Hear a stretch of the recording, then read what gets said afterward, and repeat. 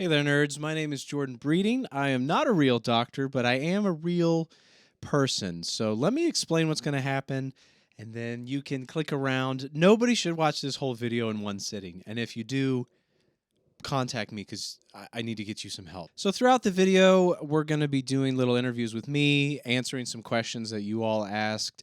Got an interview with Caleb, the guy who was behind the camera for the whole thing. Got an interview with Devin, who's the guy that kind of helped me bounce ideas and rewrite jokes and gave me some clip ideas and stuff like that. Throughout each episode, there will be tons of little cutaway moments where I show a line that I ended up cutting because I didn't think it helped the flow too much live, or an alternate take that might have been funnier, or it's just some outtakes or behind the scenes stuff that I thought would be fun. So every episode will have moments in it that were not in the original release. So just be aware that it interrupts the flow a little bit, but I think it's a fun kind of look into the process. So yeah, there will be a ton of chapter breaks and stuff like that. So skip around, just look at whatever you think is interesting and, whatever, or don't. Who cares? It's like a 5-hour, 6-hour video at this point. So just watch whatever you want to watch or don't. Tell your friends, don't tell your friends. I don't care. So one of the big questions that everybody asks me is, how the hell did this happen? So if you're not familiar with the channel, in 2017, EW Scripts, who had bought the channel about a year earlier, fired the entire video team, like everyone. And the channel went on basically complete hiatus near the end of 2017. And during this time, I was freelance writing for the site. I was actually a music director at a church in town and was just freelance writing on the side. And I had this idea to maybe reboot the channel, specifically because the Cracked had been sold again to a different company, Literally Media, who owns it now. And so all the people that had fired everybody were gone. And so I thought, why would they not want to reboot this channel that still has, over 2 million subscribers and all this great content?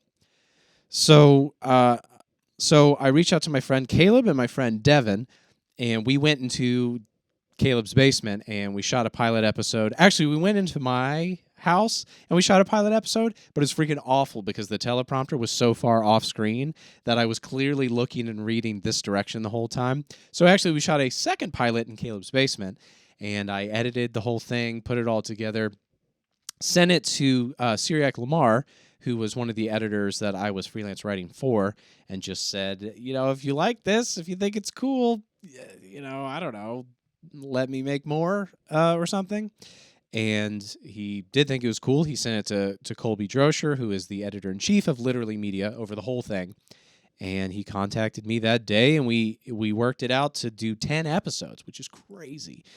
I wanted to do them monthly. Colby thought it'd make more sense to do them weekly. And fortunately, if you want to call it that, the pandemic happened. Literally the first day that I sent in the pilot video was the first day of quarantine for us here. It was March 16th, 2020. So I had a lot more free time. I actually stole the camera from the church because they weren't using it, and I was using it to live stream from our house. And we made 10 episodes, and it was wild, and the response was crazy. But yeah, it really just was having an idea, executing it, and sending it to the right people at the right time. Sometimes that's all it is. Couple things about this first episode. Yes, I know that Kong is an ape technically and not a monkey, but it doesn't matter because I don't want to spoil this for you, but King Kong is not real. Also, the word monkey is funnier than the word ape, in my opinion. Also, I can't believe they let me use the joke, the only show on Cracked, and then do that weird stare. I thought it was a little... Of all the jokes that I've said over the years, that one felt the riskiest because I didn't want Cracked to think I was making fun of them. But I also... it was true. If they bought it, it would have been the only show, and it was for a while. So anyway, here's the first episode.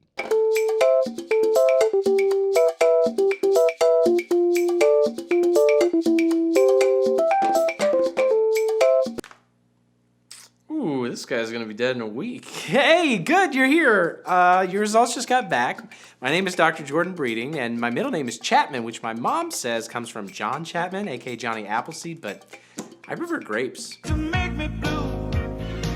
I'd like to see an apple do that. Anyway, you're about to be part of the first ever episode of Your Brain on Crack, the show where I diagnose movie problems to distract from my personal issues, and the only show on Cracked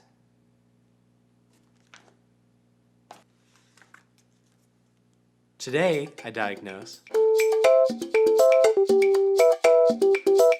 Obviously, not everybody in a movie can be a sexy genius like me. Because if they were, horror movies would be like 30 seconds of calling 911 followed by 90 minutes of everybody hanging out at Waffle House trying to keep their intestines from being murdered by an all-star special. I can accept movies usually need a few conveniently stupid characters to keep things moving, but sometimes it requires such profound universal stupidity it starts to feel insulting. Now, you might ask why I, an actual doctor, would be insulted by stupid people in a stupid movie, and if it's maybe because I'm afraid that people will think I'm stupid and that my degree isn't legit, but to that I say, and so, here are some types of movie plots that wouldn't be possible if anybody in the movie had graduated 3rd grade, which I will very soon. Every Christmas, Santa sneaks into our homes, eats all our shit, leaves toys for the good kids and cancer cold for the kids that watch PewDiePie. This continues until parents decide lying to children is morally iffy and they deserve more credit for all your gifts. Not only do your parents already know that Santa got you a life-size, anatomically correct Lego replica of Black Widow, they stayed up all night helping Santa put it together, the lazy bitch. I am lactose intolerant. No adult in the Santa Claus movie believes in the big guy despite overwhelming evidence. So, you're, Santa Claus. right. Like take Tim Allen's The Santa Claus, for example. Scott Calvin loses custody of his kid because the other adults think he's insane for telling children Santa is real. And yes, it doesn't help that he gained 100 pounds overnight and grew a big ass beard to look like Santa. But in that same universe, here's what one family got for Christmas. Boy. Can you imagine walking downstairs one morning to find a 20-foot boat in your living room addressed to your 5-year-old and be like, wow, that's the last time I ever drink Sauvignon Blanc until the wee hours of the night and then hop online to cruise some dicks. Sporting goods. Sporting goods. For the inventory, for the store. But wait, it gets weirder. Normally I sleep naked. Fuck naked. In Elf, adults themselves apparently receive gifts from Santa. When Michael reads Santa's big list on camera, it includes the names of adults and their gift wish list, like a day of pampering at a day spa for this guy. How is Santa even gonna get him that present? Sneak coupons into the junk mail? Fake a sweepstakes win? That would never work, because this dude would assume it was a police trick to bring him back into custody. Must be another Dirk Lawson. And when you think about it, why would a real Santa want to cover up his own existence at all? The elf Santa literally needs belief for his sleigh to run. He craves it. There's just no Christmas spirit anymore. A business-savvy Santa should air Super Bowl commercials about how real he is. It's as if everyone in a Christmas movie is willfully denying Santa's existence for no reason but to spite wonderment. He's not Santa. And while we're here, let's take a second to think about the horrific impact Santa would have on the economy. I mean, an elf-made kayak probably costs hundreds of dollars, and a spa day, you know, for a man with that much freaking body hair could run into the thousands. These are high-market items spread across every non-naughty household in the world. That's billions, maybe trillions of dollars in lost revenue. Wait. Is big business trying to cover up the existence of Santa to protect profits? Is it possible Santa exists in our own universe, but Big Christmas took him out or something? You killed him. Is that what you were trying to tell me, Will Ferrell and Tim Allen? I am so sorry, Will Ferrell. And also Tim Allen. Well, I guess we'll never know for sure what happened this Christmas Eve in Central Park. If there's anything we know about King Kong, it's that he has a thing for blonde women he could probably crush with his freaking tongue. And also, he hates aircraft and will do anything to smash them.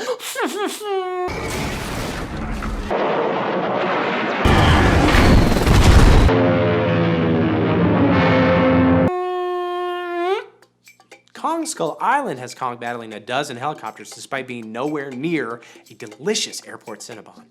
And guys, I'm not saying anything you don't know, but Kong is medically speaking a monkey and therefore cannot fly legally.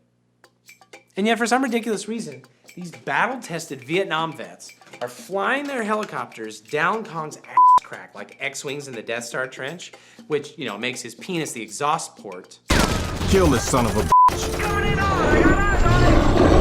Or I guess maybe the pee hole is the port and the urethra is the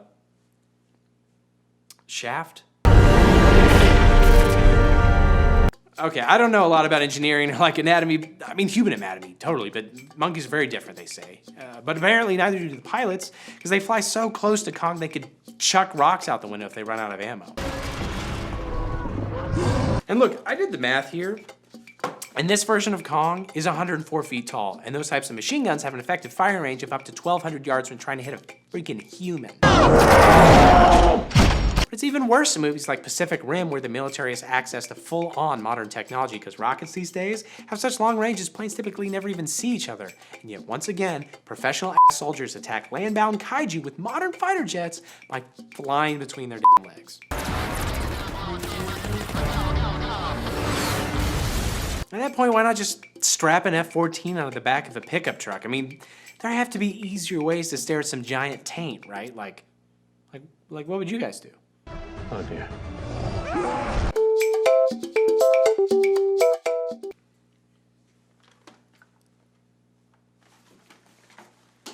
Imagine for a second that you're like me. Not an actual doctor maybe, but you know, a real tough guy, a rough guy, a just can't get enough guy. Hey, my turn. And one night you're hanging out in your favorite parking lot with some other bad types, sad types, might seduce your dad types. Wait, what is it in might seduce your dad type? It's I'm a bad guy. Like in Bad Guy by Billie Eilish. Just imagine that, you know, not an actual doctor, but you know, a tough guy, a rough guy, a just can't get enough guy. That's funny. That's so stupid. I'm glad I thought of that. Made that connection. And one night you're hanging out in your favorite parking lot with your other tough friends, talking about with some other you might seduce your dad types. Talking about sports athletes and consensual boob touching when a completely nude wall of man muscle walks up to you and makes you a tantalizing offer. You're close. Give them to me. This is a man whose penis is thicker than your bicep. You might not want to look like a wuss, but at a minimum, you gotta take him to Goodwill to buy him some pants with a massive inseam so he doesn't obliterate you. And yet the Terminator films are all built around this idea that if you didn't know a 270-pound bodybuilder with murderous intent was a robot, you'd have no reason to be scared of them. Like, since when has a human ever done anything that bad? Hey, I think this guy's a couple cans short of a six-pack. In the first movie, Bill Paxton and his fellow 80s punks immediately pull knives on the Terminator, despite him being the size of all three of them put together, crazy enough to go for a nude stroll at night, and very obviously not carrying anything of value. I mean, unless it's stuffed between his butt cheeks, but with a butt like that, you're talking $30, $40 tops. In Terminator 2, the Terminator walks into a biker bar fully nude again and demands a man give him his clothes and motorcycle, but the guy responds by putting a cigar out on the Terminator's rippling bare chest. You forgot to say please. And I guess, that the social situation demanded some kind of manly display, but it was done with such pure confidence. Like, what life do all these dudes lead that makes them think they could win against a guy that huge and that naked? Later, when this terrifying Austrian man in a metal stud jacket asks a gun shop owner for a bunch of nonsense future laser weapons, the guy treats him like he's an idiot teenager rather than some sort of unhinged massive lunatic surrounded by weapons and large enough to tear him in half. Even the first film's iconic "I'll be back" comes after a bored secretary cop refuses to take seriously this freaking huge guy decked out in all leather and sporting shades at night. I mean, I guess he assumes the Terminator is the world's most badassly dressed insurance salesman or something, but he's wrong and he pays for it with the death of everybody he has ever known. But you know, it's not just Terminators who should be left alone to butt chug vodka in peace, because in Man of Steel, a rowdy trucker accosts a waitress and literal freaking Superman asks the trucker to please calm the shit down. Now, the trucker doesn't know his bartender is Superman when he pours the beer out on the son of Krypton's head, but it's pretty clear the trucker would get creamed in an actual fight, given he has to stand on his damn tippy toes just to dump his natty light. The same sort of thing also happens to Hugh Jackman's thick ropey ass in X-Men, except the guy who jumps him is actually pretty sure Jackman is an invulnerable mutant. No man takes a beating like that without a mark to show for it. What the hell, let's stab him anyway. Oh, but stabbing is kind of Wolverine's thing, so... Look out!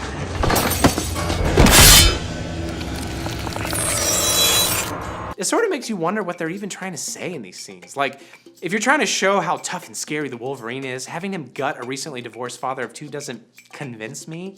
I mean, why not have him strip naked and wrestle the mountain from Game of Thrones? And hell, make the mountain naked too and make it a naked bard. Make the audience naked and we'll name it, you know, Triple X Men, Boys of Sutured Ass. Hollywood. Call can't do that.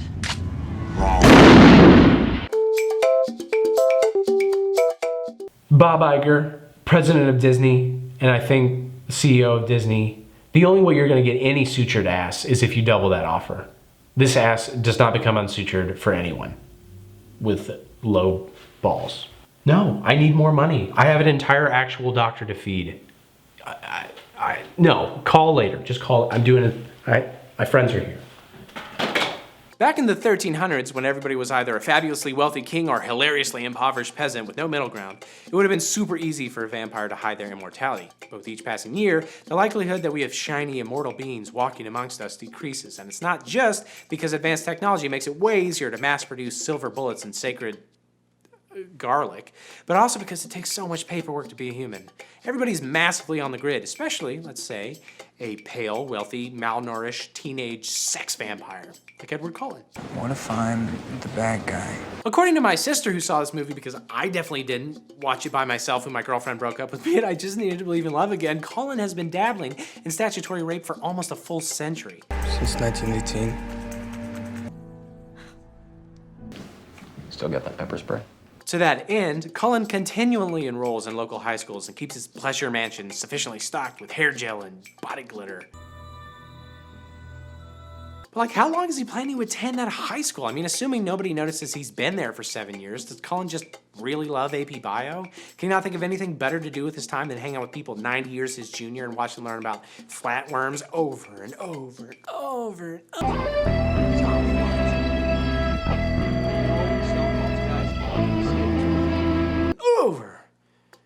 Let's say he knows an actual doctor willing to counterfeit 100 birth certificates for a super good price. How's he even going to hide all that wealth? The books say Edward resets his life by pretending to be his own heir and then bequeathing his fortune to himself, but realistically it would take so much work, he might as well just eat every estate lawyer in the world, buy a wig, pretend he found a bag of money in the woods every, 10 years. And like, how do werewolves and vampires manage to run around murdering people and performing feats of superhuman strength and banging high schoolers without being noticed? I can barely pull off just 2 of those things without everybody asking me stuff. Bella finds out right away, and she's not exactly Sherlock Holmes, is she? Sorry. Okay, well, let's say for argument's sake that I'm not smart. The government might not believe in vampires per se, but the convoluted paper trail, unexplained money, constant movement, and proximity to weird crimes still suggest they're what? Fugitives, spies, terrorists? Something way worse? Somebody's gonna rat their asses out eventually, and like my grandma always said, you can only suck so many people dry before somebody discovers your secret identity, Jeffrey. She didn't really know our names at the end, but she was still very wise. What? So I guess that's it. Yep, discussed gigantic tainted detail, hinted at what I want for Christmas, made an homage to Graham. I think that's it.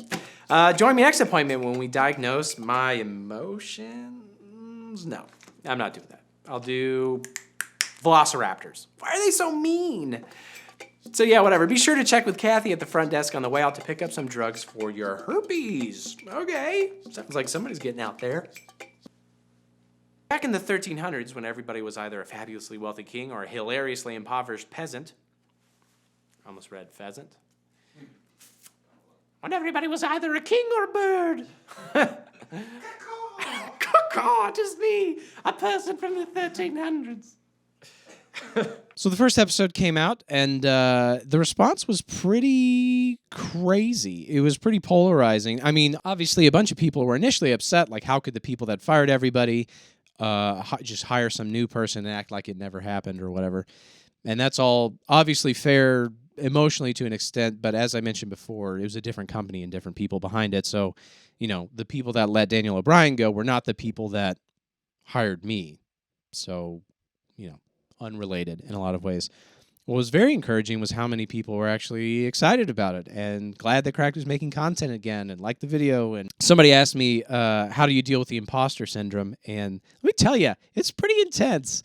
We're sort of standing on the shoulders of giants here. I obviously didn't build the majority of this channel. I just kind of came in and became the steward of it, the steward of Gondor, if you will. And we all know what happens to him. He catches on fire and jumps off a cliff and dies. Spoiler alert.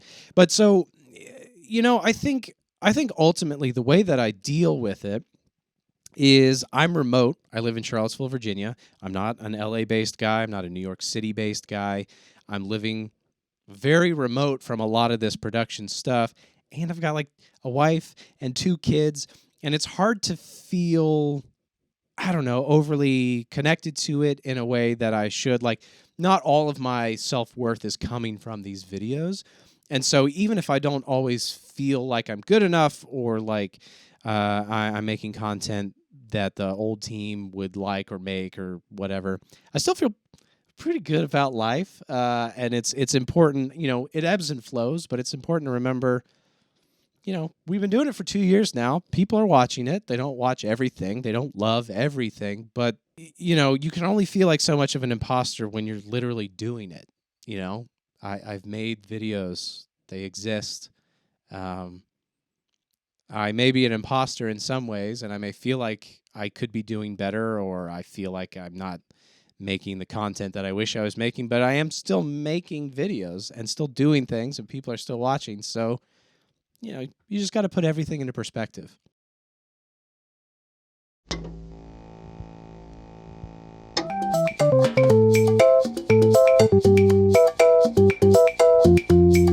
Wub, wub, wub, wub. Wub, wub, wub, wub. Oh, hey, nerds. Your results just got back. My name is Dr. Jordan Breeding, and yes, it's breeding. Like what I do with dogs.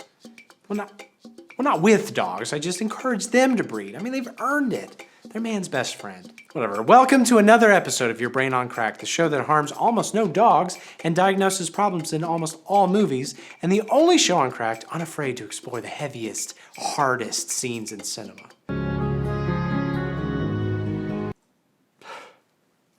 Good boy, Marley. Good boy. Today, I diagnose making movies is hard. You have to cram a coherent plot, well-rounded characters, and a minimum of 3 flashbacks of Bruce Wayne's parents getting murdered into just 90 minutes.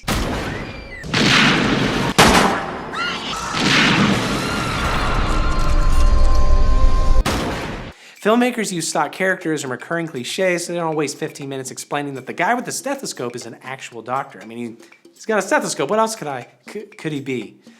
But some tropes say more than they mean. Movies are littered with evil politicians like back tattoos at a Nickelback concert, but somehow they're never the president. Seriously, every shady politician's office is limited to, what, senator, congressman, maybe a couple of CIA directors to keep things spicy? Do it. Do it. Every Operation Treadstone is created and run without the president's knowledge or even his involvement. Maybe I can handle some of the more mundane jobs. That sounds good. Movies like Iron Man 3, X-Men, Star Wars prequels, they all revolve around these sneaky senators and vile vice presidents and congested congressmen all abusing their power. I am the Senate. When the president is a major character, we get movies like Air Force One or Independence Day where he's this gun-toting ass kicker, clearly elected because of his sick kill-to-death ratio. Happy 4th of July. But why? Wouldn't it be way scarier to have an all-powerful evil president than, what, a really mean minority whip? Moments like this require someone who will act. In real life, the American government is protected by a system of checks and balances that don't allow any one branch or faction to completely take over, but bipartisanship doesn't readily lend itself to shootouts with M16s or badass one-liners, and literally 0 filibusters have ended with the president donning Iron Man armor. You look good, Mr. President.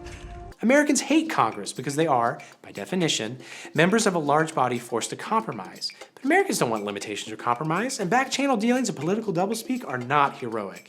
What we'd prefer is one single, shredded, shirtless stud in a fashionably askew tie delivering dope-ass speeches about freedom and blasting undead fascist zombies in the frickin' neck. That's President Sawyer. He has a rocket launcher. So this is how liberty dies. Now that is change we can believe in. I lost the rocket launcher. Say you're a director, and you've got a character written as so crazy. Maybe they eat glass. No, maybe poop. I don't know. Just cast Jared Leto. Let him figure it out. Honka honka! How are you going to show the audience that this dude's off his rocker? You could have somebody walk by and yell, "This bloke started smoking the wacky backy. This Jav is balmy like bollocks. Got a biggie for the crazy, this one what?" But even though your British accent is amazing, it's tip top. This movie is set in West Virginia, so when I have them headbutt random shit. There are at least 2 instances of Arthur Fleck smacking his noggin against inanimate objects in The Joker. It's the phone booth after getting fired from his clowning job, and that asylum cage thing while stealing his mother's medical files. He might do it more, but that movie makes me sad. Both scenes mark major steps in Fleck's transition from a strange but friendly clown to a clown who shoots talk show hosts in the face. You know the type. I do. But mostly they're just there to show you that this dude is crazy. I mean, he's headbutting things. What kind of sane man does that? I mean, you know, besides literally everybody who works for the NFL. Speaking of headbutting clowns, in the second It movie, Pennywise flexes his crazy by smashing through a plate glass window with his bulbous head. Of course, he then goes on to eat a small child, which is an activity primarily reserved for the mentally unstable, according to the DSM-5. But I've seen clowns eat dozens of children, hundreds of times. It's the headbutting thing that's nuts. And when everybody in Bird Box loses their minds after ogling alien taint or whatever, what does the very first taint looker do? Head to window, baby! Because my own brain is broken, every single one of these scenes reminds me of those feral zombie vampire things in I Am Legend, headbutting Will Smith's various windows. I mean, even his dog becomes a vampire and almost headbutts him. Well, yeah, until... Look, I know lots of movies have Indiana Jones types headbutting the communism out of Russians, but the difference is that while the crazy people headbutt walls, heroes exclusively headbutt people.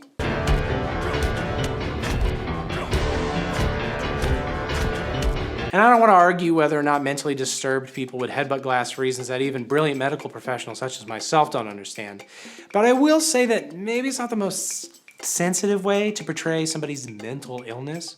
And more than that, if mindless vampire zombies were doing it back in 2007, maybe it's time to think of another movie shorthand for, whoa, this dude's crazy, for real crazy. Maybe, how about this? How about your character will just unironically enjoy Bird Box, the movie? That's crazy.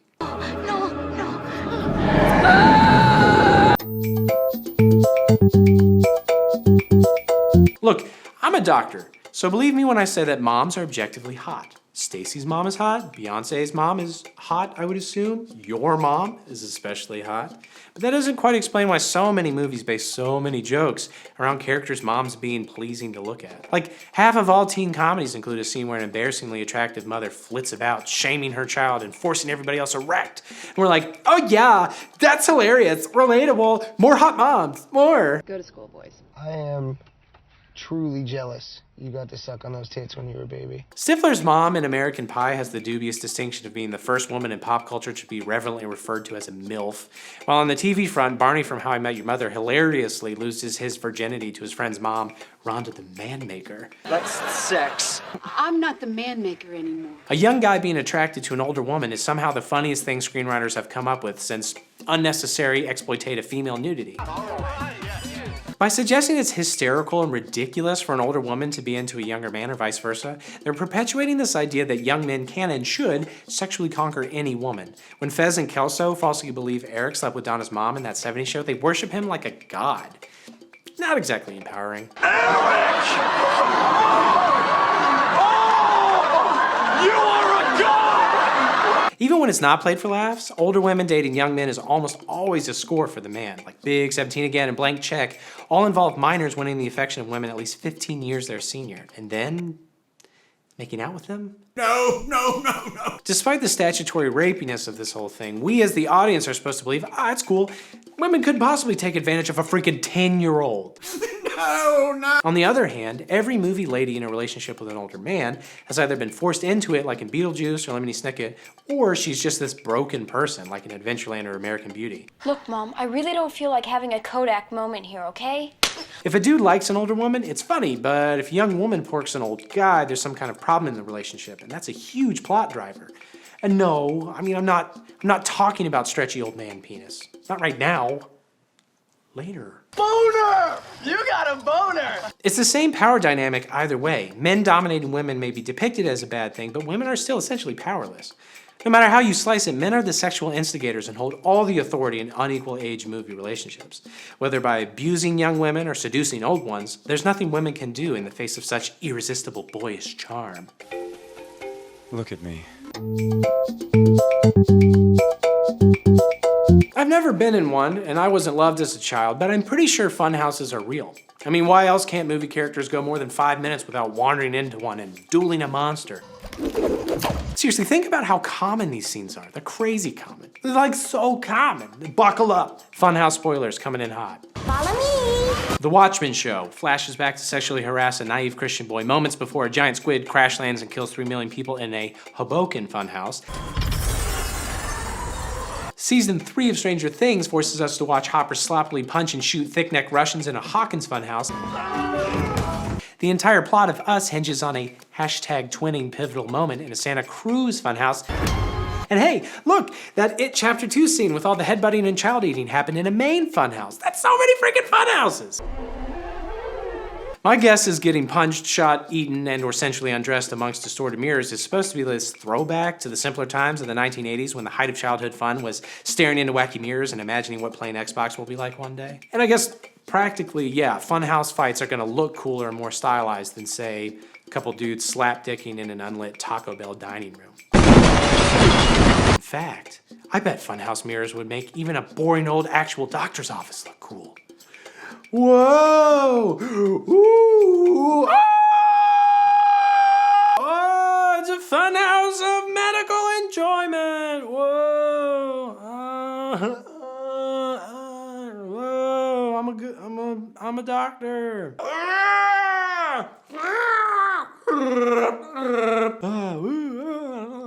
feel like we got plenty of those. Okay, yeah, that was pretty sick. I guess that's why even movies not set in the 80s still absolutely have to have distorted mirror battle sequences, even if they're self-aware enough to realize John Wick probably is too busy to visit a carnival. So they'll be like, oh no, Mr. Wick, it's not a fun house. It's an art installation, or hey, guess what? Only magical mirrors block Xavier's telepathy somehow, or this apparently ridiculously well-funded and creative high school builds elaborate faux funhouse sets because the youths love dancing amongst mirror rigs. How convenient for our film!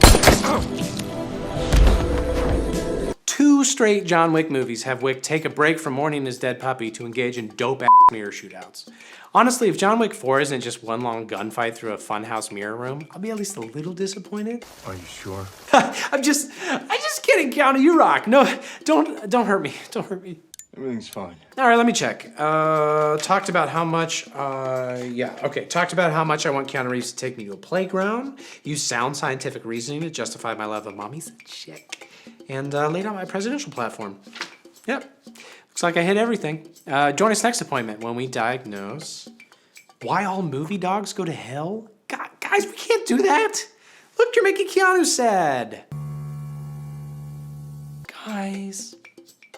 Anyway, be sure to stop by Kathy's desk on the way out for your drugs for your fleas. Holy crap, you guys are dogs. Okay, I now see this episode might have been in poor taste. Hey, Caleb, don't roll that last clip.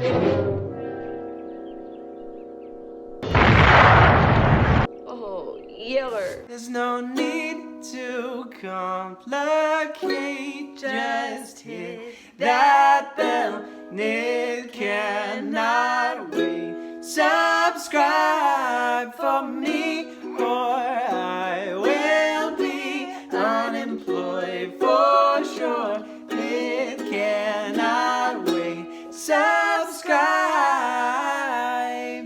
please. That's a little better. Yeah, that's better. Let's try that. Or I could just do this. So for starters, the doctor bit came out of nowhere. It actually stemmed from Your Brain on Cracked, and I thought that was a fun drug pun. And then I was like, who would do drugs? Doctors. So I'm a doctor. I don't know. Originally, I actually thought I was going to do a news guy, because that's what Daniel O'Brien did on Obsessive Pop Culture Disorder. And somebody asked me, like, what is the most inspiring video? Like, what did you want to base it off of? And I think it was the Obsessive Pop Culture Disorder video about Pinocchio and how crazy Pinocchio is. We'll link to that in the description or something. But that video is so freaking good and so freaking funny. And I just wanted to make something like that. Plus, at the time of everybody getting fired from Crack, they were making tons of these one-person rant shows with kind of a weird theme or story behind it, like Junk History or Hilarious Helmet History or the Reckless Disagreement or any of these other shows where it was a rant, but it was a person sort of with a background or sort of with a persona or whatever. So I just wanted to prove that I could make something in that vein. Oof. God, that looks like a sarlacc eating 1,000 chili dogs. Ugh. Your chart. This is my chart? You're saying this is my... Oh, no.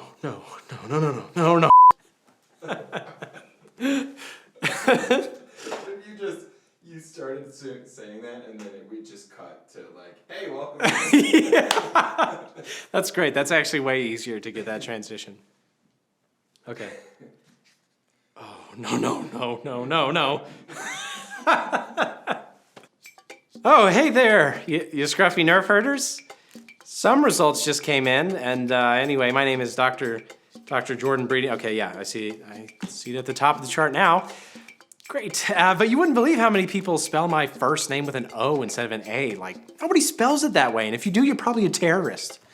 But whatever, welcome to another episode of Your Brain on Crack, the show where I talk about Star Wars and have to avoid the internet for years after, and the only show on crack that features sexy Leia scenes. Hot. Today, I diagnose.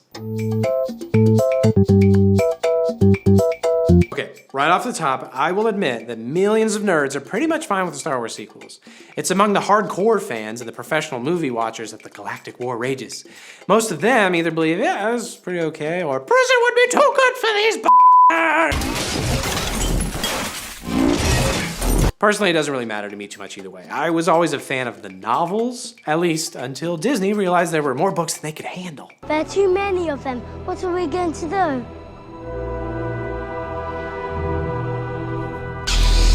Still, I enjoy the movies, old and new, but I do think there's one basic, easily avoided story problem that kind of doomed the whole sequel trilogy from being truly great. And it happened in literally the first 5 seconds. Watching A New Hope's title crawl, we immediately know the political situation in this massive universe we're stepping into. Bad guys rule the galaxy, and they're opposed by a comparatively weak faction of rebels. It's simple, but that setup informs the entire plot of the original trilogy. Through heroism, the Force, and the ability to actually hit what they shoot at, the rebels grow from this tiny band of desperate guerrilla fighters into a galaxy-spanning coalition sporting an entire armada commanded by fresh people. Even the admittedly pretty stupid opening crawl for the Phantom Menace at least paints a clear picture of a declining civilization falling into conflict. I mean, it literally says, turmoil has engulfed the Galactic Republic! Plus, we learn that they're midichlorians, so you know things are pretty bad. They live inside me. Now compare both of those to the situation presented in the Force Awakens opening crawl. Wait, doesn't that render everything that happened in the previous trilogy totally pointless? Let the past die. If you're brand new to this series, this has to read like complete nonsense. How are you a resistance if you have the support of the Republic? That's like Rage Against the Machine opening for the State of the Union address. Mixed messages. I'm the spy. What? But if you are a fan, it's even worse. So the Empire isn't dead. They're just rebranded as the First Order. Oh, and the Rebellion, it's still a thing, but it's not the Republic, but it kind of is. What I told you was true, from a certain point of view. As far as I can tell, the First Order and the Republic are at peace, but the Republic still funds a terrorist organization to assault the First Order by proxy.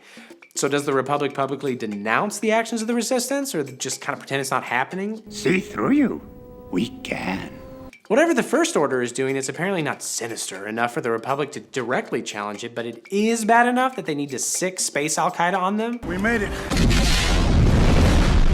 Which makes Leia Osama bin Laden of space, which isn't where I would take her story. Does the First Order directly control any systems, or do they simply float through space and issue stern commands in British accents? Supremely. If they're an actual sovereign government, aren't the Republican Resistance essentially committing war crimes? And if the First Order somehow isn't a functioning government, are they Space Al-Qaeda? Because if that's true, why can't the Republic fight them directly? Somebody is a space terrorist, damn it. I'm gonna find out who. Also, like, how is the First Order funded if they're not an actual government? Are they an Amazon competitor? Are there sick tax breaks for super weapons? Do they run a death stick pyramid scheme? You wanna buy some death sticks? This isn't about just nitpicking the fictional universe, it's about how this confusing setup struggles to create clear character motivations. For instance, the First Order proves their evilness by obliterating the Republic's capital system, but why in the hell would they even do that? The two factions aren't at war, and the Republic presumably spans the entire galaxy, right? And yet they blow up one system in a galaxy with 3.2 million of them, and somehow it effectively ends the Republic. That's like if in World War II, a Nazi chucked a hand grenade into the White House vegetable garden and America was like, well, boys, suppose we hang it up and give this here sauerkraut a try. Does the Republic not have any armies or politicians, freaking anything stationed anywhere else in the entire galaxy? Oh my God. What happened to Senator Binks? Mr. Bustin' with happiness. Because it's not like the Republic should go into hiding or worry about Starkiller base firing again. The Resistance immediately blew it up. We just never get any sense of the size or scope or threat of any of these factions. And that's crucial for a movie like this, which depends on us knowing the dramatic stakes for all of these big action set pieces. Like, how big of a deal is it that the First Order loses a dreadnought at the beginning of The Last Jedi? Did they have a bunch of dreadnoughts, or was that their only one? Similarly, does it matter that the Resistance lost a bunch of bombers taking it out? Poe thinks it's worth it, but Leia doesn't. And honestly, they're probably both wrong. In The Rise of Skywalker, it turns out that the Empire had like 1 million tricked out Star Destroyers hidden away for no apparent reason, and the Resistance has access to 1 million ships of their own parked around the galaxy just waiting to be inspired by Lando Calrissian's sexy arthritic dance moves, or whatever. So how am I supposed to care about a couple dozen bombers here or dreadnought there? I mean, it'd be like if The Empire Strikes Back began with Darth Vader on the bridge of one of his 36 other Death Stars.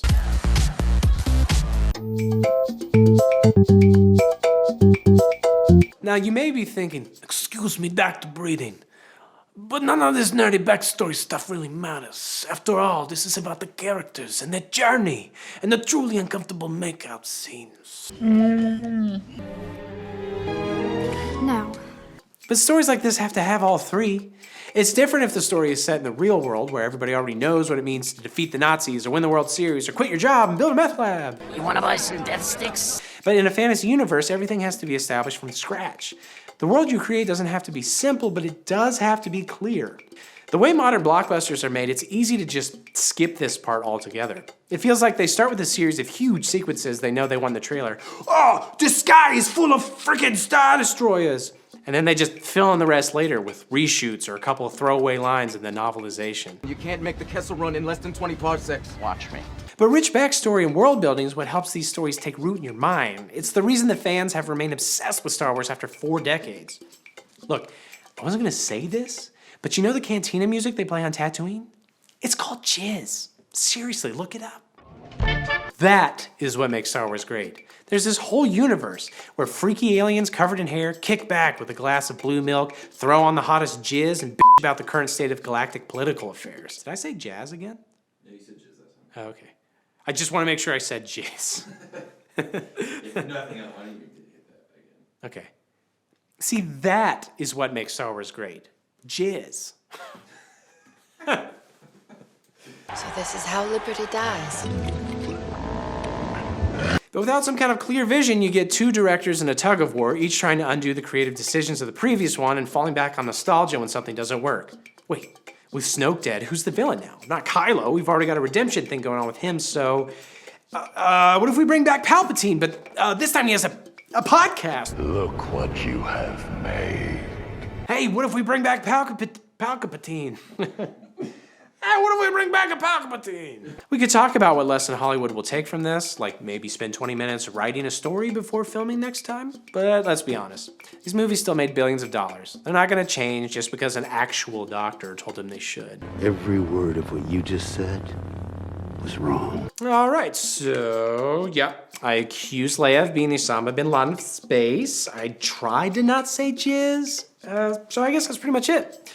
I guess I'm gonna head out to my underground bunker to avoid Star Wars commenters for the next decade, but join us next appointment from my bunker when we diagnose which Star Trek captains have the juiciest behinds. Sounds great. Good work, guys. Thanks. Make sure to talk to Kathy on your way out to pick up some drugs for your rat ghoul plague. Oh crap, this is still my chart. Oh, hey guys. Just kind of hanging out in my bunker, hiding from the nerds. I don't know when I'll be able to do another video, but until then, you know, subscribe, ding the bell, ring the notification bell, and yeah, hopefully we'll get you another one soon. Until then, all tuna all night, baby. Somebody asked, how do I feel now versus how I felt then when it was accepted? And I think the best way to think about it is when the night before I was going to send it, I said to my wife, I am just as scared that they will accept it as they will not accept it, because either my life won't change in any meaningful way and I'll have done all this work for nothing and I'll just be sad because I failed or whatever, or everything's going to change, right? Hundreds of thousands, if not millions of people on the internet are going to know my name. And a good chunk of them are probably going to be pissed because it's hard to explain all of this. It's hard to say where we're coming from. So I think I was very, very nervous at the time. And obviously there was a lot of negative feedback early on. Although I will say people like Swaim and Daniel O'Brien and Soren and others were very kind out the gate on Twitter and elsewhere. I've been on a couple of Swaim podcasts. Swaim has actually made a video for us since then. He had one come out in the last 6 months or so. You should check that out too. It all was very, very personal. Even though I'm remote and distant from a lot of it, through that first year in particular, it just felt like I was putting myself out there, and good or bad, it was really affecting my emotions a lot. And I think over this second year, I've gotten a lot better at compartmentalizing a little bit, realizing, hey, it's a job ultimately, and I'm working for bosses, and we're not even just doing YouTube. We have stuff on Facebook and on Snapchat, and we work with other channels. We also own eBomb's World and Know Your Meme and Cheeseburger, and we love all the people over there. And so I feel a lot better about life. I've had another kid. That helps. We've gotten out of the freaking pandemic to some extent. So life has felt a lot more open and a lot more free. And it's a lot less of me sitting in my house by myself all the time, trying to think of ideas and ways to make people on the internet not hate me as much. I think I've also settled into more of a groove in my writing. And I guess my acting persona. I'd never acted before this, really, so this has all been sort of new.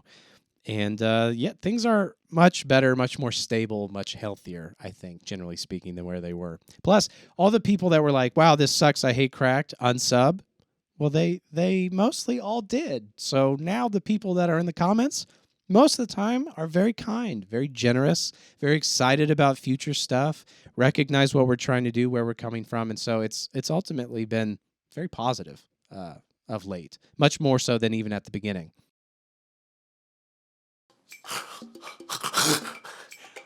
No, Mama, not the biscuits.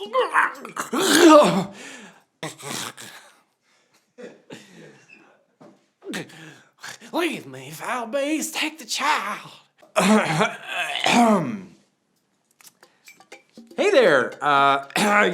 Results are here, and I'm a doctor. And my name is Jordan Breeding, and if it was backwards, my name would be Nadroj, which you wouldn't expect that. So if my boss comes by, can you just say I was awake when you got here? Anyway, welcome to another episode of Your Brain on Cracked, the show where I diagnose movie problems and explain to my mom and my boss how that technically counts as a job. And it's the only show on Cracked that has not called my references. So today I diagnose... Movies are full of people who suck at their jobs. Journalists work drunk, cops fail to catch any criminal more dangerous than a 6-year-old shoplifting Snickers, and doctors abuse their patients sometimes, I've heard. And I think that's if it's against the Hippocratic Oath for sure. But at least those jobs should exist. There are some movies out there that invent entire careers that don't make any freaking sense whatsoever. The primary villain in Jurassic World is InGen Security Chief Vic Hoskins, and we know he's evil because he wants Velociraptor trainer Owen Grady to turn his cute little reptiles into beasts of war. The mother hen has finally arrived. And we also know he's the villain because he's played by Vincent D'Onofrio, who probably isn't evil in real life, but he's kind of too convincing sometimes. Take your shot. Grady opposes Hoskins because he wasn't training his girl Blue to, kill and maim anyone, man. I mean, other than the several dozen people and at least one dinosaur. But no, that was just them doing the normal Velociraptor thing. That's not what Grady's actually training them for. Although this does beg the question, what the hell is he training them for? Emotional support? Dance competitions? Dance off, bro. Me and you.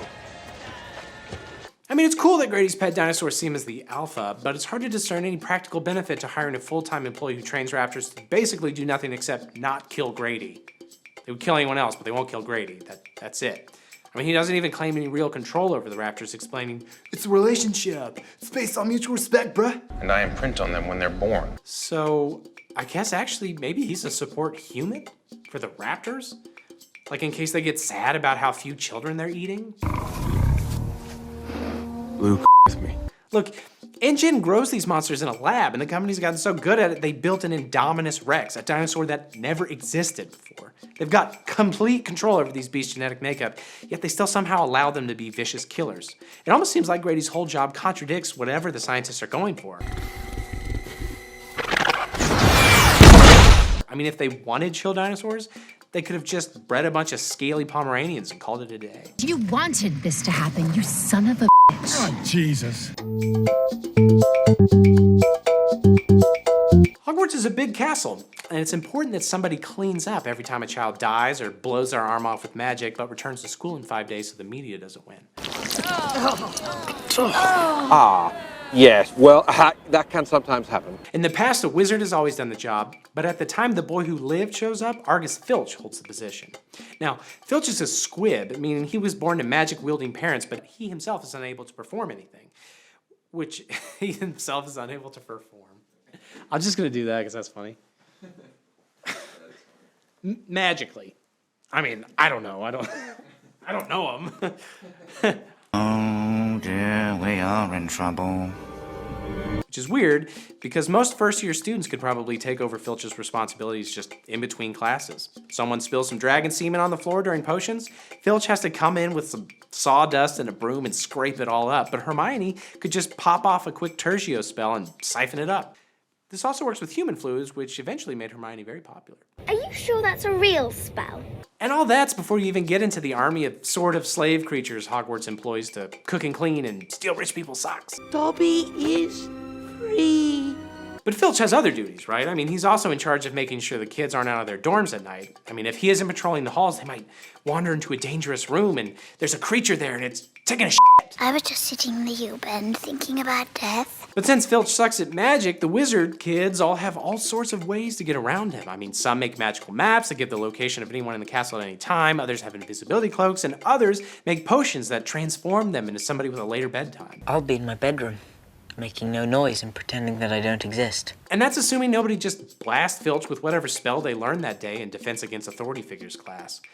Now, the popular theory is that Dumbledore felt sorry for Filch, so he gave him a job and a purpose, but what a frustrating job to give somebody who basically has a disability. That's the real-world equivalent of making a handicapped person the janitor of an entire shopping mall, but they're only allowed to clean the floors with an angry cat dipped in Ajax.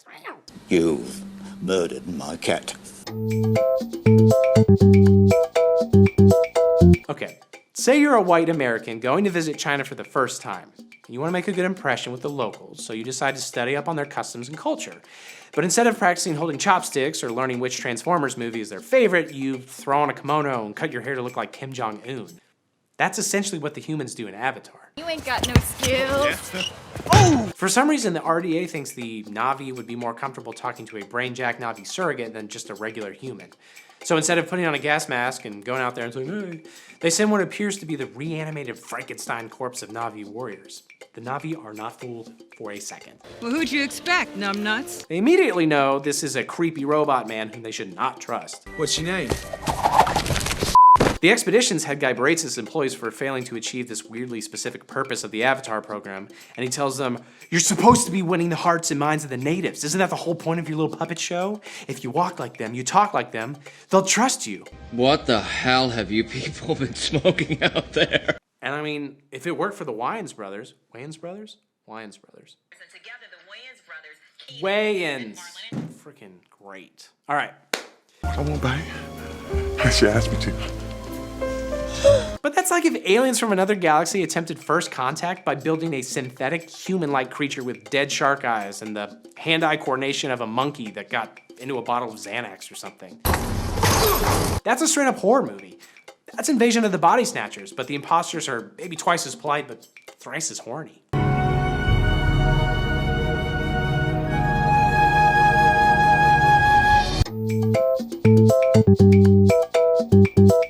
The seventh time Don Toretto and his team of fast drivers decide to get furious, they go up against super criminal Deckard Shaw. Now, Shaw is the brother of the dude who Dom's team exploded into a coma in the previous film, which inspires a rampage, which results in the death of fan favorite character Han Lu. Oh my god, he's like so my favorite. I love Han. What I look like, a zebra? The crew obviously has to track him down and, you know, get revenge for T-boning Mr. Hamglue, but Shaw is one shifty dude. Gear shift. Nice. So they enlist the help of super hacker Ramsey, who has a program called God's Eye, and more importantly for this franchise, a great butt. My. The theory is that God's Eye can track Shaw anywhere on the planet now, but the problem is acquiring Ramsey's butt draws the ire of a crazy mercenary group. But the constant threat of death is a small price to pay for the power to catch Shaw. The next thing you know, they're trying to impregnate your sister. However, there's another way they could catch Shaw, like stand still. This right here, my friend, happens to be the stupidest idea I've ever heard of in my life. Everywhere the team goes, Shaw's already there. Like Shaw crashes Hal Shu's funeral. Crashes. But before Dom grabs him and goes pitch black on his ass, Kurt Russell shows up to make a tantalizing offer. If Dom helps Kurt, Kurt will help Dom find Shaw, the dude right over there, whom Dom was like 10 seconds away from killing. Stick around.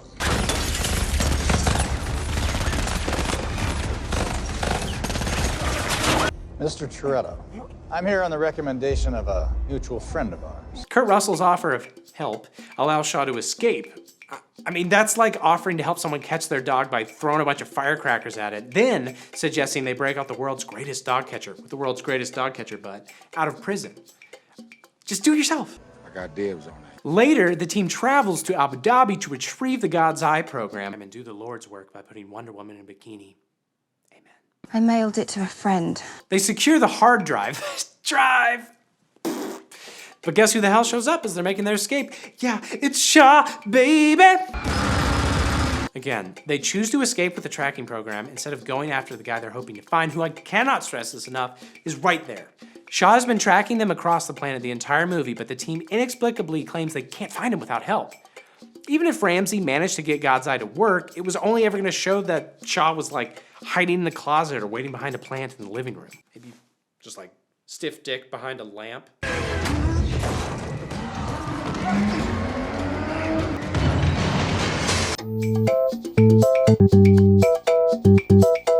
Ugh, crap. Did I say I was going to talk about Skull Island again? It's like 3 episodes ago. Has anyone else even seen that movie? My mom was right. I need to stop slacking and watching movies with King Kong. Wait, you know what? Kong is slacking. It expects me to believe that John Goodman's character is so worried he won't be able to find Kong, the biggest creature ever. They has to hire an expert tracker named Loki, Prince of Asgard, Odin's son, rightful heir of Jotunheim, and god of mischief. No. I mean, come on, Loki immediately asks, who or what am I tracking? But the answer, as we all know, is an absolutely friggin' massive monkey on a tiny remote island. Goodman doesn't know they're tracking a huge monkey, but he knows it'll be big. After detailing a previous encounter with a massive monster, Goodman's character explains that he's dedicated his entire life to finding massive monsters. If you're not already an expert in this highly niche occupation after 30 years, pretty sure nobody's gonna be. Now there's a man worth talking to. And even still, Goodman shows that he knows what he's doing because as soon as they arrive on the island, he bombs everything to hell with these seismic charges intended to flush huge creatures out of hiding, and yeah, it works. Was Loki somebody's unemployable nephew? I mean, why did they even hire this guy? They have a full military escort, including helicopters, explosives, Samuel L. freaking Jackson. It's time to show Kong that man is king. And Jackson's crew of Vietnam vets is probably as good, if not way better, at traversing jungle terrain than some animal trapper. Plus, they brought machine guns, so it's difficult to see what bonus skills they're getting out of Loki or how they can justify the insane amount of money they need to acquire his services. I want 5 times that. And anyway, Kong is just so big, guys. He's the John Goodman of apes. You can't miss him. Forget it, Donnie. You're out of your element. No, I put a checklist in here somewhere. Yeah. I was supposed to talk about dinosaurs dancing and the magic of disabled custodial work and our omniscient God. You get the idea. Just join me next appointment when I'll diagnose Butters. Just says Butters, so I guess just tune in for that. And definitely check with Kathy on your way out for drugs for your applesauces. Yeah, I think this is an unnecessarily pluralized grocery list, so. Somebody asked what my most degrading moment was in filming these, because I do a lot of weird stuff, and it's definitely this episode, because this was early enough on that I didn't know if taking a huge swing like this was a good idea. All I did know is that I was wearing this $12 red kimono that I bought on Amazon and sort of just humping things alone in Caleb's cold-ass basement while he filmed me. And I very much felt like I was making a huge mistake, but, you know, whatever.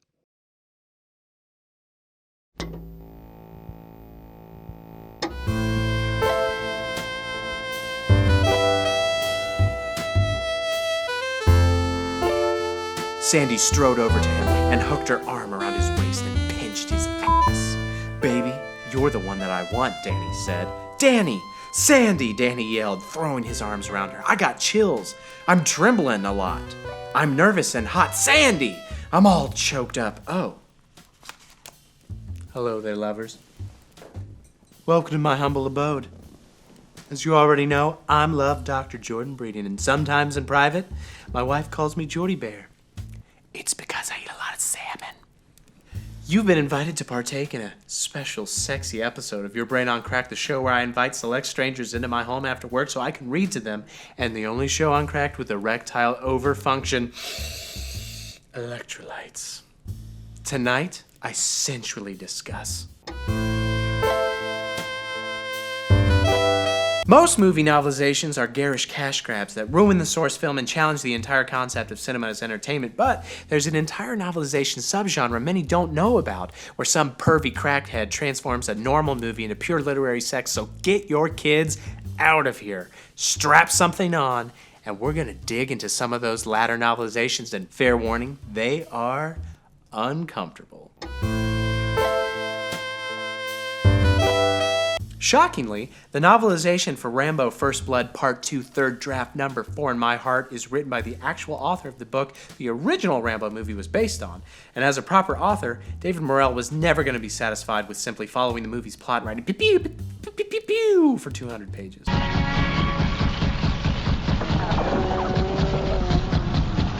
Instead, he focuses on fleshing out the characters he created and knows so well. Like, for example, did you know that in Rambo 2, every character secretly sports a throbbing erection?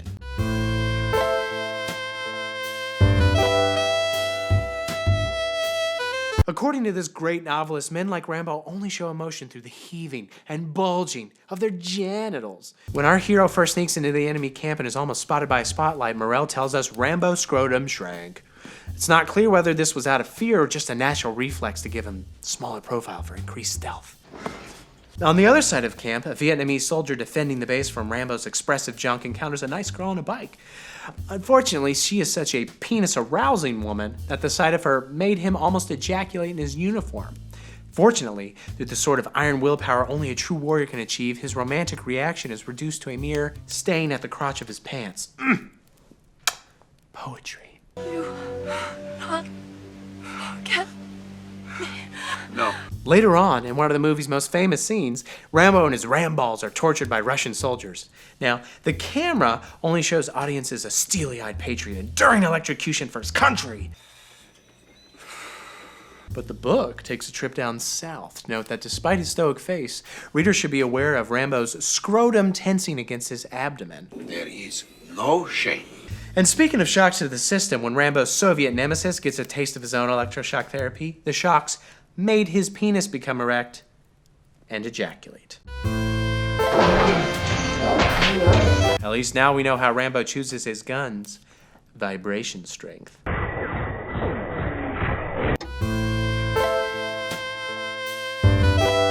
Face Off the movie explores the wild antics that might result from slapping Nick Cage's fleshy face onto John Travolta's fleshier body and vice versa. But even a movie that crazy still has some boundaries. The novelization? Not so much.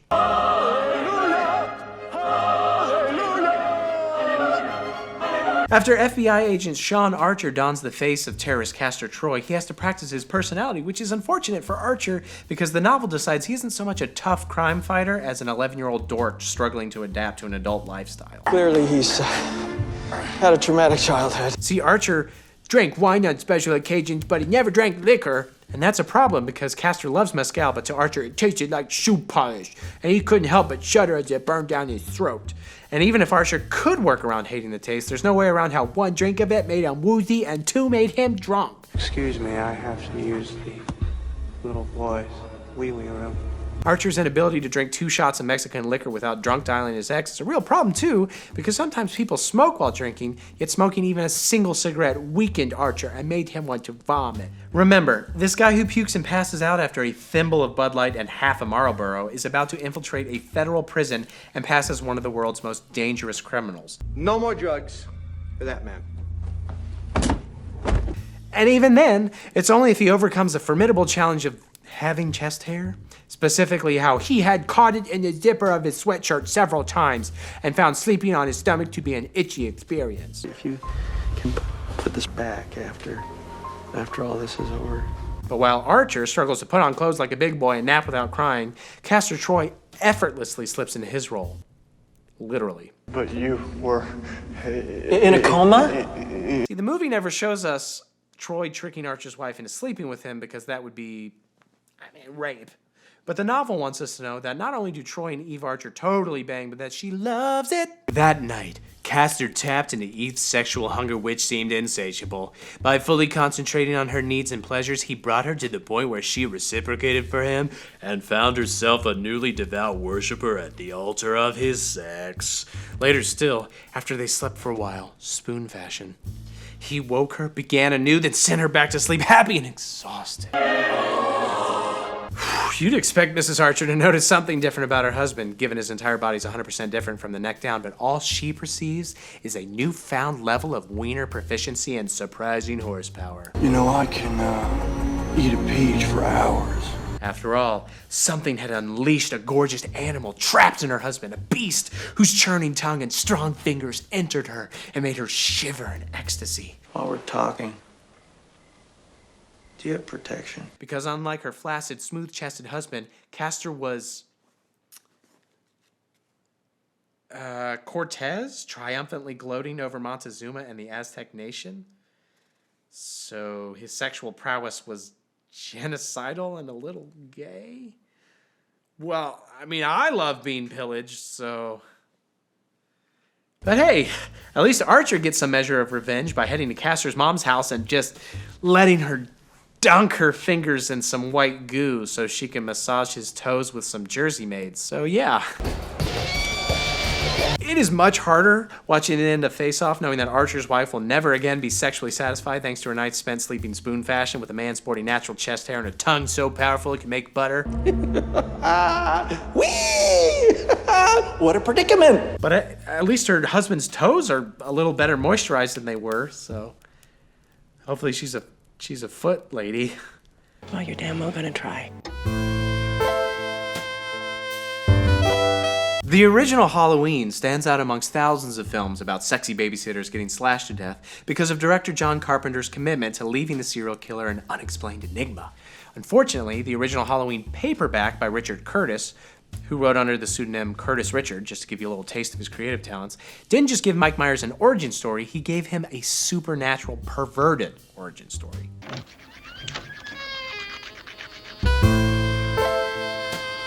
The novel begins by transporting the reader to ancient Ireland, where a disabled boy named Inda is rejected by the woman of his dreams because he isn't a lad worthy of that wench's pretty hole. But Really, who is? What's the pumpkin for? And Enda responds well by brutally stabbing her in the boob. Ugh, young love. As punishment, he is then executed and cursed by shamans to roam the earth till the end of time, reliving thy foul deed and thy foul punishment. Except, how exactly is this bad for Enda? They're forcing him to reincarnate into other lonely pervs and continue murdering beautiful teenagers, but that's like cursing the Trix rabbit to forever eat Trix yogurt. That's literally his favorite thing. No tricks for Annie tonight. A couple thousand years later, Michael Myers catches Enda's ancient Celtic serial killer herpes and spends his days creeping on his sister and pinching her boobs or ass. Because he's not a man to mix his meats. And this is where we realize, Richards must be pretty fascinated with 15-year-old boobs and how they flattened when Judy Myers brought the brush to her head and then rounded and filled again when the brush reached the bottom of its stroke. I always said you'd make a fabulous Girl Scout. Never let it be said that Richards half-assed his novels. That's specificity that comes from questionable internet searches and asking your less lonely friends. A little later, Michael, writing an incest boner high, murders his sister by, you guessed it, shoving a knife into her right breast. I knew it! And while the rest of the book plays out like the movie, the tone is forever altered thanks to Curtis devoting a prologue and a whopping 4 chapters to the adventures of teen girls' breasts. I guess everyone's entitled to one good scare, huh? And for all his sins, all of us now have to forever roam the earth with the knowledge that Michael Myers isn't some soulless avatar of human cruelty, but rather the victim of some sort of horny neckbeard leprechaun. Well, we've conversed about Rambo's inability to walk through a door sideways, conferred about the struggles of napping while also a man, and made myself positively famished for yogurt. I think that's enough for tonight. Next time, maybe we'll just make an on-the-books appointment. I'll be sure to diagnose why the Halo novelization is just the original Twitch stream, but with less racism. Sumptuous. Well, as you leave, feel free to rummage through the bathroom medicine cabinet on your way out to see if there are any drugs for your what? Coronavirus? Holy hell, get out of my house! Are you filming at should we film it at 60? Some post pans and stuff.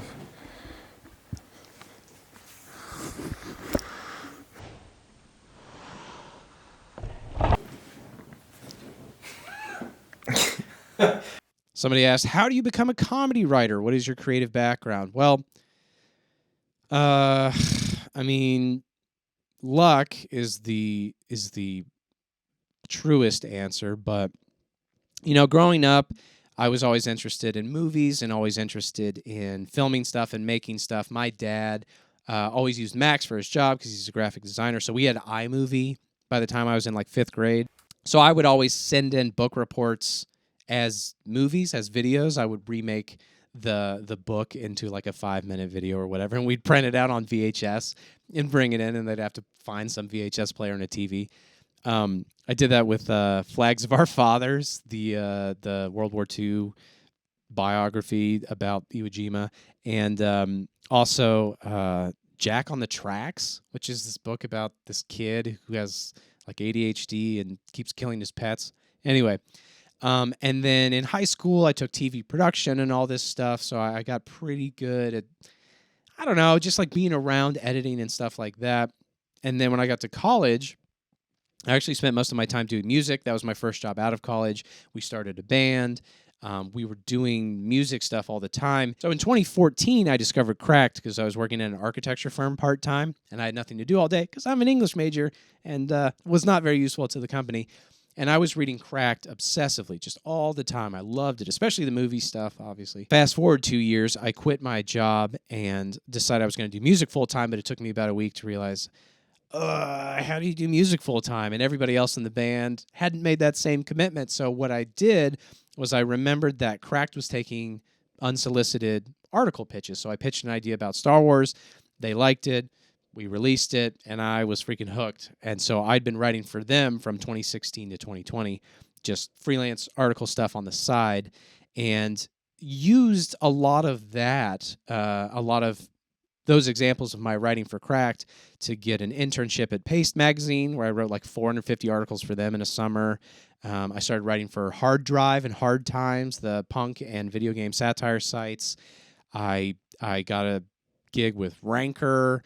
I got a gig with, I think it's Screen Rant, but they didn't like what I wrote, so I quit in a huff because they had some other writer write an article that I wrote about Avengers Endgame that I then sold to Ranker. It was a whole thing. Sorry, Screen Rant. I did not like the way that you handled that. I'm sure I did it wrong too, but it was very confusing using Trello boards. So anyway, I had all this experience, I guess, just doing freelance stuff on the side while working other jobs. And, of course, before we had kids, my wife was working, too, as an occupational therapist, so she kept us alive while I, dicked around on the internet. By the time we decided to make a video, I had, truly hundreds and hundreds of ideas floating around. I spent 4 years just generating tons of ideas, selling them where I could.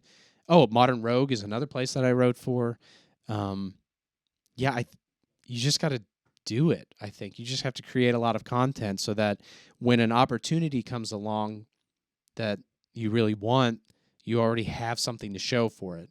It's almost impossible to hire somebody because they think they're funny or because they know they're funny or they know they can write, they just haven't done a ton yet because they've been busy. It's like, well, can you do both? Writing is hard. It's hard to sit down and just freaking write, especially jokes. Jokes are just hard to come up with spontaneously and only when you feel like it. It's actually a lot easier to sit down and say, for the next 2 hours, I'm writing jokes. I'm thinking about movies. I'm watching movies. So I don't know if that's helpful, but it's something.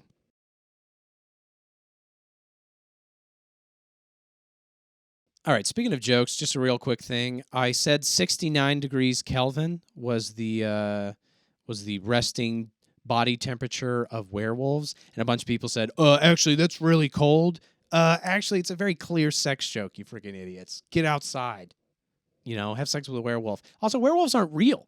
They don't have any body temperature. They're not real. Hola, nerds. Your results are in, and mi nombre es Dr. Jordan Breeding, but my Spanish teacher called me Julio, which Senior Len told me meant powerful, but he was obviously just picking random words as our Spanish names because Julio literally just means July. Although that is a very powerful month. But anyway, you're watching Your Brain on Crack, the show where technically puedo hablar español más o menos, y the only show on crack that's all style and no substance. Oh, okay. Ciao. It is a damn fine day to diagnose. Certain people have made dozens of dollars pointing out the ridiculous crap that Hollywood screenwriters pull when they don't want to put in the time or the effort to produce a credible scene. But, today I'm feeling charitable and maybe a little crazy. And sometimes the most butt-stupid scenes in movie history actually make a whole lot of sense if you simply look a little closer and give them the benefit of the doubt, like a heaping portion of it. In the third, and I'm going to go ahead and say final, Indiana Jones film, The Last Crusade, Jones discovers that the Holy Grail is a real magical artifact, which presumably means the whole Bible is true too, along with the things like the concept of eternal damnation and Jesus condemning the rich and love of money more than basically any other moral issue. And this is actually after Indy already watched Jehovah melt a dude's face off. After all this empirical evidence, Indy has probably at least thought about stoning adulterers to death, right? It's definitely worth considering. It's time to ask yourself what you believe. So anyway, before he gets to the Grail, Indy finds himself in an ancient temple facing 3 booby traps. Because Jesus was a carpenter who primarily built booby traps. And the theme of the traps is that only true Christians can pass through without being dismembered. Like the front door at Chick-fil-A.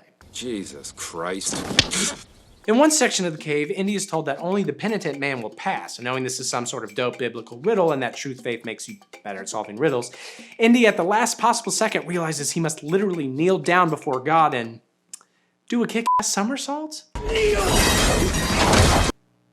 Amen. Any non-kneeling heretic would have found themselves neatly decapitated, which makes sense, but then what's up with a floor blade? Why would a penitent man also need to be a skilled tumbler? Is the 11th commandment that one must become an expert in P90X to gain the stamina to get out there and make disciples of all nations? And more importantly, how the heck did Indy even know there was going to be a second blade in the first place? It's a leap of faith. Interestingly, it appears he would have been just fine if he remained kneeling. The second blade would whip in front of him close enough to give his pubes a decent trim, but in theory, it wouldn't harm anything besides his dignity, so what's the point of it? I never understood it. Well, let me put it this way. If your idea of being penitent before God looks like this... I know I've been guilty of pride and sharp dealing. You'll be fine. But if it looks like this... That blade is lopping your head off. It's strange, but it also makes perfect sense given the title of the film and the fact that the ancient knights protecting the Holy Grail were from the First Crusade, that is, a war to retake the Holy Land from Muslims. So our Crusaders were forward-thinking enough to ensure that only true Christians would get through and that intruding Muslims would be killed on the spot even if they figured out the first part of the riddle. Classic racist knight move. You're strangely dressed. Unless the whole thing was just some storyboard artist being like, I think it would be real rad if a second blade popped up here. In which case, why not add 7 blades so that Indy is forced to dodge, duck, dip, dive, and dodge his way down the tunnel? Less racist, way more action.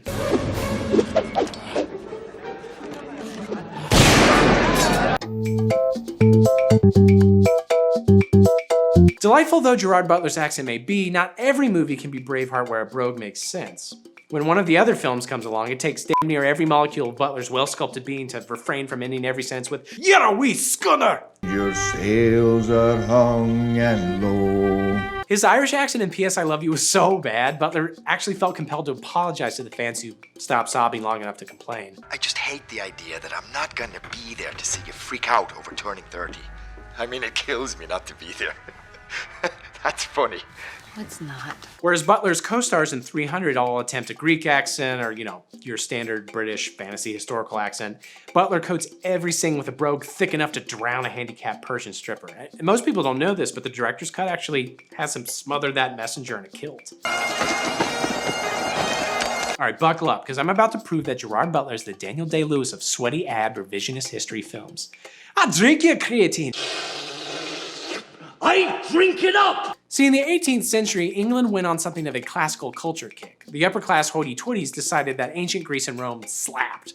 So to capitalize on this hot new trend, British architecture and writing began to reflect the sexy ancient style. Okay, still tracking? Don't worry, the explanation will be over quickly and I promise you'll enjoy it. This will not be over quickly. You will not enjoy this. Around the same time, certain writers like Alan Ramsay used ancient parallels with the Greeks to show how rad it was to be a Scotsman. Specifically, he claimed the Doric language used by ancient Spartans was similar to the Scottish accent and that both societies held similar values in love of countryside, plain living, and the ability to slice a man's throat with machine-like precision. Naturally, most Britons read this and were like, yeah, Scotsmen are stupid as hell, what? Completely missing Ramsay's point. Conversely, Britons began to identify with high-class Athenians, so a comparison was directly made to the peasantry and presumed lack of culture of the simpler Scotsman versus the more culturally advanced English. To this day, the Doric accent refers to both a Scottish and a Greek dialect. This is Sparta! So when Gerard Butler channeled his inner William Wallace to summon the strength to speed ramp stab 50 Persians, he was slyly referencing painful Scottish history. Mother! Father! In 300, Spartans are good and strong and shredded like whole wheat, while the Athenians are morally corrupt, and their cowardice causes the deaths of great sexy men. Butler clearly saw the film as a direct parallel with how the English treated the Scottish for so many years. He was righting the wrongs of a divided nation. He's righting the wrongs of a divided nation. Whatever, I don't know. You could just start and then just like end it. He was righting the wrongs of a divided nation. I don't know. That feels too weird. Children! Gather round.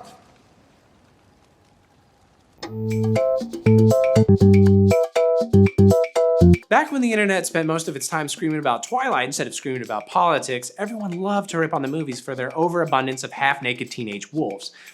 And to be fair, the movies give no clear explanation for why the woods of Washington state often glisten with the smooth, hairless chests of the Quileute tribe. Doesn't he own a shirt? But actually, there is an in-universe justification for them nips, and it's because they're poor, you butt-face. I'm so sorry. According to the creators, when werewolves are teenagers, they're evidently way worse at controlling their erections, and also their werewolf transformations. So every time a werewolf looks at a Great Pyrenees sideways, whatever clothes they're wearing gets shredded in the inevitable anamorphing process. And like my grandma always used to say, you can't rip what you don't wear. My grandma's getting a wee bit Scottish. And like my grandma always used to say, you can't rip what you don't wear, Jeffrey. Oh, but then she's saying it to me. Ew. It used to be to my grandpa. That feels way too creepy. What is that? Is that like an actual like proverb or like phrase? I don't think so. You can't rip what you don't wear. Yeah, that sounds... According to the filmmakers, the Quileute don't make a lot of money and they can't afford to go to Walmart 5 times a day to replace their constantly busting shirts. See, werewolves aren't just sexy, they're economical. And besides, they need to save every cent for those weekly trips to the waxing salon. It wasn't for your benefit, trust me. They've also claimed that werewolves have a higher than average body temperature, which is apparently 108.9 degrees Fahrenheit, or like 69 degrees Kelvin, which explains how they can handle the Pacific Northwest cold without a thick coat of hair around their areolas. I'm done. I'm so done. Again, this is all primarily an excuse to show off Ripley muscles. I mean, give or take. I'm gonna go help out over at Harry's place. But countering criticisms of gratuitous nudity with "they can't afford shirts, you classist jerks" is actually pretty clever for the Twilight franchise. Not clever enough to also cover why they all wear jorts, but it's a sliding scale. Okay, so discussed Indiana Jones finally trimmed pubis, stated my case for a Gerard Butler Academy Honorary Award, and came up with a plausible excuse for why I was Googling jorts. That's everything. Join us next time when we discuss best jort boys. Like in movies or just, it doesn't matter. I'll find a way to explain it. You gotta get that bread. Anyway, be sure to see Kathy on your way out for some drugs for your lupus. Okay, so this might sound insensitive, but you do have enough money to pay for this, right? I mean, we're not running a werewolf charity here. Oh, God!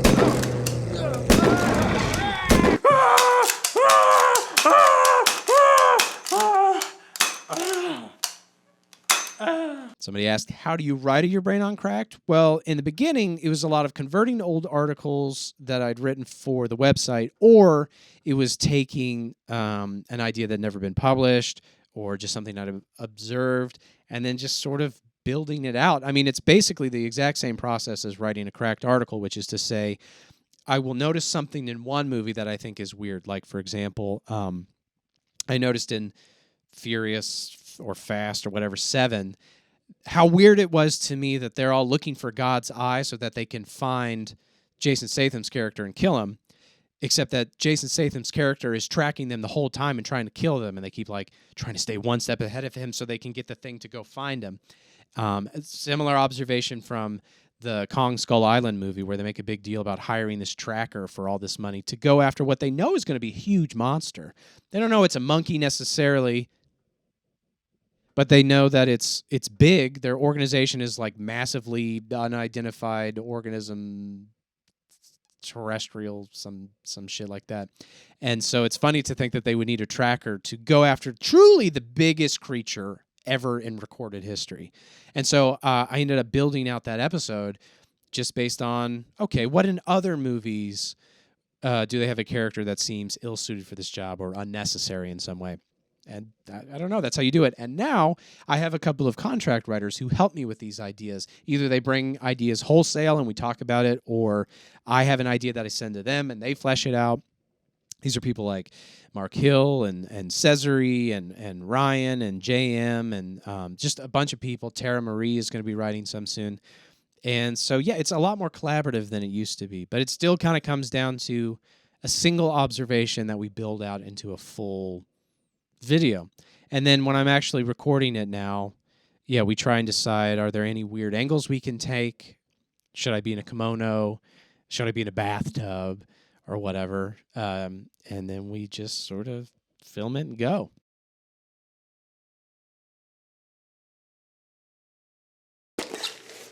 Well, everybody knows your name.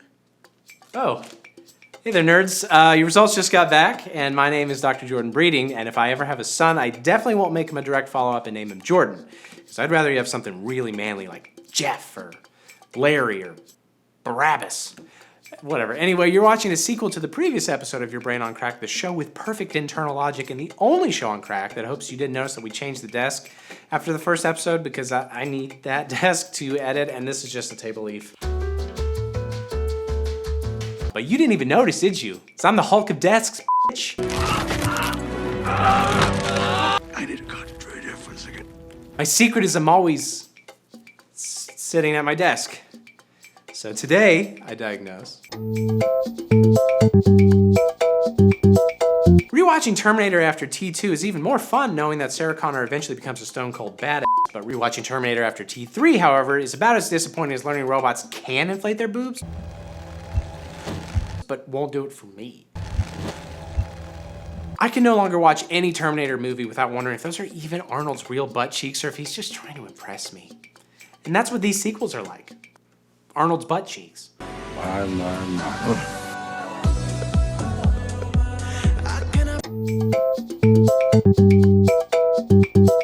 Rogue One, a Star Wars story, is basically a feature-length attempt to explain why the Death Star was so easy to blow up now that a Wookiee slave got the shits is no longer the official canon explanation. Now that a Wookiee got the slave shits.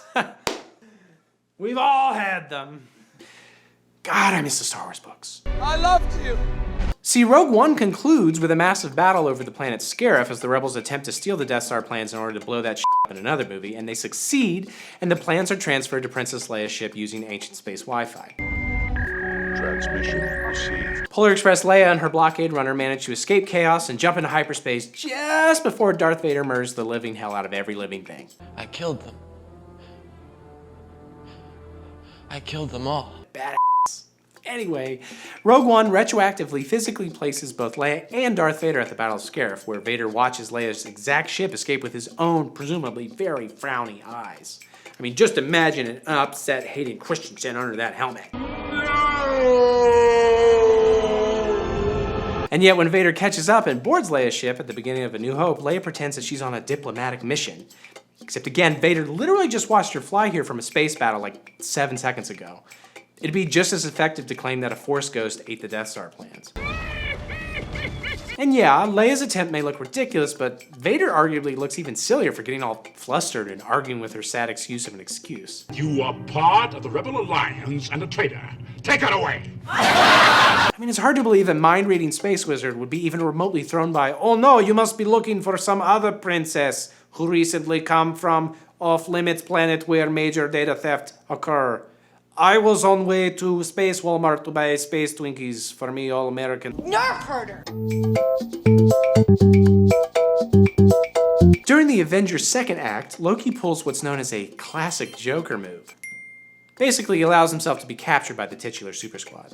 Whilst in prison, Loki plays a bunch of mind games with the heroes. He reveals S.H.I.E.L.D. owns a special cell designed specifically to hold and kill the Hulk, he tricks Thor into getting locked up, and he murders everybody's favorite dad character. You should try Ben's chili bowl. I know. And that's all well and good and trickster godlike of Loki, but he really could have done way, way more because just 1 year later, in Thor the Dark World, the MCU's worst movie since Thor, Loki shows Thor the full range of his illusion powers. He can change his own appearance, the appearance of his whole prison cell, and even the appearances of other people. Brother, you look ravishing. With all that power, what the hell was Loki doing d***ing around and making people just a little bit upset? You people are so petty and tiny. Instead of merely escaping, for example, Loki could have impersonated Nick Fury and gone around giving contradictory orders on this helicarrier and providing his army a key strategic deal Thor's autumnal mead so Thor would bash her skull in with Mjolnir. Or Loki could have made himself look like Steve Rogers and then seduced Tony Stark and manufactured both group sexual tension and tasty fan service. Why shouldn't the guy let off a little steam? You know damn well why. Back off. Oh, I'm starting to want you to make me.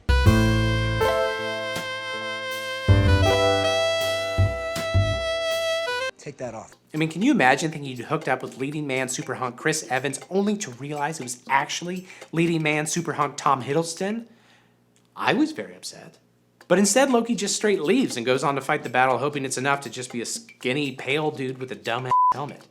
Loki employs all this incredible destructive power to ultimately do little more than call Black Widow a slut and strategically eliminate S.H.I.E.L.D.'s assistant to the regional director. I am burdened with glorious purpose. Cinematic masterpiece, Star Trek Beyond, ends with a massive drone army destroyed by VHF radio waves transmitting sabotage by the Beastie Boys. The joke is that Star Trek is set in the 23rd century, meaning the Beastie Boys is now considered classical music, and robots and I would rather commit suicide than listen to it. How shitty is the state of galactic culture that the Beastie Boys are apparently the only 20th century band anybody still listens to is a question for another drunker time. I feel rather strange.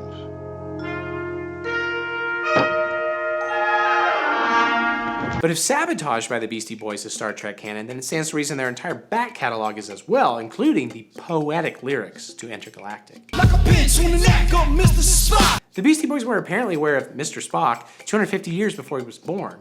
Either there was some other pinch-happy Mr. Spock hanging on Earth 3 centuries before the movies began who was a big enough celebrity that his reference in a rap song would make sense, or the Star Trek TV show's existence in-universe is also canon, which implies that Gene Roddenberry accurately predicted most of Earth's future history centuries before it arrived.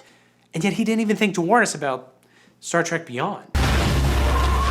Keep in mind, the 2009 Star Trek movie establishes a brand new timeline technically distinct from the original show and films, so the show could still exist in this timeline, and if it did, I mean, it stands to reason it became so popular that James Tiberius Kirk and Nyota Uhura are just insanely common names everybody has now. Jim. Presumably, every major development in human history in the new timeline was like, hey, we should name our new space discovery initiative Starfleet, like from that show we all love. Oh, hell yeah. And let's name our new government the United Federation of Planets. Oh, shit. I'm gonna name all 7 of my kids Leonard Bones McCoy. And on for centuries until real life perfectly finally synced up with that weird show from the 1960s. And I guess by then they were so out of ideas they just started driving motorcycles around looking for purpose in their crappy, meaningless lives.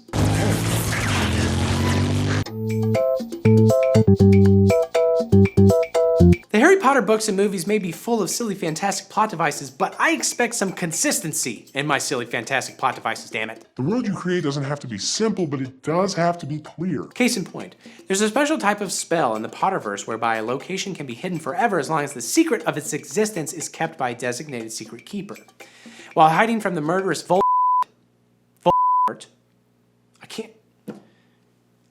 he who must not be named, Harry Potter's parents made their old pal Peter Pettigrew their secret keeper, but unfortunately, Pettigrew betrayed the Potters and DM'd their address to Voldemort. Then Pettigrew shapeshifted into a rat and spent more than a decade hiding inside a young boy's pants. And if you've never seen Harry Potter, I have to stress that no part of that last sentence is a joke. Turn this stupid fat rat yellow. Anyway, he who must not be named uses the information to find and kill the Potters in front of their surprisingly resilient baby, thus kicking off this entire franchise. But here's the thing. It turns out the Potters didn't have to take the risk of entrusting someone else, voyeuristic rats or otherwise, with their secret. In Harry Potter and the Deathly Hallows, we learn not only can you totally make someone living in your own house the secret keeper, it could be yourself. Who could possibly figure that out? Hell, they could have used double protection and become each other's secret keepers, just like how the random old man at the hardware store suggested I wrap it up twice when I mentioned I was heading off to college at the end of the summer, and I was like, can I just go to my car? Why put their lives in the hands of a man who looks like he absolutely owns a troll-themed sex dungeon and works at a hardware store? Note that they could still inform their friends of the location, if only so they could bring over Taco Bell whenever rations get low, but those friends would be magically forbidden from mouthing off to anyone else. Literally nothing in the series would have happened if the Potters had just read the fine print on the Secret Keeper spellbook they purchased on Amazon. How could I be so stupid? Okay, yeah. Mocked the deaths of a wizard orphan's parents, laid the foundations for a Rule 34 Avengers movie, and investigated whether Arnold's ass truly can't quit. Yep, got it all in. Join us next appointment when I diagnose your butt for once, you girly man. Oh my God, did Arnold write that? Is he here? Okay, quickly, go see Kathy on your way out for some drugs for your leprosy. Wow, cool, biblical. And you know what they say, the Bible is the sequel to history, so full circle. Go, go, go, go. All right, I cut the ad out of this episode because they don't need the free advertising. NordVPN is probably doing just fine. I just want to say the reason that we had an ad at all is because Brian Brushwood over at Modern Rogue has acted as kind of a mentor to me, really helped me through this process through a lot of different steps, figuring out what it means to make stuff for YouTube, how to take care of yourself, how to advocate for yourself when necessary. And at the time, for this first season, I was getting a 50-50 revenue split. So selling an ad was great because then I would get half of that. So he helped me figure out how to do that. And so I sold this ad. And I'm not going to show it to you because, again, Nord's got their cut. So it's not worth it to show it again. But I'm still just proud of the fact that it happened.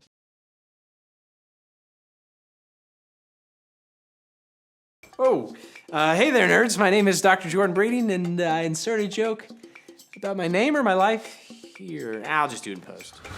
Yeah, in high school, I was forced to wrestle a girl, and it was way less magical and way more sweaty than my dad said it would be. Poignant. Anyway, you're watching Your Brain on Crack. The show's still committed to the doctor thing, even as the fourth wall crumbles in front of me, and the only show on Crack with a very loose format. Today, I introduce... We've come a long way since the early genres of classic film, which were basically, watch me electrocute this elephant, and oh, a train? Now we have all kinds of stuff, from biopics to young adult sci-fi to Liam Neeson, and oh, a train? The seat taken. With so many genres flooding the market, it's easy to miss the real crazy stuff, but the good news is that unlike you, nothing gets by me, because I'm an actual doctor and I have a lot of free time. Now, you've probably heard the saying, not all heroes wear capes. Well, for a 3-decade span, the Mexican film industry took it even further, and they didn't even let their heroes wear shirts. In the same way that American Hollywood continually cast Rock the Dwayne Johnson, Mexico produced a horde of films starring their own famous wrestlers. So yeah, I'm talking about luchadors just throwing down against every conceivable otherworldly threat, from aliens to extremely not safe for work vampires to whatever the hell this is.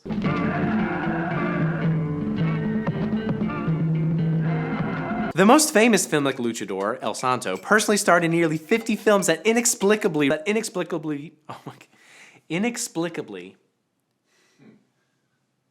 for no reason, inexplicably. God. All right. The most famous filmic, inexplicably required an overweight man in a mask to get in there and save everybody. One such film, Champions of Justice, is a sordid tale about an evil doctor who builds a machine that turns regular little people into super strong wrestling little people.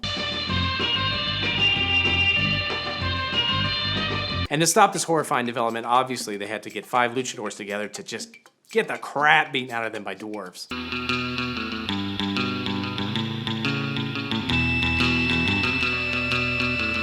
In Santo contra el cerebro del mal, Santo is brainwashed into an unwilling minion of Dr. Campos. Think Hawkeye and Avengers, but, if he actually bothered to wear a mask. And to break the curse, another luchador pounds Santo in the face.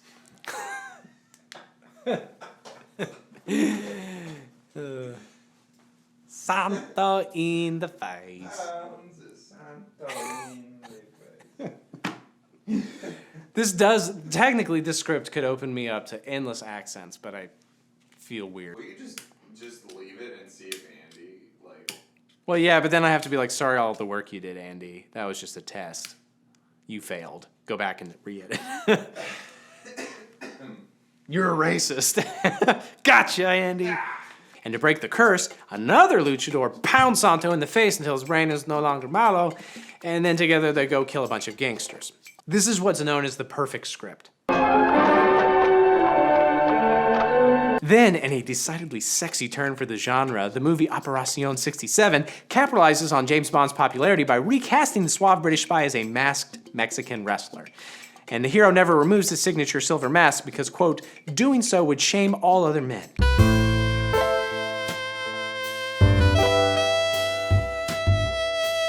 Oh yeah, and there's also Neutron the Atomic Superman versus the Death Robots, which you wouldn't think it, but it's got layers. It's just stacked. I'm just a man who believes in the triumph of justice and who goes after it in a rather unorthodox way. Eventually, the luchadors had conquered all evil in the known galaxy, and the genre just kind of petered out. And also, I guess nobody wanted to watch El Santo versus weakening eyesight and the doctor who says you should probably stop clotheslining people for the sake of his aging heart. I mean, if they'd asked my doctor opinion, I'd say let him do it, but they didn't, and look at the world today.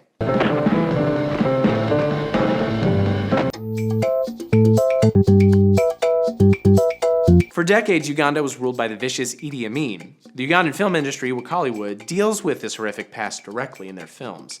According to Ugandan director Isaac Nabwana, being that Idi Amin killed people, we also have to kill people to rub off that bad image. That doesn't sound right, but ooh, explosions! A few years ago, Hollywood gained some internet infamy with the viral hit Who Killed Captain Alex and its hilariously low-quality CGI. That was just the start. In another movie, self-proclaimed Ebola hunters try to stomp out Ebola in the developing world by shooting and kicking things to death. What was that called? Oh, that's right. No, I get it. Okay, I'm moving on. Then there's another movie that claims to be the Ugandan Expendables, but honestly, compared to Stallone's version, it's kind of way better. Ugandan Expendables! On coming soon! The movies are all insane, obviously, but what's truly refreshing about Hollywood is how nobody's under the impression that they're making high art, they just want to make action movies. Arguably, the best part is how when these movies are shown in Ugandan theaters, they're often presented by a video jockey, and this MC talks over the entire movie, yelling things like, quote, "No, expect the unexpected, action is coming, I promise you," which I'm pretty sure is racist for me to have said. Which I'm pretty sure are both taglines for the upcoming Snyder Cut. Every showing is basically this live Mystery Science Theater 3000 episode wherein the audience and MC are riffing on a film that was only ever intended to be riffed on. It's basically a genre tailor-made for you and your stoned friends who love to yell over absurd films in your mom's basement. It's perfect. And they've got a Patreon you should absolutely support because unlike a typical Hollywood production that uses audience money to pay for sexual harassment lawyers, money donated to Hollywood covers stuff like an Adobe Premiere license and freaking electricity. And besides, how many Marvel movies feature a post-crucifixion Jesus with a rocket launcher?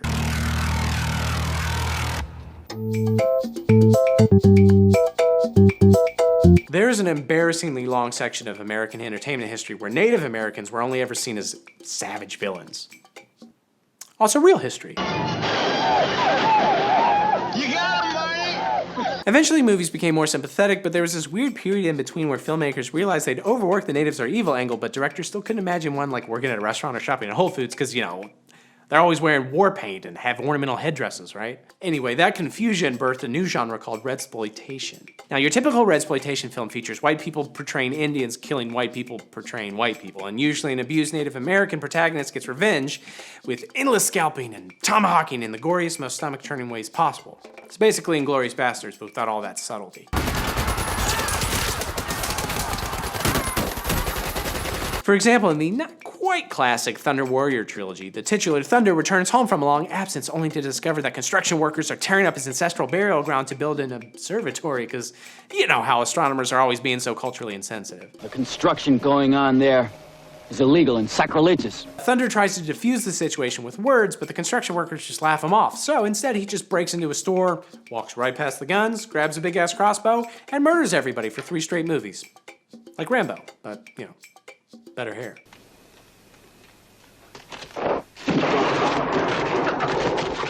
In Scalps, a group of archaeology students go digging around in obviously Indian burial grounds, because where else would you dig? People died here. And a student gets possessed by a murderous spirit named Blackclaw. We know he's named Blackclaw because a puppet lion tells us so, you know, like a Native American lion.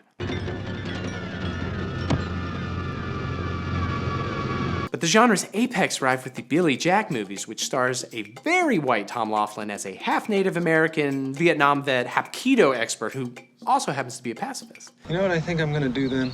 Just for the hell of it. Tell me. I'm gonna take this right foot, and I'm gonna whop you.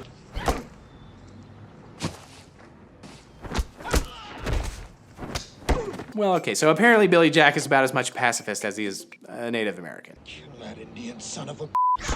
This ludicrous genre died out sometime in the 90s when everyone outside of Cleveland, Washington, D.C., and Steven Seagal's entourage finally acknowledged, yeah, Native Americans probably aren't all mystical warriors secretly hoping to get revenge on small-town America.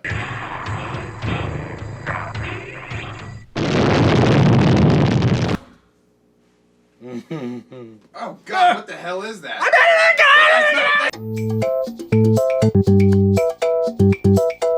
Yeah, so a few years ago, a guy with hands named Guy Hands made a real movie called Crust about a probably not real shrimp who took up boxing. Now, the whole thing was this insane attempt to create a movie that would intentionally fail so that he could recover the money in a tax avoidance tax relief scheme, a la The Producers.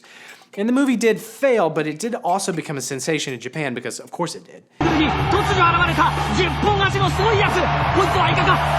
And as such, several spin-off Sea Life sports films came out like The Calamari Wrestler and Crab Goalkeeper, which is probably something that David Beckham would catch on a work trip. And they're all kind of airbud with a man in a massive crustacean outfit instead of a real dog, and it's hard to find a ton of info on this genre because I live in stupid America where nobody dresses up like sea creatures anymore. But if you find anything, please tell me about it because I must see more for my science. Just like real zombies, Hollywood zombie movies will probably never die, but they could use some innovations. That's why I'd like to suggest a fresh new idea. Okay, make the corpses jump. See, Chinese folklore is stuffed full of references to Jiangshi, which are basically vampire zombies that stick their arms out there and just jump after people. And yeah, it's like just as awesome as it sounds. These movies are also usually martial arts films, which means that the filmmakers have to find a way to make these bouncy goobers also kick-ass ninjas. Like in movies like Mr. Vampire Saga 4, that might mean showing how Jiangshi are so strong it takes, I guess, 4 dudes with magic whips to keep them from jumping.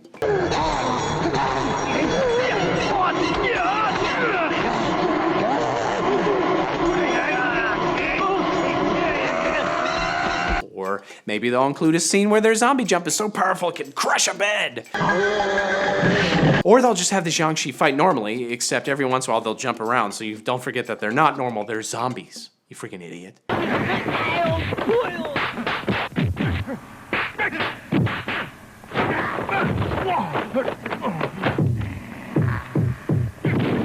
Japan stiff-leggedly hopped aboard the Jiangshi train several years ago, and even though the majority of these films came out in the 80s, they're getting kind of a resurgence. And we're even starting to see references to them in Japanese video games.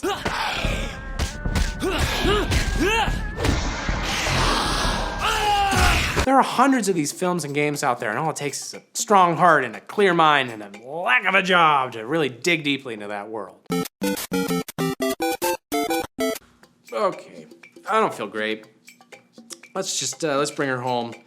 Discuss what Michael Jordan would probably look like as a dead guy, subtly laid the foundations for Nacho Libre 2, and have confirmed that I ate way too much sushi earlier, so I think that's it. Make sure to check with Kathy on your way out for some drugs for your tangentially related disease. Goes here. Oh, crap. You got syphilis!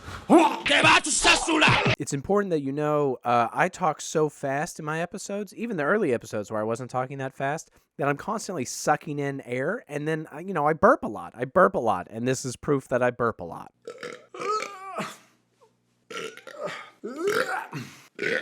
It's based on mutual respect. All right, I don't know why I have all these burps.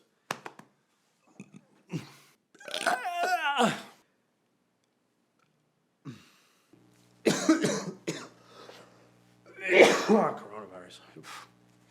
You know how it is.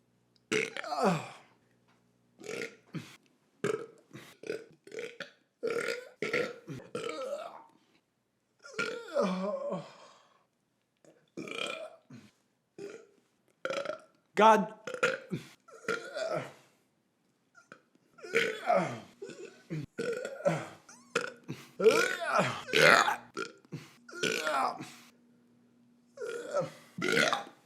Oh my God.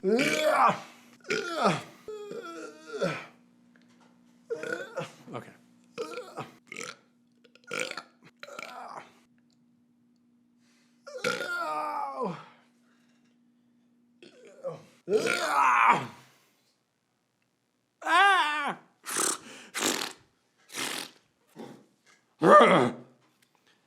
All right.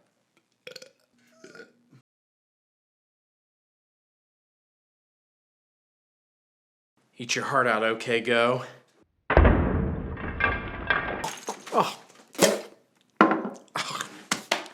Oh, hey there, nerds. I've got your highly detailed results right here. And my name is Dr. Jordan of the House Breeding, first of his name, the unwashed, king of the sandals and the okay chin, king of screens, call of one great-ass PP, protector of myself, regent apologist of the lucky number 11, breaker of dances, and father of one kid so cute she'll make your eyes fall out, but please, call me Jordan. When you're on a roll, you're on a roll. You're watching another deeply intricate episode of Your Brain on Crack, the show where people keep telling me movies don't have to be as logical as I seem to want them to be, and the only show on Cracked edited by physically cutting and splicing 35mm film. Today, I diagnose. Alright, let's face it. If I was in a movie, most of my plans wouldn't get any further than pooping my pants and begging for mercy, and that's why I'm always the first to praise movie characters when they actually come up with a solid, elaborate plan that does not end with a wet face and or diaper. But that said, sometimes these movie schemes are way longer, way more convoluted than they ever should logically be. The elders in M. Night Shyamalan's The Village one day so had it with 70s disco and mustachioed porn stars that they just up and leave civilization behind to start a new community in the woods. They get rid of all present-day technology and pretend that their new settlement exists in the 1800s, and to ensure that their children are never seduced by the outside world and its Harry Potter books and meth-fueled orgies and meth-fueled Harry Potter-themed orgies, the parents take turns pretending to be freaky monsters who attack anybody who tries to leave. Basically, it's like Jordan Breeding's childhood. Sometimes we don't do things we want to do so that others won't know we want to do them. Eventually, one of the kids stabs another kid out of horn dog jealousy, and the only way the wounded teenager will survive is with modern medicine. But of course, anybody who ventures into the modern world to grab some penicillin will inevitably see a Bojangles and refuse to return to their life of chewy venison and grass pies in favor of digital clocks, always showing that it's bow time, baby. The ceremony of meat. The elders solved this problem by sending a blind girl because she could nab the medicine without ever being in danger of seeing any horseless carriages whizzing by or a trailer for a movie. Remember when we used to have those? It is too painful. I cannot bear it. But shockingly, sending a random blind girl into the woods to scrounge for Advil isn't quite as foolproof as you'd think. To start, the dudes tasked with accompanying her immediately abandon her because they're terrified of the monsters nobody told them were fake. It is only farce. So when the jealous guy shows up to stop her, she just has to outrun him and hope she doesn't get stabbed or fall in a hole, which is sort of tough because, you know, the eyes don't work good.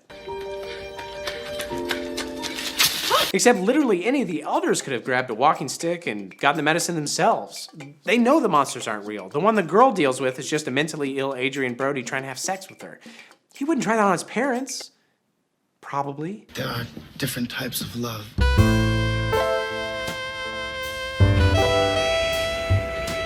Also, the elders know the layout of the forest and aren't, and this is super crucial, blind.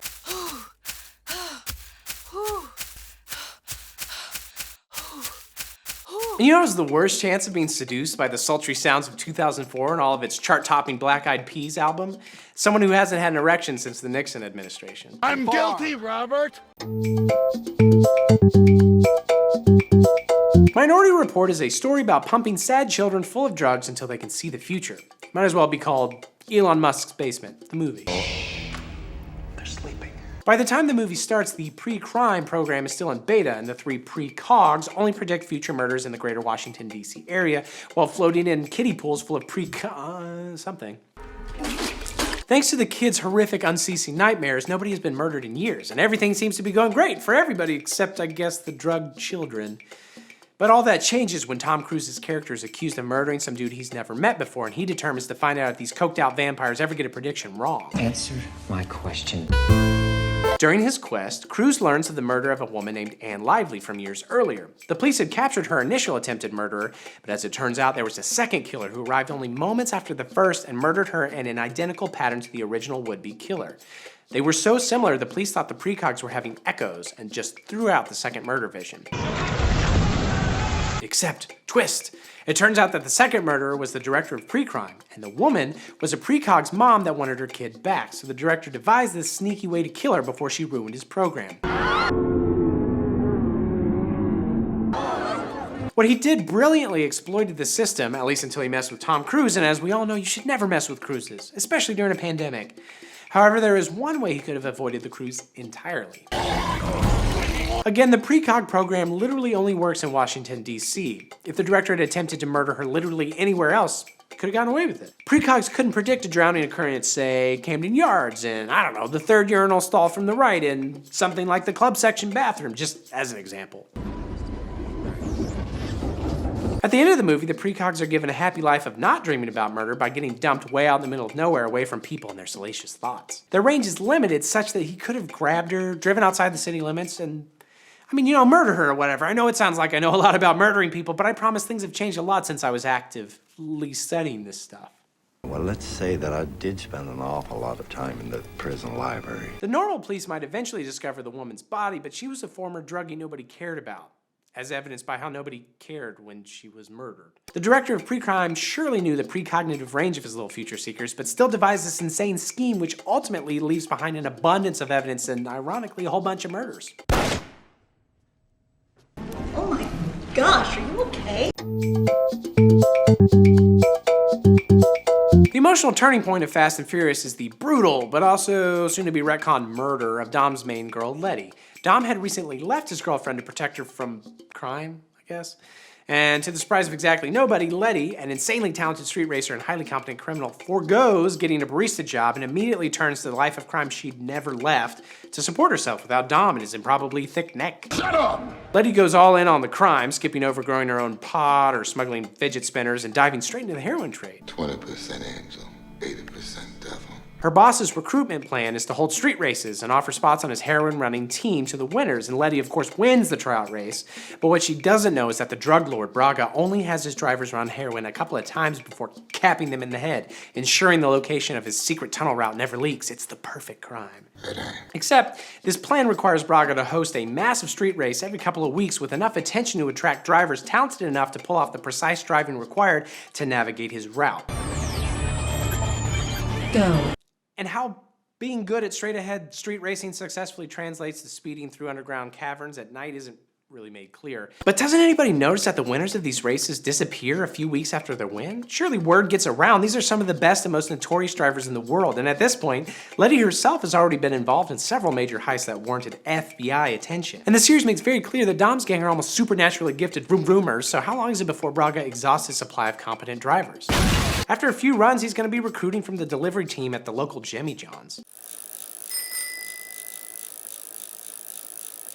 Now that's what I call real driving. Now that's bullshit. Just pay them well or something. They're professional criminals. Stop micromanaging them and let them do their job. I'm tired of all these disrespectful bosses who don't trust me to run heroin without flipping. I know rat. I should just sorry, I need to take a break.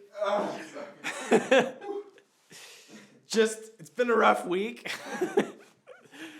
It's like, I can do it. I can run the heroin.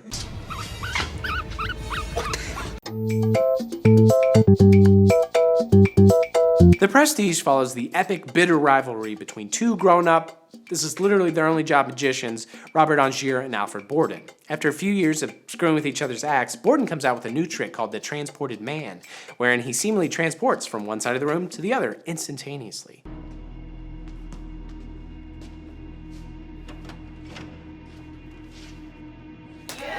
Angier cannot figure out how Borden pulls this off, but he makes it his mission to one day come up with a better version. According to The Prestige, a magician's life is like 1/3 tricks, maybe 2/3 overwhelming obsession and vengeance, and then maybe just a little rubber ball play thrown in. And then I'll be gone.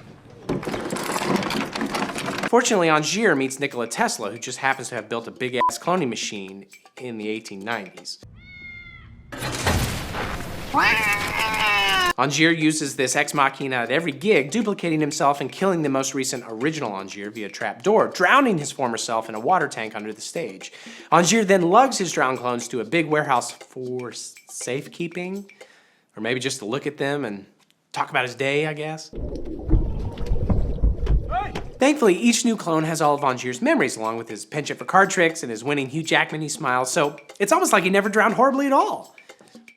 But at what point does Angier realize he doesn't need to keep duplicating himself and just use the same duplicate over and over? It's got his memories and stuff, so it wouldn't take too much convincing to get his clone to participate in this very simple plan. After all, Angier consistently chooses magic over anything else in his life. It'll take 2 seconds before his clone would say, "Oh, not just lots of fame, but lots and lots of fame, and I don't have to drown? Well, consider me in, me." When he learns that Borden's version of the trick utilizes his twin brother, aka Nature's all-natural clones, it blows Angier's magical mind. I just don't know.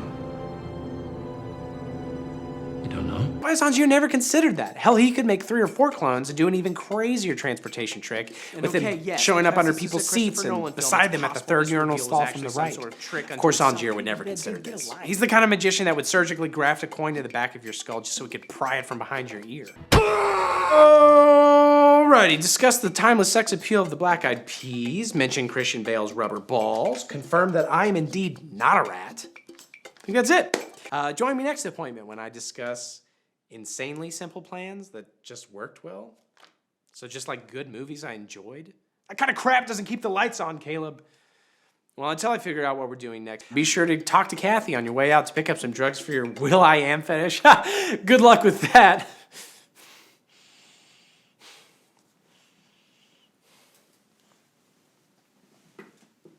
Hey guys, thanks for watching that video. I really appreciate you watching that. We're hoping to make a whole lot of these. So if you could hit the subscribe button, if you could maybe just ding the little bell so that you get the notifications when we put out new videos. I promise we'll make them funny, we'll make them good. Please do it. I just want to mention really quickly that everybody in my family is creative and has helped in these in some ways. My dad is a graphic designer who owns his own creative agency, and he's designed a ton of like Horton products, like the Horton wine and hard seltzer and stuff like that. My sister was an art teacher, now is getting her master's in art therapy. She actually designed the little animation at the beginning of this next episode. My younger sister is a makeup artist. She does a ton of weddings, but also photo shoots and stuff. They fly her all over the place. She's going to make more money than I ever will. And even my mom designs wedding dresses and is a hairstylist and all this stuff. So I kind of lucked into a family where that sort of stuff was valued.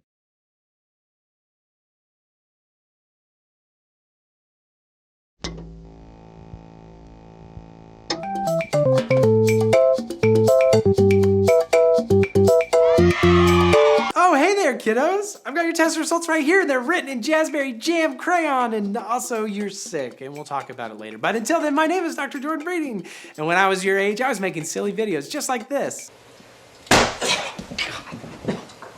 Oh. Wow, can you imagine me still doing some stupid crap like that? Well, look at me now, Mom. Anyway, you're watching another kid-tested, mother-approved episode of Your Brain on Crack, the show where I attempt to make you cry harder than Pixar, and the only show on Crack rated PG for frightening and intense sequences. Were you scared? Tell me honestly. No, shut up. We have to move on. Today I diagnose the best kids movies always throw in a little something for the adults, and I'm not just talking about cartoon rabbits hand-drawn to ruin marriages. Sometimes that means a couple of adult-oriented jokes sandwiched between the endless fart gags, but other times it means dealing with more complex emotional themes like sadness or loss. By that same token, some kids' movies hide little fun bits of utterly depressing horror, only noticeable by somebody old enough to recognize that real life is full of tragedy, and we are all just inches from death, kids. The Toy Story saga has always strove to make me feel guilty for throwing away my old crappy toys. If Pixar got their way, our childhood dolls would be right alongside us for every major life development, like graduations or weddings or honeymoons. Benson. And that's why audiences were so upset with the way Sid tortured and reassembled toys like a little Dr. Frankenstein with braces. But thanks to 2010's most terrifying horror film, Toy Story 3, we now know that Sid wasn't just physically abusing his toys, he was actually throwing them into terrifying existential crises. In Toy Story 3, Mrs. Potato Head looks through her detached eye to see Andy getting ready for college and packing just like 1,000 Magnum condoms, even though the eye is no longer attached to her body. Similar to whichever politician I could reference to make you the most angry, toys and their parts don't require fully functioning nervous systems. Yeehaw! Additionally, Slinky Dog's butt sometimes goes rogue on him, forcing Slink to argue with his anus like an old man without ready access to laxatives. In the Toy Story universe, body parts can work independently of their primary host, so what happens when you stick one part onto another toy? Which toy part gains the most control in that scenario? Is that baby head fighting an unending mental battle with its erector set legs for dominance? Is there a twisted, spider-headed American Girl doll creature lurking around somewhere else in the house fighting an internal war between its disparate body parts? Can there be a loving God in this universe? All this body horror points to another frightening fact about Toy Story toys. They're immortal. If they can survive extreme dismemberment and being grafted into butt-to-mouth toy centipedes, they can pretty much survive anything. Remember how Lotso gets hilariously tied to the grate of that dump truck as punishment for his sins? Might want to keep your mouth shut. Well, he'll be trapped there for God knows how many years, his fuzzy flesh slowly being torn away by the wind until finally he's shucked into a landfill to live out eternity in claustrophobic darkness. We're all just trash, waiting to be thrown away. That's all a toy is. By the time of the movie Cars, humans are clearly extinct, possibly as a result of a war with these sentient murder machines that can also motorboat you. Humanity has been replaced by these anthropomorphic vehicles who have a society that mirrors ours. I mean, there are judges, waitresses, and even creepy little freaks. Well, what'd you think? I just snuck in here when nobody was looking and pretended to be your waiter? The freakiest freak is the tow truck Mater, voiced by Larry the Cable Guy, doing a heightened country accent that sounds like a man being slowly choked to death behind a Cracker Barrel. And Mater's job is towing destroyed cars to the junkyard, which makes him the de facto town mortician. We know vehicles die in this universe because Mater clearly unceremoniously chucks cars into mass graves, and it's possible that some cars receive proper burials, but which ones? Does Mater only dispose of the poor, sad cars who couldn't pay for a proper funeral? I mean, he does seem like a stickler when it comes to money. You owe me $32,000 in legal fees. But that's not all, because Mater's business is called towing and salvage. First you find a can from a rusty van, bump, bump. If you can't afford to buy your beautiful Hyundai Sonata wife a new spark plug, at least you can rest easy in the knowledge that the star of Larry the Cable Guy Health Inspector will dig through her corpse to see if her brake pads are decent enough to shove into some rando's chassis. And cars require constant maintenance, so possibly every single person in the Cars universe is powered by their dead friends' dismembered parts recovered from a mountain of discarded corpses. Man, there really is a real-world equivalent for everything in Cars, because that's hell. That's hell. Boy, I was wondering when you was gonna wake up. Take whatever you want, just don't hurt me. Lilo and Stitch is a movie about a girl who really sucks at properly identifying animals. What is that thing? A dog, I think. Before she misidentifies the blue alien as a regular blue dog, Lilo misidentifies a fish named Pudge as a weather god? Pudge controls the weather. Obviously, one of Lilo's classmates calls her crazy because kids can be mean, and also Lilo is very clearly crazy. But to prove that she isn't crazy, she beats the ever-loving poop out of her friend like an all-female Hawaiian reboot of Fight Club. My friends need to be punished. It's not like she's getting any snow days in Hawaii, so what does the little girl even gain from currying the favor of some weather god, fish or otherwise? Well, for starters, it might protect the people Lilo loves from dying. Oh! See, Lilo is an orphan living with her older sister. Their parents were killed in a car crash during inclement weather. Lilo is now constantly afraid that she, or somebody she loves, will be similarly taken during a rainstorm. Her little kid brain is doing whatever it can to reestablish some control in her life. In this instance, that means feeding peanut butter sandwiches to a fish named Pudge, but honestly, that's definitely at least middle tier as far as religions go. She's not just some cult leader making it up as she goes either. She's clearly thought things through enough to realize that Pudge shouldn't eat tuna because, you know, cannibalism. And her thoroughness really just makes the whole thing way sadder and way more depressing. If I gave Pudge tuna, I'd be an abomination. The ending of The Iron Giant isn't exactly happy, but it is hopeful. The giant has exploded, sure, but his friend Hogarth does get to keep possession of a leftover iron bullet as a memento of his fallen friend. I miss him. And yeah, I guess it's a little weird because if the Iron Giant was a human, that'd be the equivalent of like a finger or a pancreas, but he's not a human, so it's weak. Even better, later that night, the bolts seem to be moving, implying that the giant's various pieces are slowly coming back together just in time for Vin Diesel's return in 2 Iron 2 Giant Tokyo Drift. We were drift compatible. But you know who won't return for a sequel? Hogarth. Because he'll be dead. Oh my god. Hogarth holding on to a little piece of his buddy's corpse is a really nice thought, except for the fact that it was completely bathed in radiation. Radiation from nuclear catastrophe stays on scrap metal for a very, very long time. We're experiencing a worldwide problem right now wherein metal used in military or industrial hardware has been melted down and reused, but the dangerous radiation lives on. In 2005, Taiwanese residents living in apartments made of this reused metal saw a massive increase in leukemia and breast cancer. Again, this is reused and refined metal, decades after the fact. Hogarth receives that bolt hours after it survives a direct nuclear explosion. If he doesn't die from radiation poisoning, he has about a 100% chance of developing premature cancer. So if you weren't already weeping at the ending of The Iron Giant, maybe picturing a bald Hogarth blowing his Make-A-Wish on an early screening of The Phantom Menace will. The bald Hogarth in a cancer ward. I feel like that's... The problem is I'm worried about it being too, like... Somebody's like, haha, yeah, thanks for the cancer jokes. Like, it's different for me to say it than it would be like to read it. Yeah. Can you imagine Hogarth dead in a cancer ward after his hair fell out in years of struggling and his parents weeping? Do you want to make a more lighthearted cancer death joke, like growing a third like arm? Bald Hogarth at the Make-A-Wish Foundation or something like that, like Yeah. making his final wish. Maybe picturing Hogarth using up his Make-A-Wish on a screening of Rise of Skywalker. Wasting his... When was it set? When was that? Was it like... Oh, it's like 1999. It would have been It's like Phantom the Menace. Phantom Yes. Okay, that's that. I like that. Hogarth receives that bolt just hours after it survived a direct nuclear explosion. If he doesn't die from radiation poisoning, he has about a 100% chance of developing premature cancer. So if you weren't already weeping at the ending of The Iron Giant, maybe picture a bald Hogarth wasting his Make-A-Wish on seeing The Phantom Menace early. That's depressing. That's awesome. Yeah, that's really funny. I don't know how to... I gotta figure out how to say it, but... Yeah, do you want to... It's blowing his Make-A-Wish on seeing The Phantom Menace early. You sad, stupid little bitch. Do you want me to rewrite it? So Hogarth Make-A-Wish. Just say Make-A-Wish on an early screening of The Phantom Menace. That sad, stupid little bitch. Or that sad, stupid idiot. I'm trying to have no swearing in this one because it's for kids. Get out of here! Satan. Jungle Book villain Shere Khan may look like a tiger who is maybe also an MMA fighter, but honestly, he's a pretty reasonable dude. When he makes his entrance in 2016's live-action Jungle Book, he doesn't just start tearing koala bears to shreds. He actually lays out a solid, well-thought-out argument for why Mowgli has to go. Shift your hunting ground for a few years and everyone forgets how the law works.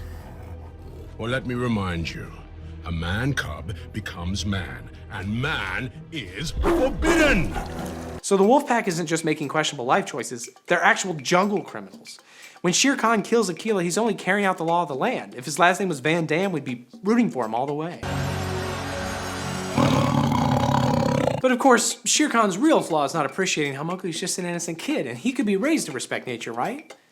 Right. Well, except for the fact that Mowgli uses his human advantage to steal a torch from a nearby village and burn down the whole freaking jungle. Mowgli kills Khan and presumably hundreds of other more lovable, cuddly creatures by doing the one disastrous thing the tiger was trying to prevent. In Shere Khan's mind, sacrificing a few wolves to save the entire jungle is worth it.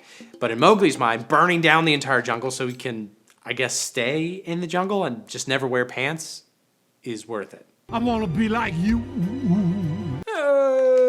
Okay, yeah, so built a new religion around a fish named Pudge, made Mater the tow truck our Satan, and determined that forgotten toys are the despondent sinners doomed to weeping and gnashing of their plastic teeth for unbearably painful eternity. Join us next appointment when I diagnose how to make sure your kid doesn't grow up to be Jordan. Wow, that's harsh. But, yeah, I guess fair. Anyway, be sure to grab some drugs from Kathy on your way out for your measles. Ooh, I'd forgotten about those. I forgot we were bringing it back, but what a fun throwback for the kids. Fun.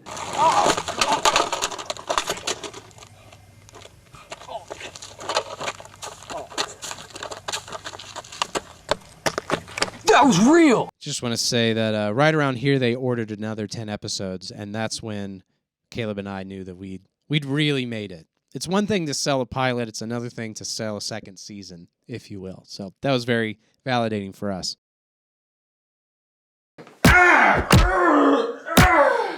Ow, eat my butt. Oh, hey there. Little children of history, it's me, Dr. Jordan Brady, and since I already broke the third rule of Fight Club, we might as well keep going and break the first two. You're watching Your Brain on Crack, the show where I drink delicious Starbucks throughout, and the only show on crack that's a little desperate. Yum! Today I diagnose. Once the dust, credit card companies, and Jared Leto's dislodged teeth settle at the conclusion of Fight Club, America's most pressing concern will be figuring out whether the narrator was named Tyler Durden or if he was intended to have any name at all. I am Jack's colon. Fight Club never tells us what's on the narrator's driver's license, but fortunately for you, I do know what's written there. And it's not just that he's an organ donor. These guys are gonna take your balls. The narrator has a solid Christian name, Ralphie Parker. That's right. As we all suspected, the adorable, bespectacled child from A Christmas Story one day beats the lead singer of 30 Seconds to Mars until on its face is a map of the world. And how do I know this? The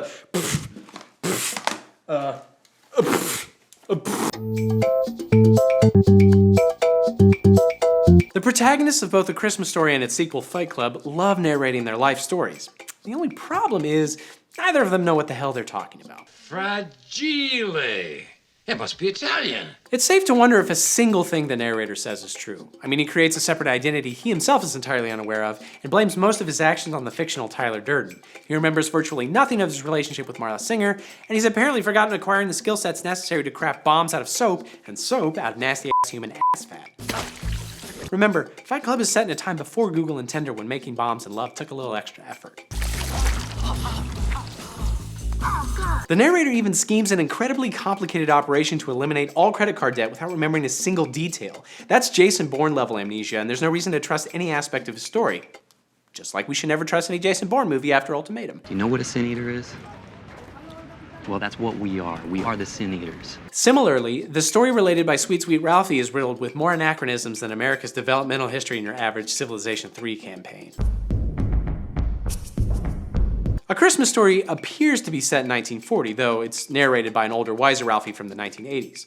Mr. Parker's car registration is dated 1940, Ralphie's decoder pin is the 1940 Speedomatic, and Mrs. Parker owns a stack of Look magazines from the late 1930s. A quick glimpse of the family calendar suggests that the film actually might be 1939, as it shows December 1st falling on a Friday, which was the case in 1939, but we could dismiss it as last year's calendar that was never replaced. But everything else in Ralphie's story evidently fell through some sort of time vortex. Ralphie's three-hinge glasses weren't invented until the 1980s, Scott's braces didn't exist before the 1970s, Mr. Parker's type of bowling ball wasn't possible before the 1960s, and racial integration in Indiana classrooms wasn't legalized until 1949. Did Ralphie frequently imagine a utopic future with expanded racial equality and customizable bowling ball color choices?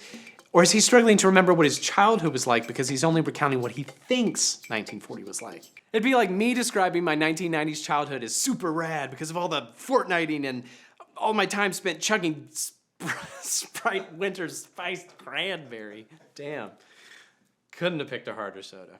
Ralphie's inability to accurately recollect era-specific details from his childhood cast doubt on other aspects of his story, too. More on this in a little bit. It was? Yes. Soap poisoning. A penchant for violence is central to the narrator's character. Not only does he establish a boys-only thumping club, he's prone to punching himself in the face. He bashes in some dude's head to destroy something beautiful and threatens to remove another man's genitals with less remorse than me settling on a Starbucks order because they have so many tasty options. Yum. It's probably too many things. The narrator builds IED, shoots himself in the head, and you get it. He's violent. Motherfucker! You hit me in the ear! But remember when the narrator attacked Jared Leto until whether he lived was up in the air? Well, that's eerily similar to how Ralphie brutalizes Scott. Holy smoke! Lest you think that Ralphie's fight is just an example of boys pounding boys, remember, Ralphie butchers that kid for like 2 full minutes, giving no indication of relenting despite Scott's weird, like, protesting and pig squeals. Had Ralphie's mother not intervened, he would have beat Scott's anachronistic braces through the top of his ginger head. Tiny red-hot little flame began to grow. What's more, literally all Ralphie wants for Christmas is a dangerous weapon. Not for shooting cans or defending the bird feeder from aggressive squirrels, but for the express purpose of killing people. When Ralphie dreams of a life as the proud owner of a Red Ryder BB gun, his imagination immediately conjures forth a home invasion scenario where his sharpshooting skills result in the untimely deaths of 4 adult men. Is that normal? Do most kids daydream about all the human lives they could extinguish with their Christmas present? Is there some 9-year-old child out there right now plotting to smash a Barbie dream house over a jaywalker's head until they stopped moving. Ralphie may have suppressed these violent urges as he grew older, but eventually they manifested as Tyler Durden and forced their way onto the face of an Oscar-winning clown. Honka honka! We know the narrator imagines an entirely different identity for himself, but that vivid imagination was already present in Ralphie as a kid. Ralphie's daydreams range from getting an A+ on an essay to, again, having the legal excuse to kill somebody.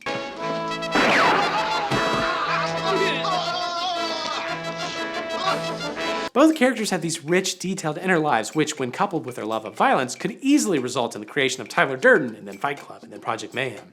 It's like my grandma always said, daydreaming always starts with imagining getting a good grade in school, but it always ends with real-life domestic terrorism and shoot yourself in the face to get rid of your imaginary friends.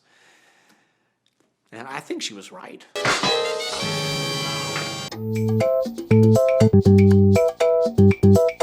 The narrator starts Fight Club in an effort to scrounge up some purpose after a life spent perusing IKEA catalogs, and Project Mayhem is a nihilistic attempt to obliterate consumer culture entirely. But really, he was disillusioned with capitalism much earlier. When Ralphie so desperately wants to learn Little Orphan Annie's secret message, he drinks an ungodly amount of Ovaltine to qualify for the necessary decoder ring. But what does the message actually say? Be sure to drink your Ovaltine. A crummy commercial? Son of a... At 9 years old, Ralphie was already realizing giant corporations will do anything to keep you buying, and ultimately, the satisfaction they offer is fleeting. It's a dildo. Later, Ralphie rests his hopes and dreams on getting hold of that dope BB gun, but since everybody refuses to get it for him, because he'll shoot his off, Ralphie goes directly to the king of consumerism himself, Howard Schultz. Santa. Ho, ho, ho. But Santa also thinks Ralphie would shoot himself, so Santa also denies his request. To be fair, he was not wrong. In that moment, Ralphie learned that consumerism doesn't just tell us what to buy, but what we are allowed to buy, and ultimately, who we are allowed to be. Advertisements manipulate us to become the kind of docile people who can't stop purchasing pre-approved consumer products like chocolate milk and Ottomans and refreshing strawberry lemonades from Starbucks. He didn't understand it when he was 9, but his parents, teachers, and Santa were already laying the foundations for Ralphie's eventual savage break from consumer culture via explosives and underground fisticuffs. Adulting. Am I right? I'm a 30-year-old boy. Throughout A Christmas Story, Ralphie is constantly emasculated by female authority figures, beginning with the claim that he's not man enough to wield the incredible power of a Red Ryder Carbine Action 200-shot range model air rifle. And to make matters worse, what Ralphie's mom does get him for Christmas is the most humiliating bunny suit ever crafted by man. You happy wearing that? Or demons. See, Ralphie's dad encouraged violence and bought him guns, but Ralphie's mom is the one that stopped his fight with Scott by physically restraining him in the most humiliating fashion possible. Ralphie later identifies with strong male figures like Tyler Durden as part of his disgust being a member of a generation of men raised by women. All because his mom wouldn't buy him a gun or allow him to beat a kid to death? That's much. Oh, what fun it is to ride in a one-horse open sleigh! The narrator, for his part, seems thoroughly unable to connect with Marla and sees her as a threat. She forces him out of most of his support groups, including notably one for testicular cancer, and when they do hook up, he's not even aware it's happening. If ever there was a way to be emotionally uninvolved with a woman, it's to pretend that it's not even you doing the nasty, but your imaginary friend, who also totally looks like a late 90s Brad Pitt. You want to finish her off? No. The seed planted in Ralphie when he was a kid finally blossoms into full-blown misogyny by the time he's an adult automobile recall specialist. I'm wondering if another woman is really the answer we need. Speaking of Ralphie's weird dad and strange relationships with women, a large part of Ralphie's story revolves around his erotic fascination with the leg lamp and its soft glow of electric sex gleaming in the window. Yeah, statue. Ralphie? Never in the film is Ralphie interested in any actual girls or women. They're either emasculating authoritarians or sex lamps. It's indescribably beautiful. Indeed, Ralphie's budding sexuality is further complicated by the rough relationship between his father and mother. His mother's destruction of his father's literal idol to sex becomes yet another metaphor for female-driven emasculation. Did you touch that? You were always jealous. Put all of this together, and there can be no doubt that this violent, sexually confused, oft-emasculated kid one day starts a hyper-violent fight club alongside his imaginary hyper-masculine friend who co-bangs chicks he refuses to care about. You want to sit? No, you don't.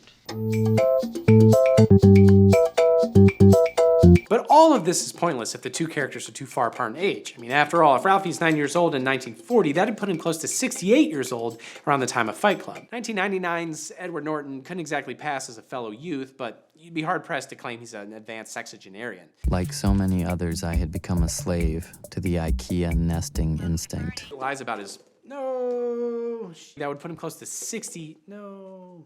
No indication of...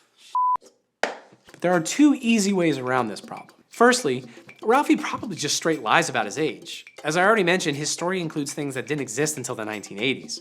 Ralphie is probably an adult in 1983, given the man voice that he's narrating with. Only I didn't say fudge. But even if we just push it up 20 years and say he was born in 1960, that'd make him only in his late 30s by the time of Fight Club. Even if you think the narrator still doesn't look quite that old, what the hell does he look like? For all we know, he could be a spry 68-year-old who imagines himself as a 30-something. My tit's gonna rot off. And that might be pushing it, but it's tough to accept any aspects of the narrator's retelling as completely visually factual. After all, this is a movie full of subtle visual sleight of hand tricks, like randomly inserted single frames of pornography and constant background Starbucks cups, which is a great idea because, yum. I couldn't sleep. Yeah, all right. I betrayed my knowledge of 30 Seconds to Mars back catalog, threw everyone off the scent of my leg lamp fetish, and undeniably proved that the narrator and Ralphie are the same person beyond a shadow of a doubt, so help me God, that is it! Anyway, be sure to check with Kathy, a woman, on your way out for some drugs for your testicular cancer. I don't remember coming up with a cure for that, but I imagine all it would take is a couple of sips of some delicious Starbucks cold brew. I could feel my balls growing already. Guys, I want to be honest with you because I pride myself on my honesty and my transparency. I haven't been honest with you. I am not a real owner of a placard. These are Scrabble tiles. I'm sorry if I led anyone astray or if I insinuated that this was a real placard, but it's not. I don't own one. I may never own one. But if you can find it in your heart to forgive me, I promise to do better. If you like and subscribe, maybe I'll get a real placard. Like a real doctor. I'm so sorry. It all started back with that fateful frisbee throw. Right. Well, yeah. Yeah, I guess we've been friends since, or we've been at least acquaintances since probably middle school or high school. We grew up in the same town and went to fake school together. And, but we didn't become like actual friends until college. Jordan was in a band that I wanted to be a part of, and so I begged and pleaded for them to let me join, and eventually they did. Yeah, but why was the slot open? Do you remember? Because we were going to record an album, and he broke his... Oh, no, wait, no. Oh, that's after the fact. Never mind, that's right. We did just straight fire him, and then our old drummer broke his hand. Like, because the other drummer got fired. That's right. Yeah. And then God just broke his hand to be like, no, this is the right choice. They made the right choice. Because this was right before we were going to go record an album in Atlanta, and a broken drummer would not have been useful. No. It would not have been useful at all. So, yeah, so the Lord broke the other drummer's hand. After that, and laid me gently in your lap as a gift, like a dead mouse from the cat. And so we played music together, and as anyone who's been in scrappy indie band will know, there's a lot of travel and long nights and long weekends and random, shows and truck stops and gas station bathrooms and yeah, all that stuff that brings people together. So yeah, we were in that band together for 7 years. Yeah, I want to 6 or 7 years. Yeah, I want to say like 2012 to 2018 is kind of the high point of it. If I had to guess. And then how and why did you first get involved with Crack, with the Your Brain on Cracked video series? Like, how did that? How did your involvement in that all begin? I was working in DC doing video production, and Jordan was in Central Virginia writing and doing a lot of odds and ends here and there. And we talked a lot about launching, a improv troupe or a comedy channel, or doing various sketch projects, some of which happened with varying levels of success. Elmo loves you. I love you too, Elmo. FBI! Elmo, I trust you! But nothing really stuck. But we had been sort of, since being in a band together, had been talking about, just goofy ideas and random things here and there. And so Jordan had the idea of putting together a spec script for Cracked to relaunch the channel, or maybe not even to relaunch the channel, just to be sort of a proof of concept of hey, we can do this thing. Me and this one other guy can, do something in our basement, just the two of us, that is hopefully funny and is in a high enough quality that people want to watch it.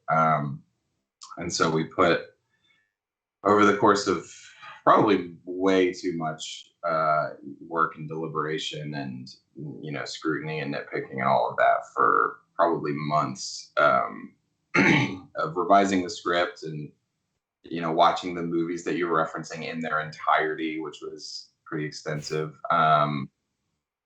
We ended up shooting this video where Jordan wrote the script and acted and handled a lot of the editing, and I did all of the camera work, lighting, teleprompter, graphics, etc. And so it was the two of us just sort of making this thing that neither of us thought anyone would care at all about, and probably no one would ever see.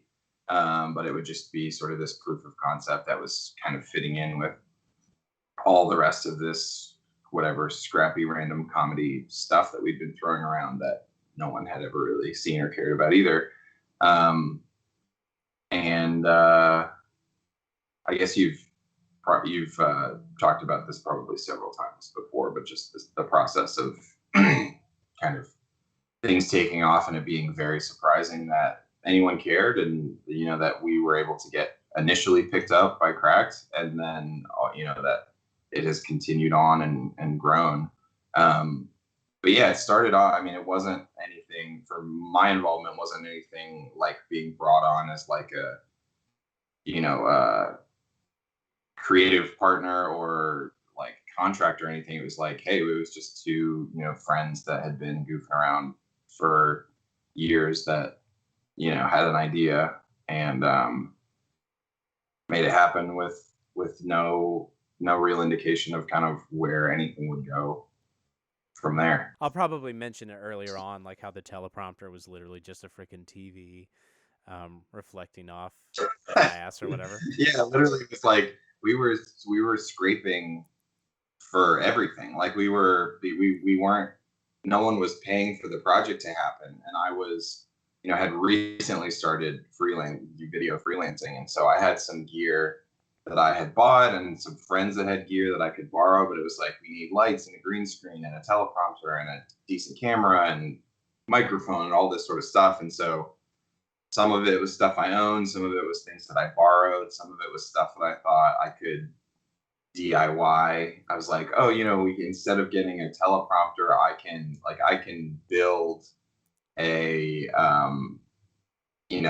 version of a teleprompter with a sheet of plexiglass and our TV, and I'll just run it. I'll run it off my laptop. And so, for a while, the teleprompter was literally a piece of plexiglass held by a C-stand, and then my living room TV sitting horizontal, plugged into an HDMI cable, plugged into my laptop. And then because it was reversed, I couldn't actually see the words properly. So then I had a bathroom mirror to be able to tell where we were. So I was looking into the mirror, seeing the screen and you were seeing the reflection through the plexiglass from the TV. It was like this completely unnecessary, wild contraption, but it was all this because it was like, hey, we don't have the money just lying around to like invest into this project that we didn't really have any reason to think was going to be like a viable product. It was just going to be, it was just us messing around. And so it was like, yeah, we'll do everything from scratch. We'll tape the green screen up to the wall. Like I'll borrow lights from my friends. I'll do this. And as we got going and as I was, obviously we got picked up and it became, a more like sustainable thing. And I was able to buy more gear and we were able to kind of streamline the process and all that. But yeah, very early, it was laughably scrappy. I mean, you kept that teleprompter set up even for another 6 months after we got picked up, like for the whole second season. I don't think you upgraded the teleprompter. Yeah. We didn't upgrade that until you left, and Dave was like, "No, like I'm not gonna build something like that." So yeah, I mean, we kept that going the whole time. It really wasn't necessary to keep around, but it just, by the time we, I guess, could have easily upgraded it, it was second nature to because we had this bit, like we ended up very fortunately, my wife and I ended up having more, like a lot of extra space in our house, and especially with like during the heyday of the pandemic, that we weren't like having friends over or hosting events or things like that. So our basement was just sitting pretty much completely unused. And so for that, whatever, 6 or 8 months, our basement was like pretty much permanently just the YBOC set. Like everything just kind of stayed there. And Jordan would come over and we'd walk downstairs and basically just hit record and go and kind of roll through episode after episode for months. Yeah.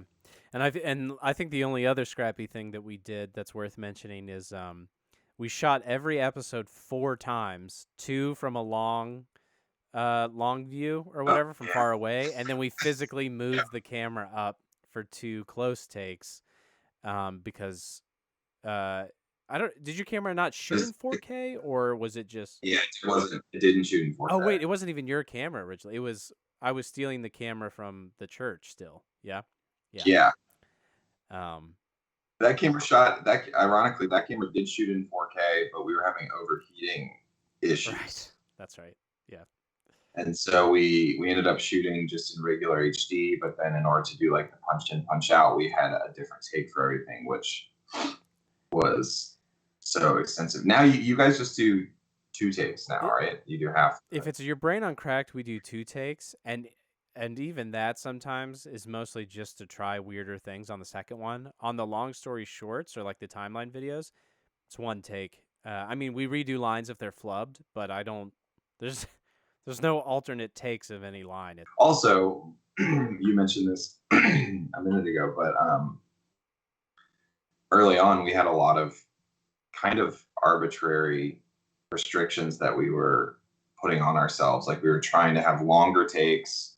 We were really trying to sell like the legitimacy of the thing. Yeah. So it was like we want the quality to be as high as possible. We want, if we're gonna do a wide shot and a tight shot, then we want to like physically, either physically move the camera in or like have the perspective be slightly different.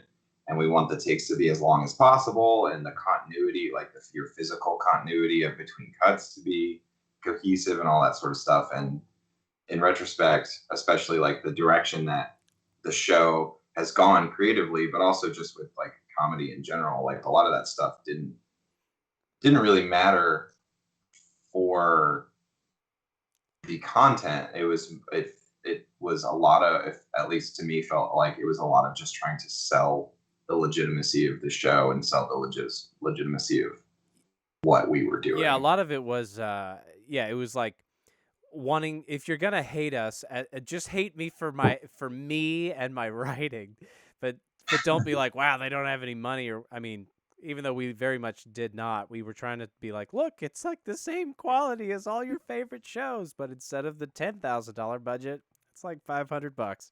What was it? I think it was the fireside armchair one where you were holding a wine glass of Mountain Dew. Gatorade, actually. Yeah. Gatorade. And we were like at the time really concerned because the cup is transparent and the liquid is yellowish green, and we're like, that's not going to work with the keying. And so you ended up just like holding the glass like in front of your torso so that we could have like a mask around it and it wouldn't get affected by the keying. But now it would like, we wouldn't even have cared really. Best part and worst part of it.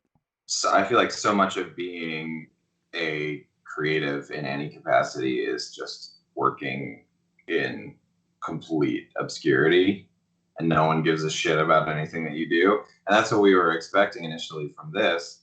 And then those moments of like, I remember you calling me. I was on a shoot in DC. I don't remember if you called me or we were just texting about it, but I was on a shoot and you were like, hey, I sent my email and like they love it, and we're talking about making more. And then like that was a really special moment. And then when we actually released the first episode and like people, there's a lot of like, feedback all over the place, people loving it, people hating it, or whatever, all that sort of stuff. But the fact that, we made something in my basement that we didn't really have any reason to think anyone would care about. And then, we got hundreds of thousands of views that people wanted to sit through and wanted to comment on and all of that stuff. Like that wasn't necessarily why we were doing it, but it was a very like fun and kind of unique and rewarding experience to be like, hey, we made something that people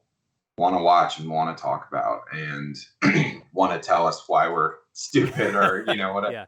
Like even the criticism, like I remember after we launched and we were shooting the second half of the first season and then into the second season because we were releasing weekly, you'd like come over and we were going to shoot an episode and then you'd be like, hey, so I keep like such and such person commented this or that, or somebody criticized that I did this, and so I'm going to make fun of that, or I'm going to not do that, or there was a lot of it like it felt like it really quickly became this collaborative thing in kind of a fun way of like people are, we're making content that people are watching and responding to in what feels like real time. Obviously there was a little bit of a delay, but yeah, that people cared and wanted to give their thoughts. And then we were able to kind of take that, obviously being small and scrappy and not really having a lot of like oversight or just being like, hey, so-and-so said this thing. I'm going to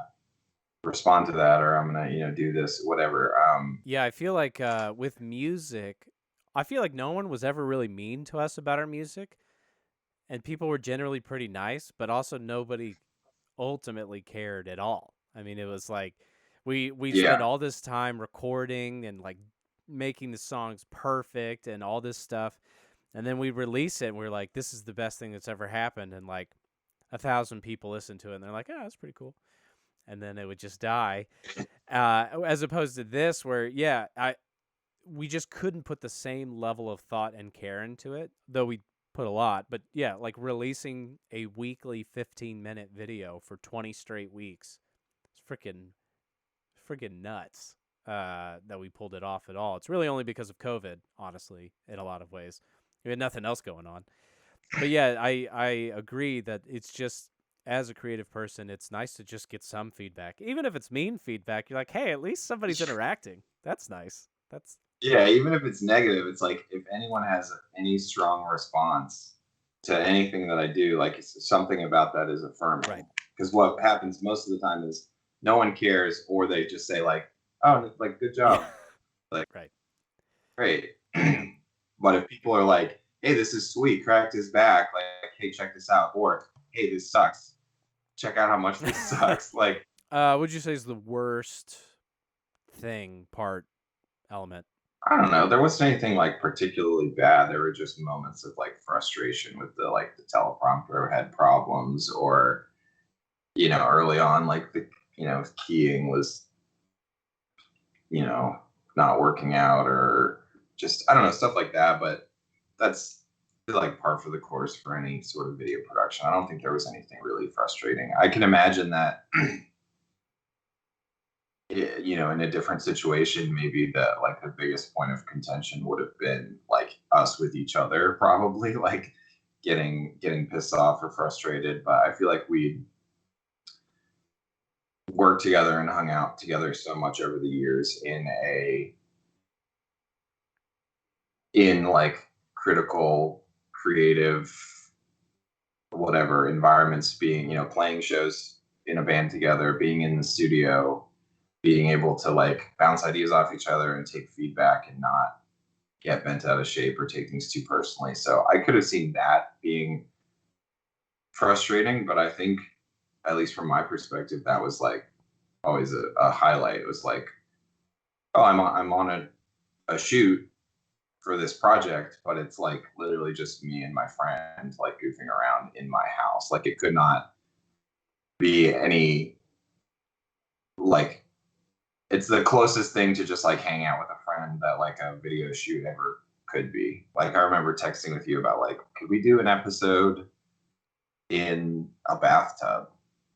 Being like, yes, we definitely could, but I don't know if either one of us has a bathroom that's like big enough to like really do it correctly, to be able to light it and have a teleprompter and have the camera and all that sort of stuff. And it's like, well, then do we just adapt as best we can, or do we try to find somewhere else, or do we try to think creatively about how to do it? And so that was where like, we're going to put you in a bathtub, which is like the most mundane of all settings, but we're going to do it on a green screen, which is really goofy, in order to have the ability to like light you and have the microphone and the teleprompter and the laptop and the camera and all that sort of stuff, which like felt sort of very backwards. But then it ended up being like, oh, now we can poke fun at that, and we can use the green screen for jokes and make the, bathtub like glitch out and, random stuff. So those episodes were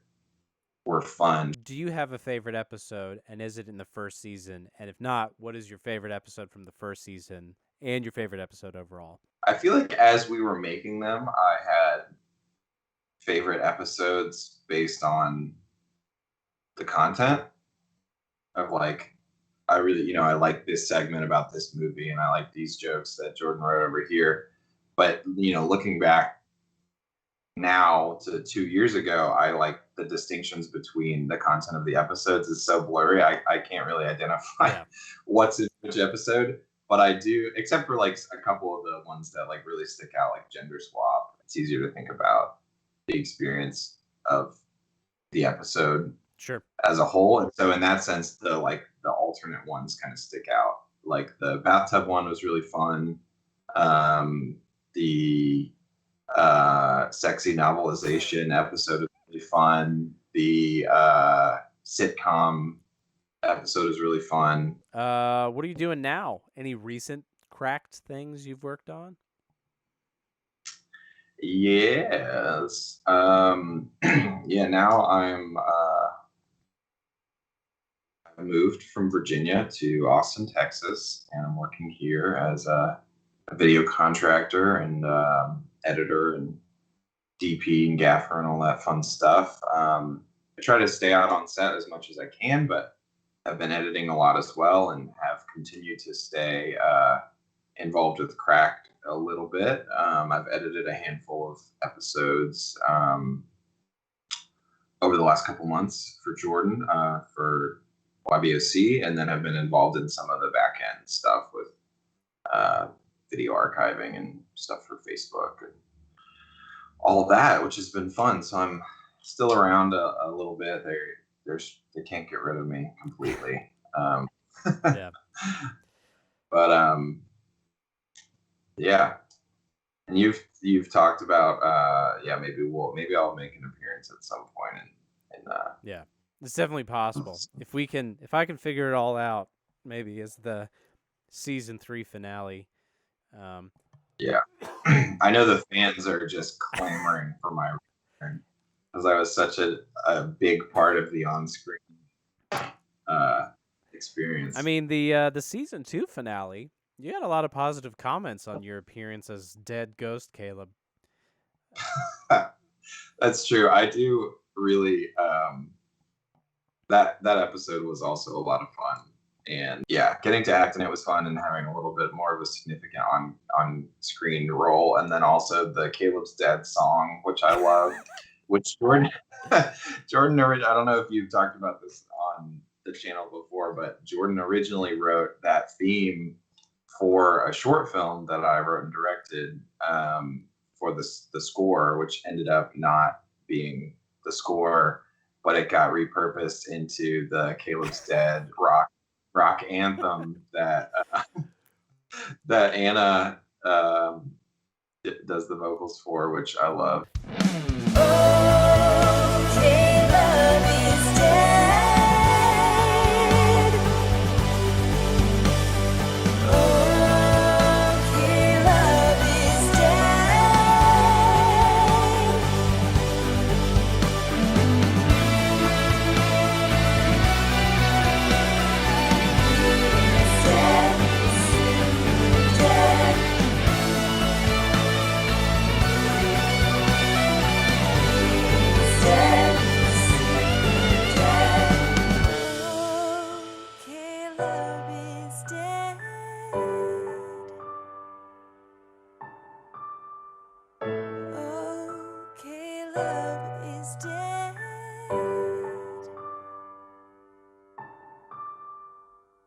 Yeah, that song's great. That was probably my favorite. one of the highlights of the overall like seasons 1 and 2 was the season 2 finale of getting to be Ghost Caleb, and then getting my own death theme song and in memoriam slideshow at the end. Yeah. Yeah. Well, you were an integral part of all of this. I've said this before, but it literally could not have happened without you. I couldn't have figured it out. I can't aim a camera, do a teleprompter, mic myself all by myself. And so when you said you were moving to Austin, I wanted to give you as best a send-off as we could. And the only thing I could think of was making it clear that you were dead the whole time, and write a little song about your death. That's the only way to do it. So if you ever come back to Charlottesville, we'll reveal actually you've been alive, and we'll make a song about how alive you are, I guess. You've also done a couple of other random things that people aren't aware of. Like, you got us connected to the $20 movie guys. And even though you worked on Tenet for $20, which is our first true big million view hit on the channel. You were doing a lot of the cinematography for that one. So yeah, that's true. I shot a chunk of Tenet for $20 and Dune for $20, and then made a brief but notable appearance in Tenet as the expedition guy, which is also really fun. Yeah. Yeah. It's funny actually how I've like, in addition to Joey and Chandler getting tied in with Cracked, like the sort of like mutual like conglomeration of our like mutual network and past experiences of like Carly, who's involved in some Cracked stuff, was like a friend of mine. It was in my short film and like has not gotten into with Cracked. And then Darnell was in a project that we worked on together a while ago, who's now like gotten involved with Cracked, and it's just like this gathering of like, hey, you're cool, you're funny, like let's make stuff together, which is like cool to see that like as a an isolated opportunity that then becomes like, hey, let's build a network and grow and share and make goofy weird stuff all together, which is fun. It's surprising. I mean, it's like borderline 95% of all things on Cracked since April 2020 have been made by and or starring Virginians. of all the random things. Just like a ton of random Virginia hill people. So anyway, Well, thanks for taking the time, man. Thanks for making this happen. It's really crazy that we are, I mean, it's almost exactly 2 years from the first one airing, and it's just crazy all that's happened. I mean, not just in the stupid YouTube channel that we've both contributed to, but like the world, and like I've created other children, and you've moved to friggin' Texas. It's you know, there's a war in Europe. It's exciting times. I like to think that maybe we had something to do with that. That's what you like to think? Yeah, I do. I like to think that it would have happened way sooner, but we delayed it because they were too busy watching Your Brain on Cracked, and then you moved, and they were like, "Wow, there's nothing else going on. Let's invade." Nothing else happening. Yeah, it's cool that you're able to view our work as a humanitarian effort in a global sense. Absolutely. He was Cortez, triumphantly gloating over Montezuma and the Aztec nation. Man, I wish somebody would pillage me. Well, hey there, nerds. I'm Dr. Jordan Breeding, and my mom says I rely too heavily on bathroom humor, but she can be a real poo-poo head sometimes, so... Anyway, you're watching Your Brain on Crack, the show where I lather myself in soaps and oils, and I lathered the internet with my medical advice, and the only show on Crack where the entire production team could fit in one tub. Well, before I start scrubbing my downstairs mix...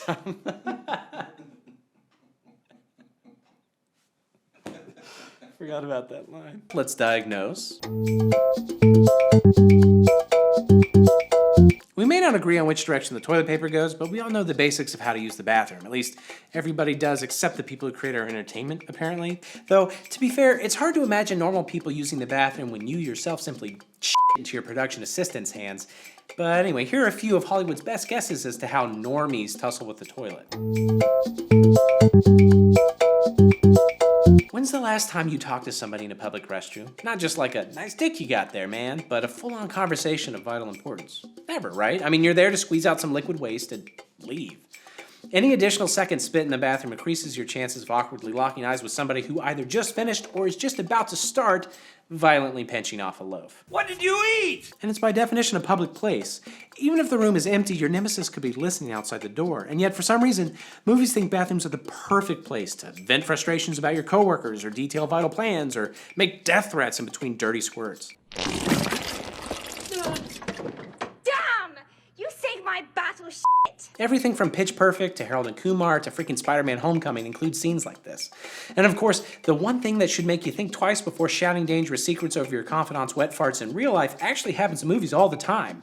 If you're trash talking in a public bathroom, there's an 86% chance that the subject of said trash talk is like 8 feet away in a stall. Dude, no, her vagina's probably stuffed with diplomas. How much you want to bet? That it's like a filing cabinet down there. In RoboCop, Bob Morton and his best work friend are apparently struck with the urge to take a good old-fashioned simultaneous piss, and while they're whimsically crossing their streams, they decide to loudly disparage their boss. The guy's a pussy. But not only do they not check the stalls to see if he's maybe blowing out his own ring, they totally ignore the other 4 employees in various states of waste release. Those guys know the boss is throwing out the morning glory, and they quickly evacuate as soon as talk turns libelous, meaning even if the boss didn't happen to be dropping a deuce, any of those other people could have ratted them out. You just... Hell, in Designated Survivor, a guy taking a shit talks shit to the guy shitting next to him who's literally who he's talking about. I mean, shit, who he's shitting about. That's not... He's shitting about. Well, I was thinking later we'd go out and do a shit about. I'm telling you, man, I got half a mind to make a run to Canada. You know what I'm saying? Oh. He just opens up to the stranger grunting in the stall next to him. That's how free and unworried Hollywood thinks we are in public restrooms. As if busting a grumpy in public isn't the single most stressful and terrifying thing we do on a regular basis.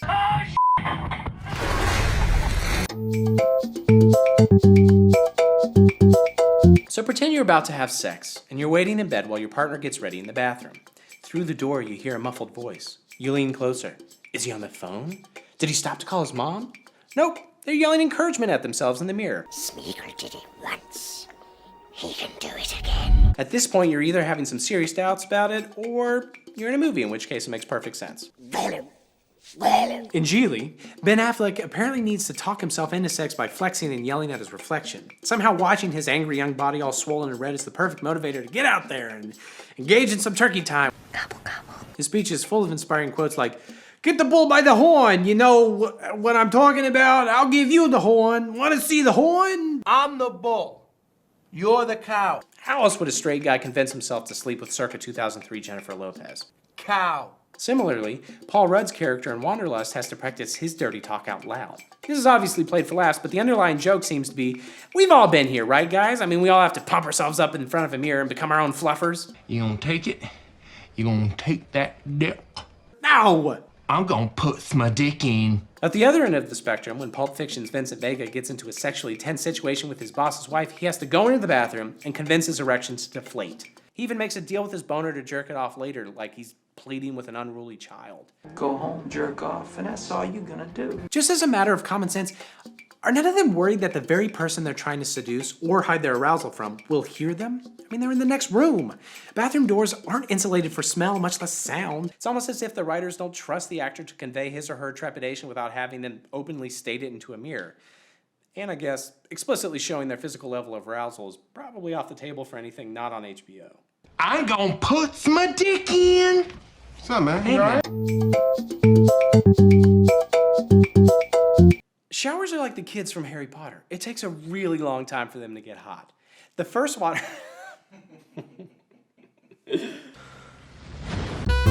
The first water out of the shower head is the several cold gallons of water that have been sitting in the pipes all night before the good stuff from the hot water heater arrives. Most people will thus turn it on and do their taxes or whatever for a minute or two before testing the temperature with a hand, and then after all that, stepping in. But not if you're in a movie. No. Before you even crank the knob, you're gonna get naked, stand in there, and turn it on without so much as adjusting the temperature and just let it splash down on you like a freaking psycho. Speaking of, in Psycho, the Psycho remake and the Scream Queen's homage, she just stands there and lets ice cold water blast her in the boobs. Hannah from Girls does the same thing in a scene that somehow features less Lena Dunham nudity than usual, and Seinfeld does it in that episode with a whole B-plot about Kramer's apartment's water pressure.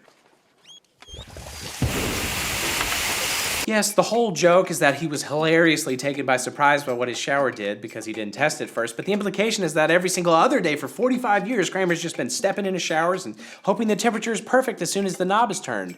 But, you know, classic Kramer, what a nut!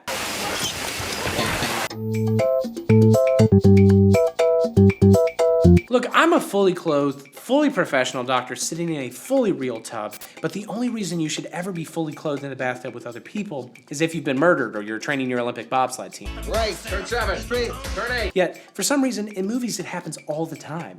Characters love to bond and discuss their lives, hopes, dreams, and how they don't even own enough towels to get them dry now. In Garden State, Natalie Portman and Zach Braff bond over Braff's mom dying after making the absolutely baffling decision to sit in a dry tub. Literally, the cold-ass floor would be more comfortable. This is such a good idea.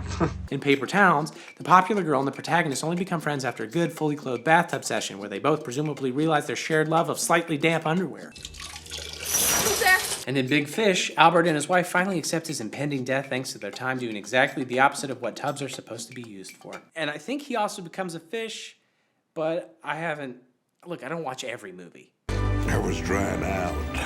And this isn't just a Hollywood thing either. It's such a common fashion shoot setting that there are entire photo collections of hot people in bathtubs just eating, drinking, answering the phone, all fully clothed. Sometimes it's with water, sometimes it's without water, sometimes it's with milk. Wait, is this a fetish? Is that how you weirdos found this video? Some of these people are wearing shoes. Does that make it hotter for you? No, seriously, what can I do to make you watch future videos? Okay, quick. What's the process for brushing your teeth? Might I suggest wet the toothbrush, put toothpaste on it, run it over your teeth, think about how you haven't been to the dentist in 8 years, spit, rinse out your mouth, and then go on to do life-saving surgeries and other actual doctor things.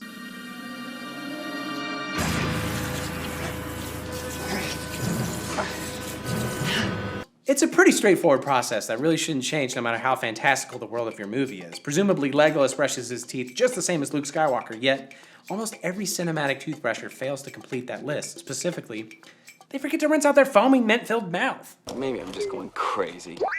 For example, the seminal cheerleading classic Bring It On has an entire cutesy teeth-brushing scene where the future Mary Jane Watson and her stripling lover clean their teeth side by side, spitting multiple times. But then suddenly, Loverboy finishes brushing, wipes his mouth, and leaves the bathroom as if they've completed the entirety of their nightly foreplay. But rinse! Rinse, you pig! The Devil Wears Prada manages to show Andy spitting out her toothpaste, which magically hasn't foamed in the slightest, but again, no effort to rinse. You mean to tell me that during her entire stressful day of picking out stylish outfits for Satan, that Andy's mouth is crammed full of gummy toothpaste? How can she recite Satan's prayer if her tongue is constantly sticking to the roof of their mouth? And no, I haven't seen the whole movie. Gird your loins! This is one of those situations where filmmakers have decided this extra 3 seconds would be wasted screen time, despite us already literally watching a teeth brushing scene. So they just skip it, but now I can't stop noticing that they never ever rinse, and neither should you.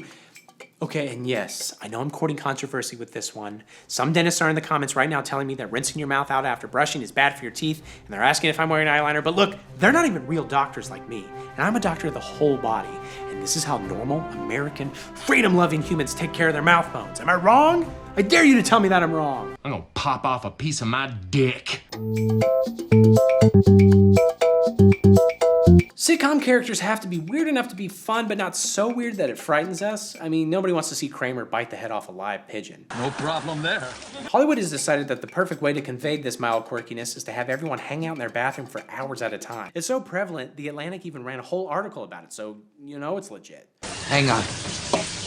The opening scene of Broad City's 3rd season shows Abby and Ilana using their personal bathrooms for literally everything.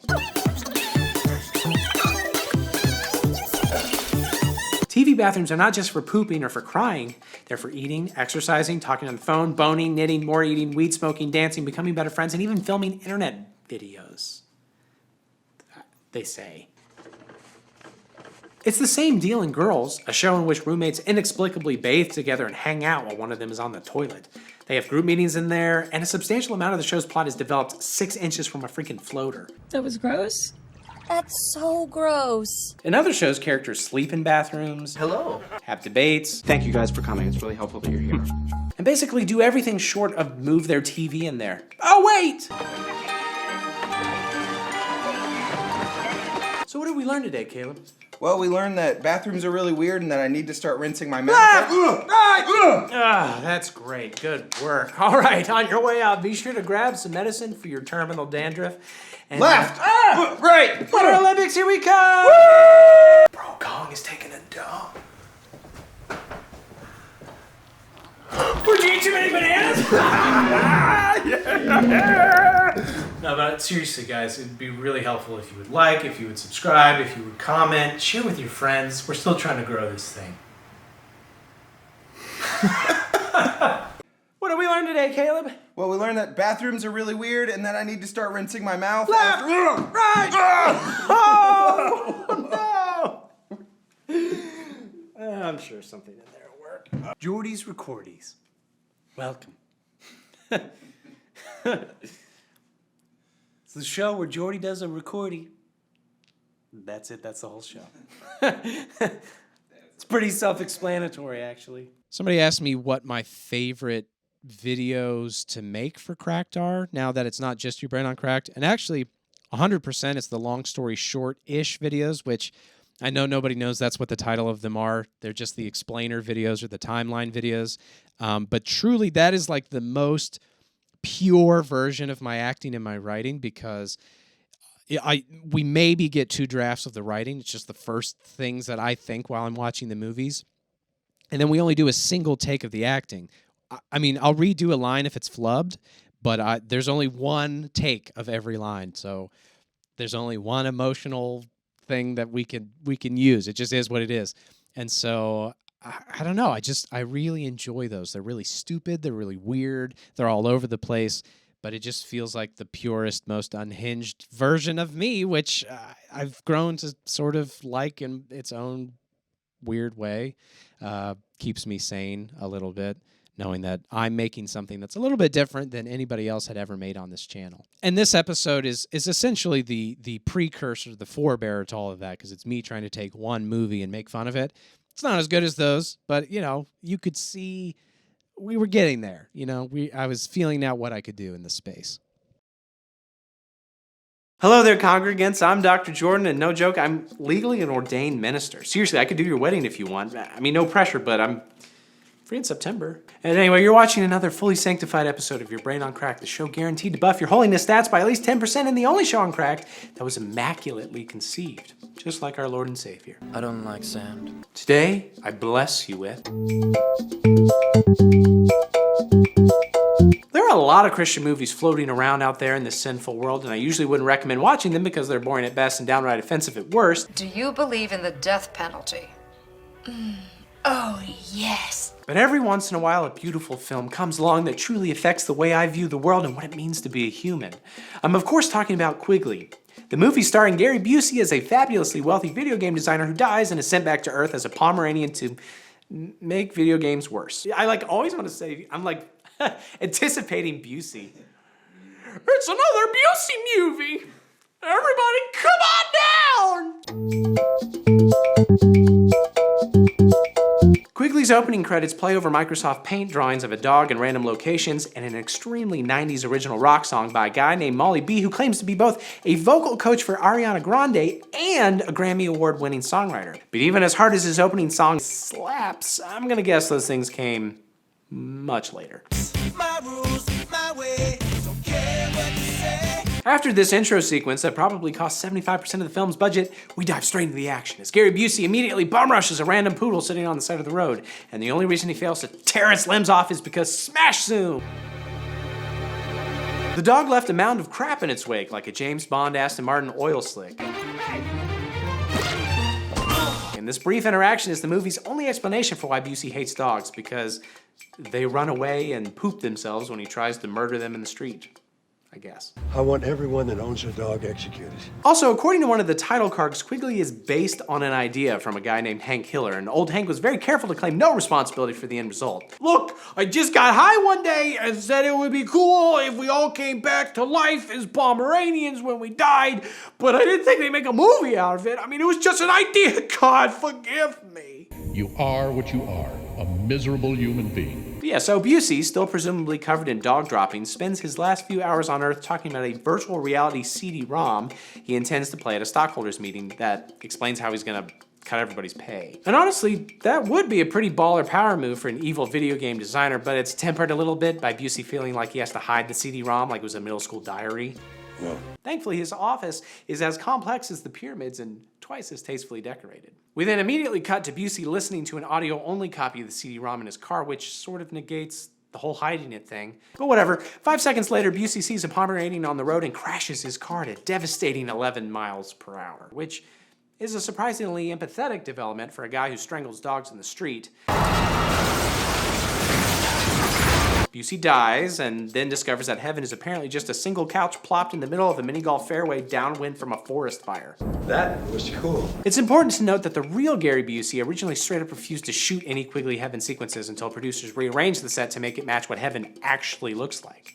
See, in 1988, Busey was in a horrific motorcycle accident that left him mostly dead and allegedly sent him on a brief excursion to the hereafter. And you better believe the real heaven doesn't look anything like whatever cheap crap the Quigley set designer threw together. They just made a mistake. That's okay. Everyone makes mistakes. According to Busey, the sofa was all wrong, and the mirrors had to go because they don't even have mirrors in heaven, and don't even get Busey started on how angels are less like humans and more like big balls of light that float and carry nothing but love and warmth. Wow, those angels sound great. I'd love some hot love up my ass. Guess I'll become a Christian. Heavenly decor was so important to Busey, he almost got into a fist fight with another Quigley actor who'd apparently also had a near-death experience and also visited an entirely different version of heaven. Was the entire cast of Quigley dead instead of Quigley itself purgatory or something? Actually, kind of. We'll come back to it. Oh, I don't think they'd approve of your hurried attitude. But so anyway, Busey clearly didn't get everything he wanted because a few entirely fake and incredibly unrealistic human-looking angels tell him that he's too much of a butthead to go through the pearly gates. Busey is instead blasted back to Earth where everybody sees him as a Pomeranian except for his guardian angel who's played by Oz Perkins, the guy that directed Gretel and Hansel, because he sees Gary Busey as a normal sex skimp. Don't you feel some remorse or something? Busey demands this guardian angel named Sweeney help him, or at least tell Busey what the hell he's supposed to do now that he's a freaking dog. Sweeney's not allowed to explain anything, nor lift a finger to assist, otherwise God will see him and thunder at him. Of course, Sweeney does help Busey like all the time, except he doesn't seem to be so used to Earth's gravity, and we quickly learn why Oz Perkins has a stunt double.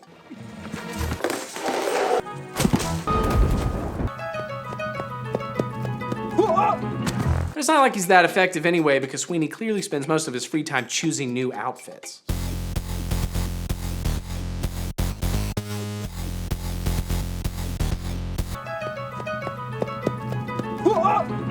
Busey correctly deduces that whatever his task is, it probably has to do with his old company and destroying that old CD that he made. So he goes and he sleeps in the janitor closet to both hide and to confront his own rampant sexism. While crouched amidst bottles of cleaning solution and what appears to be Gatorade, Busey blurts out that he hates women because they're like dogs, but he's swiftly corrected by Sweeney, who explains actually women are the best, because... What do fire escapes, bulletproof vests, windshield wipers, and laser printers have in common? It's a trick question. Nope. All of those things I just named were invented by women.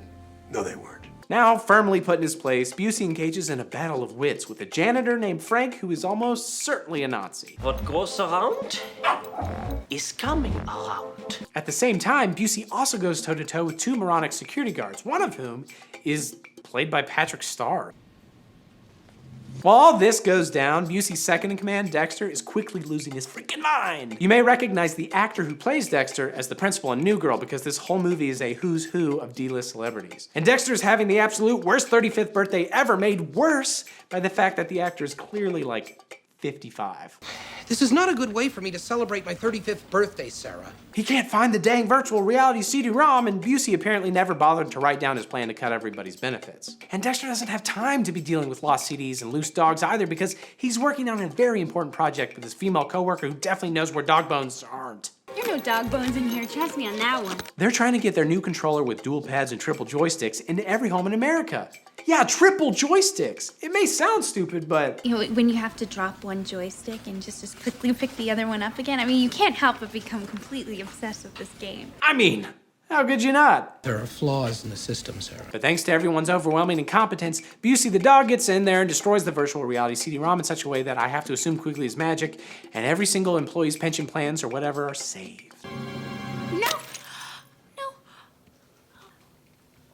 First task accomplished. Second task, reunite with his estranged brother who lives just far enough away that we can kill 15 minutes of runtime getting there.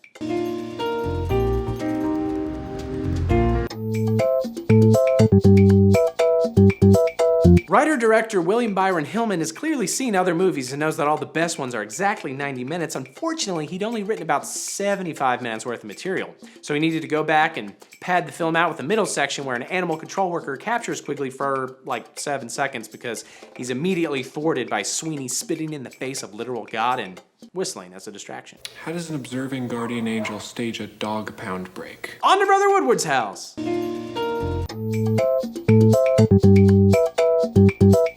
Busey introduces himself to his estranged brother's family by knocking his simpleton niece out of the way of a speeding truck and then just licking that tween face raw. The director wisely chose to keep Busey as a Pomeranian for this scene, as watching a human Busey slobber all over that underage girl would automatically give Quigley a hard NC-17. Busey does lick her face so good, she brings him home and asks her dad to sleep with her new dog friend. The dad says no because he's a stranger, and once again, Quigley dodges an international ban by leaving the scene of Busey snuggled up with an 11-year-old on the cutting room floor. Well, who thought of that? I did. High five.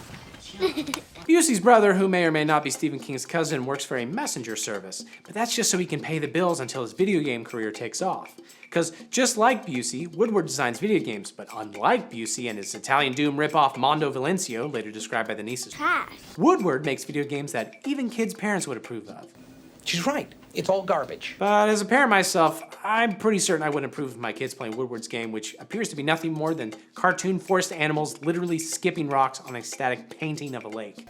Lift off, lift off, lift off. Brief side note, Quigley is apparently sponsored by Hawaiian Punch. At some point, the niece forces her brother to never tell their parents that she's sneaking out to check on missing dog signs they put up for Quigley. I don't know why they wouldn't want to know, but she somehow gets lost because she's the kind of kid that dribbles rubber balls in the middle of the street, but it's all good because Busey saves her again and presumably gets a few more good licks in before taking her back to daddy. Thank you. And then Busey finds a way to rehire his brother at his company, and Busey returns to heaven to receive his divine reward, which if he gets his way is probably just a flood of endlessly licking gimps. Otherwise, you know, what's the point of it all?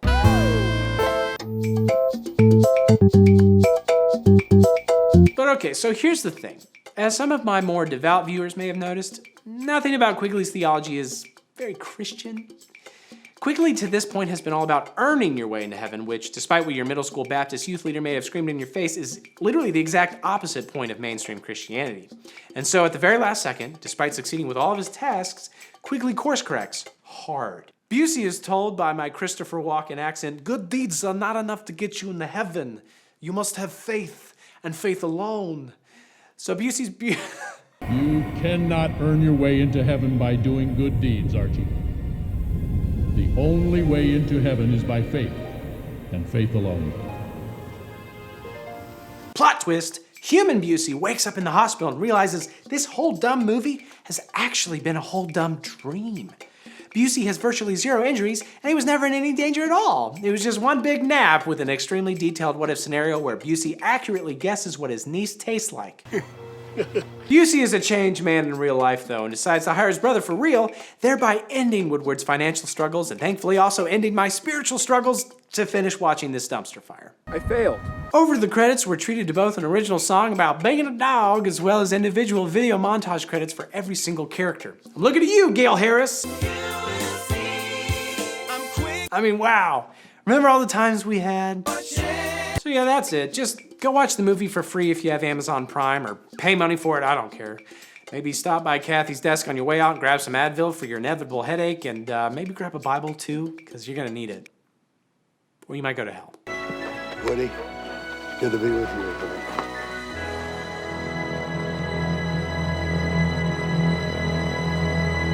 Somebody asked, how do I have time to do this and how do I take a break with kids? And actually, I think having kids is what allows me to take breaks. It forces me to take breaks. And I think that's actually good mentally. If you're just sitting there banging your head against a wall forever and ever, creatively, it's not necessarily going to break through, and it's helpful to separate, go, play Candyland for a little bit, and then come back to it. And I really think that setting specific boundaries helps me be more creative in the long run, rather than if I was maybe single living by myself in a New York loft, just all of my time getting sucked into this. I think I actually would be less productive and less creative. And also sometimes it's a good lesson to just let things go. You can easily overwrite yourself into a corner, and it doesn't end up being any better than what your first idea was.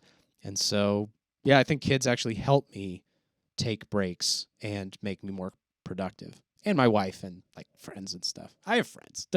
They're great. Speaking of friends, Jeremy Kaplowitz is on this video, and I'm very sad that nobody got it. He's from a satire site, Hard Drive, and he's one of the funniest people I know. He actually has a show on Adult Swim right now, or at least he sold 3 little episodes for one of their shorts. I don't remember what the name of it. It's like the Hamlet Monkey Factory or something. I don't know why I'm bothering to tell you without actually looking up what it was, but check it out. It's great. He's great in this too.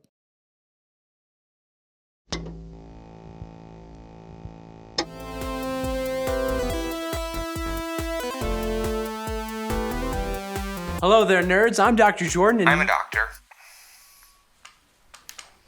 Did I leave the Zoom on? I'm Dr. Jeremy from Hard Drive Hospital, and my specialty is video game fan rage. That is not a real... There's a crisis going on, and the gamers, they're upset. Okay, well, I was going to... I'm using this microscope to find the flaws in this game's mechanics to see what got everyone so worked up in the first place. Are you actually at a hospital?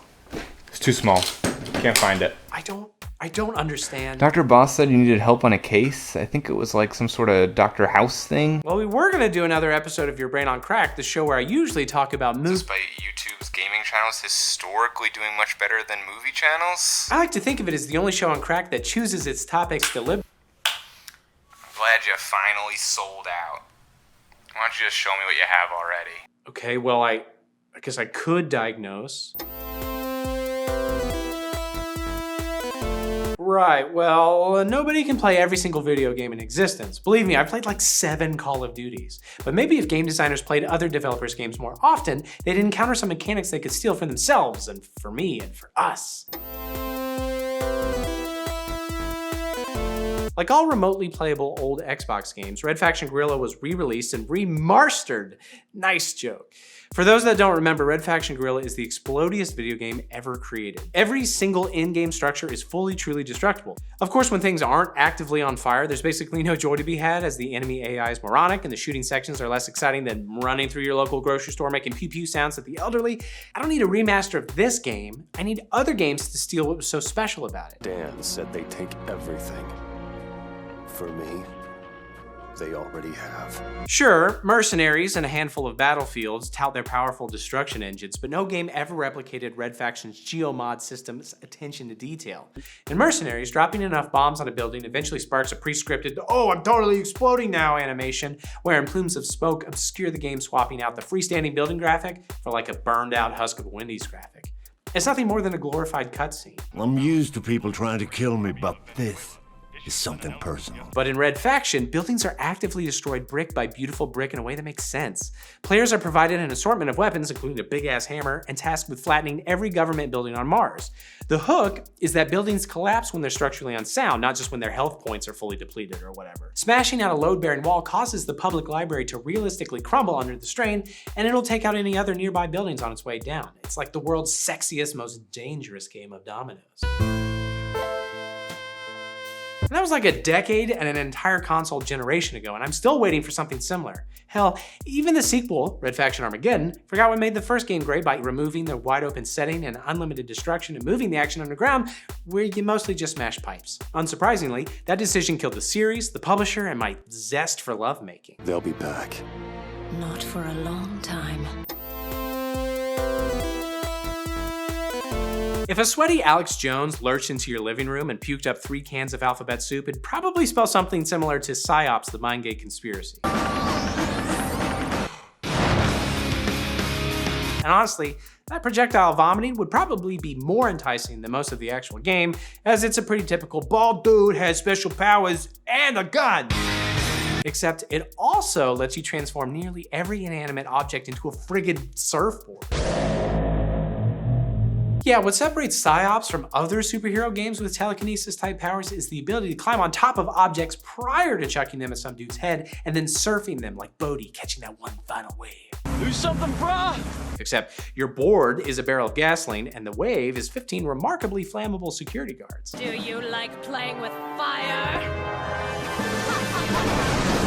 Even more shockingly, the mechanics are practically effortless. After a couple of tries, flying around on a table and chain gunning bad guys into pace is about as intuitive as landing a basic grind in Tony Hawk. And this isn't some glitch gamers figured out how to exploit. The majority of the game's puzzle require mind surfing to solve. Why haven't Star Wars games stolen this idea? Think how badass Force Unleashed or Jedi Knight would be with mid-air lightsaber battles between Sith surfing on bacta containers or dead stormtroopers. A one-dimensional slog through ground forces becomes a multi-leveled war zone where enemies and players strike from any angle. Tell me that's not more exciting than clumsily slashing your way through foot soldiers in Battlefront 2, hoping to eventually play as Boba Fett for like 6 seconds. There must be more.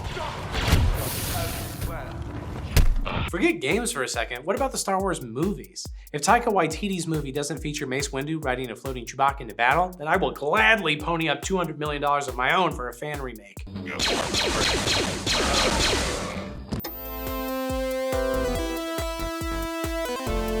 wait, hold on.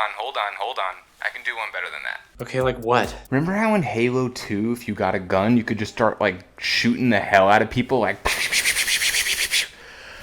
that was so sick, man. That should be in every video game. Almost every game already has guns. Oh, I'm sorry, Mr. Video Game Opinions Police Officer. Please don't do a brutality on me. What? Mortal Kombat. I feel like... Let Kirby have a gun. He wants one. That is a terrible idea. You know what? How about we just let the comments decide? What comments, man? This is a freaking hospital. Comment below if you think that Kirby should have a gun, or if you agree with Jordan because you're a dumb piece of shit idiot. Okay, I'm gonna move on. One of my biggest gripes with modern games is the same gripe I have with my personal life. Nobody lets me build a sprawling criminal empire! Not personal, Sonny. A couple of Grand Theft Auto games and Scarface, The World Is Yours flirt with crime simulator elements, but actually acquiring new drug fronts never feels right. Building your empire either means shooting everybody and declaring yourself head criminal, or performing fetch quests until local shopkeepers agree to pay you. Something about picking up a dude's mail doesn't exactly scream Breaking Bad. The only game that ever came close for me is the much maligned Godfather 2, and now don't get me wrong, most of the time it's less fun than playing Donkey Kong Jungle Beat with Don Corleone's flappy jowls, but the extorting businesses and running rackets elements are freaking fantastic. Taking over a business requires selling an owner on how much they need your protection, specifically protection from you smacking the shit out of them. When intimidating an owner, a gauge comes up showing just how close they are to giving in. The more you threaten, the more you'll earn, and each owner has special weaknesses that unlock more cash. Maybe they can't take a punch, or maybe they don't want you smashing their product, or maybe they just want somebody to talk to about the stresses of shoemaking. Find out what makes them piss their pants and you're rolling in it, babe. Well, you're rolling in the money, not the piss. I mean, unless you want to, and then you have the money to do that. The point I'm making is this. That now we have what we have always needed. But if you push it too far, they'll get desperate, whip out a shotgun, and try to paint their office with your brains. And if you kill them, you can't take over the business because there's nobody to run it. It's not like I'm gonna learn how to sell shoes. As your empire grows, you can hire foot soldiers to fend off attacks from rival gangs and go on other missions, and by the end of the game, you do truly feel like the crime king of Miami. Seriously, that's like too high. Seriously, why isn't this more integrated into other crime games? The Mafia games are primarily story-driven, and Grand Theft Auto spent most of its development creating an accurate yoga simulator. And sure, Godfather 2 itself is almost entirely unplayable, especially after so many years, but that shouldn't stop the industry from taking the parts that worked. I feel like we should be way better at stealing by now. Perfect Dark for the N64 was built off an upgraded GoldenEye engine, but they upped the ante by adding 2 boobs. Sick. And way more aliens. And while the majority of the game's modes boiled down to shooting AI-controlled bots or your friends in the face until they're dead, it did have one extra magical game type that's been rarely revisited. I'm talking about counter-operative mode. In counter-operative mode, one player controls Agent Dark. As she tromps through the single-player campaign, but everybody else controls low-level grunt soldiers. As a normal bad guy with low health and mediocre weapons and a questionable choice of employment, it doesn't take much to get blown away by the overpowered hero. But as soon as you're killed, you're immediately transferred to the body of another low-level goon, and you're collectively controlling the bad guys, just one at a time. And on the surface, this might sound kind of lame, considering that unless you're the main character, you're essentially cannon fodder. It is I, Cannon Father. Oh my god, I didn't know. And like my grandma always used to say, I wasn't raised to play video games like no bitch. But in practice, it's a freaking blast. No one could have predicted that. The game becomes much more random and difficult for the main player since the enemies aren't any stronger, but as long as you're not playing with your tween cousin who huffs Gorilla Glue, they're much smarter. Meanwhile, the other player gets to be the grunt who thwarts the hero's grand quest. And it's not just the typical PvP multiplayer in an arena, it's still the story of the campaign with all of the twists and turns and set pieces. Perfect Dark's mode only worked with 2 players, but imagine this concept applied to next-gen hardware and online play. Think about playing a campaign in a game like Call of Duty, knowing that every single terrorist you dismember is actually some 11-year-old kid from Canada. Are they all expendable? This means that every single playthrough of that campaign is unique, and if you come back and play it a year later, you'll get a totally different experience as terrorist player tactics will have advanced. You'd actually have an ultra-hard mode for once that doesn't just mean that enemies are able to take 15 shotgun blasts to the face, but that they're actually smarter. So those are your magical fixes for video games? Sell Gamer Boy P, crash into a grocery store, and pretend to like surfing? I mean, that feels like an oversimplification. Maybe that's the problem. Maybe we shouldn't try to fix video games. Maybe video games and other lesser art forms are just extensions of the people who create them. What they've made is who they are, flaws included. Why is this channel, hell, our entire culture so obsessed with uncovering tiny mistakes, counting them in little lists, and serving them up to be consumed as content? Shouldn't we celebrate what a miracle it is that video games exist at all?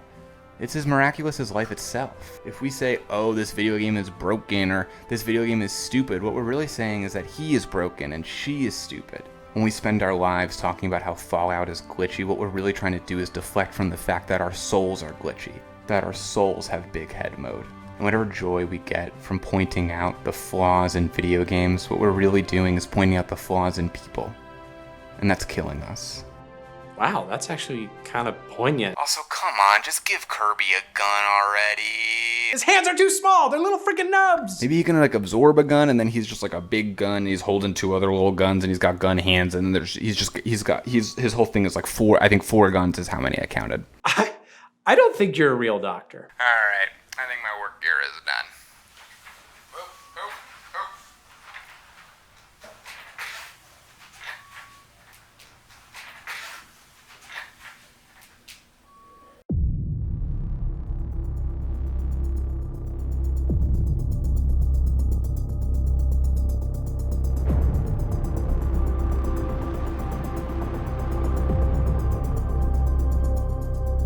So we're asking politicians to make gamers a protected class so we can end all discrimination. Your mother and I are getting a divorce. What? Chainsaws don't really work like that. Necks are just too thick.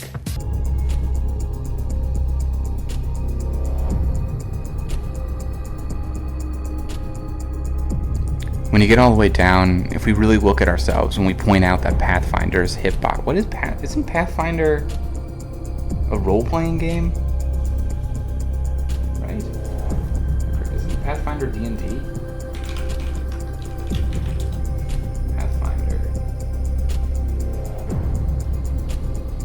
It's Kingmaker.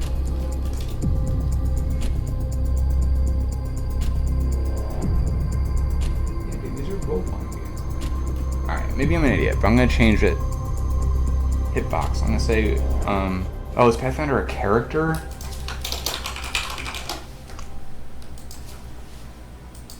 Sorry, I'm being stupid. Hitbox. Pathfinder hitbox. Oh, I see. Okay, it's Apex Legends. I'm stupid.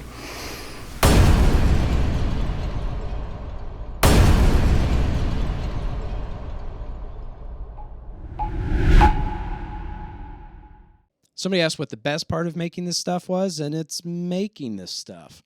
Truly, it's fun as crap. I have to be reminded all the time that I'm doing this for money. Not all the money in the world, but enough money to keep my kids alive, and that's pretty amazing, even if they are never allowed to watch what I make. And the worst part has definitely been, just kind of being the proxy for all the emotional baggage and anger and frustration from the sins of cracked past, former companies, former employees, and also just, I don't think any of it's unwarranted, but I do think cracked held a really special place in a lot of people's lives, and the way that a lot of the old version of it ended was really, violent to some extent. It was just really aggressive and just the worst optics ever. And I think there have been times where I have unfairly put it on myself to be this like new defender of cracked and like, no, but what we're forging is new and I need to build bridges with the past and all this stuff. When ultimately that stuff still exists, so we can do new things too. And also just taking a lot of hate for stuff that I had nothing to do with. And it's fine, and I understand that people are upset by it, but that's when it gets hard, especially because it's felt so personal at times. So much of this was made originally, early on, not anymore, on my own, by myself in Charlottesville, and people just not thrilled about it, which is to be expected, but I've never had this kind of scrutiny with anything creative I've made. It's been good for me, but also not very fun at certain points. Hey there, nerds. My name is Dr. Jordan Breeding, and this is now a teaching hospital because it kind of fits with the theme of this episode, and you're about to be a part of Your Brain on Crack, the show where I teach you how to be more annoying at parties, and the only show on crack where actually mispronouncing names and words means you're super smart because it means you read more than you watch TV. So that's why it happens sometimes, okay? Anyway, today I'll help you to diagnose. If Jordan Work didn't properly explain why its main character shot 11,000 people in the head, Keanu Reeves would have come across like a sociopath, but we do have an explanation. Bad guys killed a puppy. So I'm completely on board with him murdering a small city.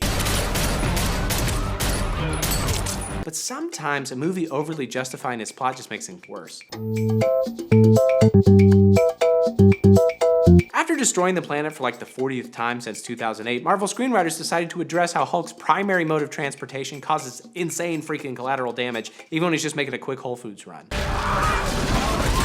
So in Captain America Civil War, the UN tells the Avengers they can no longer be an independent entity. What would you call a group of US-based, enhanced individuals who routinely ignore sovereign borders and inflict their will wherever they choose, and who, frankly, seem unconcerned about what they leave behind? And while the obvious answer is billions of dollars of revenue, baby, the Avengers are ultimately forced to grapple with the implications of their actions. Tony Stark agrees to subject the Avengers to international oversight, but Captain America believes this could hinder their ability to act swiftly and effectively in response to threats. It's a serious and thought-provoking debate which the movie just chucks out the window so all the life-size action figures can go beat the shit out of each other in an airport. You have a metal arm? That is awesome, dude. When Iron Man and Captain America do finally let their fists do the talking, they're really just mad at each other over the fate of Cap's friend Bucky and the role he played in the death of Stark's parents. Neither are truly worried about the effects of superheroes on the modern world. After they're done pounding each other into PG-13 pulp, they go their separate ways. Cap is a sexy outlaw, Stark is a sexy company man, and they're both seen as right in their own way. Your judgment is askew. Except the movie never answers Ross's question, though they do destroy a lot of public property pretending to debate it. Oh, come on! Oh man, I thought it was a water truck. Superheroes probably shouldn't be allowed to act with impunity because all of their self-created problems are racking up civilian deaths and destruction around the globe, and as Vision points out, the very existence of superheroes seems to create more supervillains. You're unbearably naive. I was born yesterday. But that serious answer doesn't allow for more globe-smashing movies, so Civil War pretends both options are viable. And even though that'll likely result in law-abiding superheroes hunting down rogue superheroes, inevitably leading to misunderstandings, unnecessary civilian and superhero deaths, new supervillains, and likely the destruction of the entire planet, maybe in the next Avengers movie, we'll learn that the whole series was just a dream Happy had after too many cheeseburgers. I'm gonna get you all the cheeseburgers you want. The most difficult aspect of writing a heist film isn't constructing a cool and compelling plan or convincing the producers to let you shoot on location in a strip club, it's somehow making a group of burglars look good guys. So you want to make sure you always got more positive than negative. Criminals who exclusively steal from cancer patients might not come across as very sympathetic, so screenwriters will go to often insane lengths to find somebody that it's justifiable to rip off. Do you know what nemesis means? A righteous infliction of retribution manifested by an appropriate agent. In Ocean's 11, the true motivation behind the heist is getting Danny's ex back into his sensuous, big ol' Clooney arms. Relationships can be... Sure. But they're also... That's right. And technically, she left him when he went to jail, but true love means never having to explain your criminal record. You're a thief and a liar. I only lied about being a thief. I don't do that anymore. Steal. Lie. And besides, her new boo, who is also the guy they're robbing, totally cares more about money than his girlfriend, like a real greasy butthole. And to prove this, Danny makes Benedict agree to dump Julia Roberts in exchange for information on what happened to his recently stolen $160 million freaking dollars. Money that he needs to presumably, among other things, pay his employees. Tommy, how's the baby? Very well, thank you. Remembers every valet's name on the way in. Unbeknownst to Benedict, Julia Roberts sees all this on camera and decides Benedict is a jerk because apparently wanting to ton of your own money back means that he deserved to be robbed in the first place. What if I told you I could get your money back if you give up Tess? That was a yes. The heist elements of Inception also needed a sound reason for the ensuing dream rape. How does Christopher Nolan justify what appears to be an unspeakably immoral act, one that recently led to our hero's wife killing herself? Why, by claiming that our heroes are using it to break up an energy conglomerate monopoly. Woo! You see right there you have various political motivations and anti-monopolistic sentiments. If this guy doesn't decide to divide his company, they'll become a new superpower, and what is consent in the face of the free market? Quick, give me a kiss. If Inception really wanted to be morally pure, it would have been 2 hours of rigorously applying antitrust laws. Mustn't be afraid to dream a little bigger, darling. Other movies like The Italian Job just create entirely new morality systems and explain that nice thieves steal to make their lives better, but shitty thieves steal because they just like to steal things, because that makes sense. The Fast and Furious movies stop every 12 minutes to explain that the federal agents are mean liars and the only good people in the world are murderous criminals with a soft spot for a good Corona Light. You can have any brew you want, as long as it's a Corona. Maybe movies should just admit that, similar to having sex in a public park, stealing is wrong, but it's a hell of a lot of fun to watch. We don't need more justification than that. One of my best metaphors. Sexy, sexy. There have been roughly 2 Godzilla movies made for each of us alive today, but the 2014 American iteration sets out to decipher the portly lizard's intentions for the world. Sure, he may be a massive reptile who can breathe fire and accidentally topple skyscrapers every time he so much as sneezes, but maybe he's also a sweetheart. After about a week of watching monsters destroy cities from Honolulu to Las Vegas, Dr. Ichiro Serizawa looks at all the burning rubble and thinks, hey, this Godzilla fella seems like a good dude who's trying to help us out. Serizawa figures that the best course of action is to let Godzilla reach San Francisco so he can engage in fisticuffs with the 2 big-ass nuclear leviathans already nesting there. When Admiral Stenz wonders if maybe we shouldn't let prehistoric monsters tear apart an entire city that already has a really high cost of living, Serizawa responds, the arrogance of man is thinking that they control nature and not the other way around. Let them fight. Still skeptical about allowing 3 enormous beasts to destroy an entire city in the hopes that the winner is pro-America and loves apple pie, Stenz suggests using nuclear force. Serizawa counters by pulling out a watch that his father was wearing during the Hiroshima bombing. It no longer works because nukes. And that's poignant, and I get it, but the idea that Godzilla should be allowed to destroy San Francisco since he looks like a good dude is a pretty big gamble. Even if Godzilla is trying to help out, he does so in the most destructive way freaking possible. Nobody is advocating San Francisco be nuked, but rather Godzilla should be stopped before he gets there.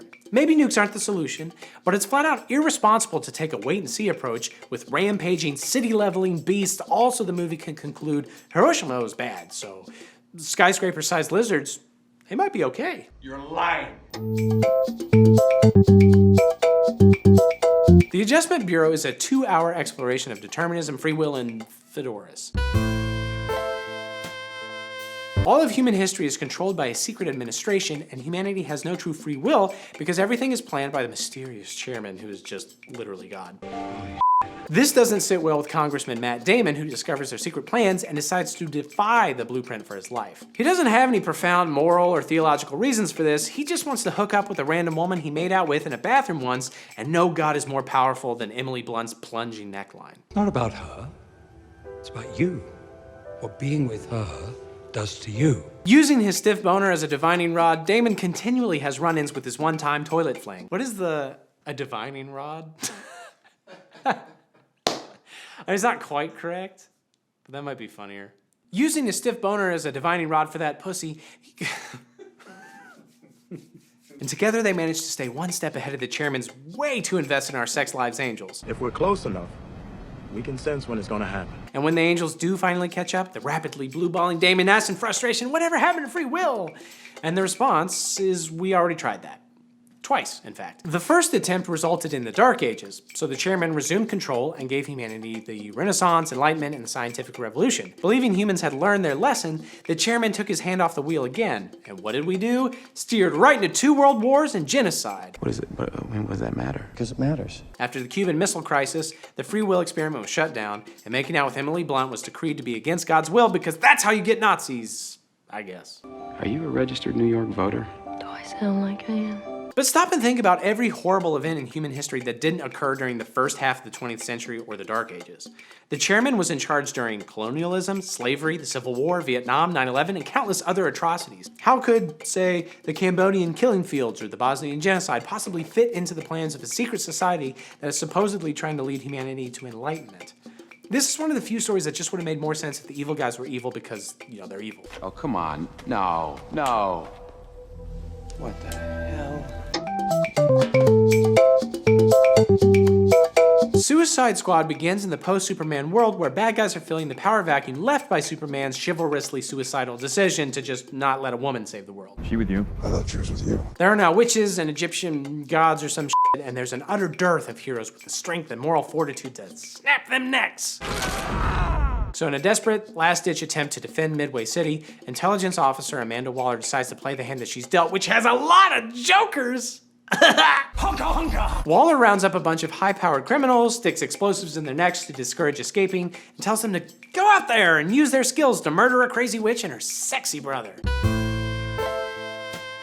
In exchange, the criminals will each receive a little time off their many life sentences. Amanda Waller defends her bold strategy by saying that in a world of flying men and monsters, this is the only way to protect our country. Which totally makes sense.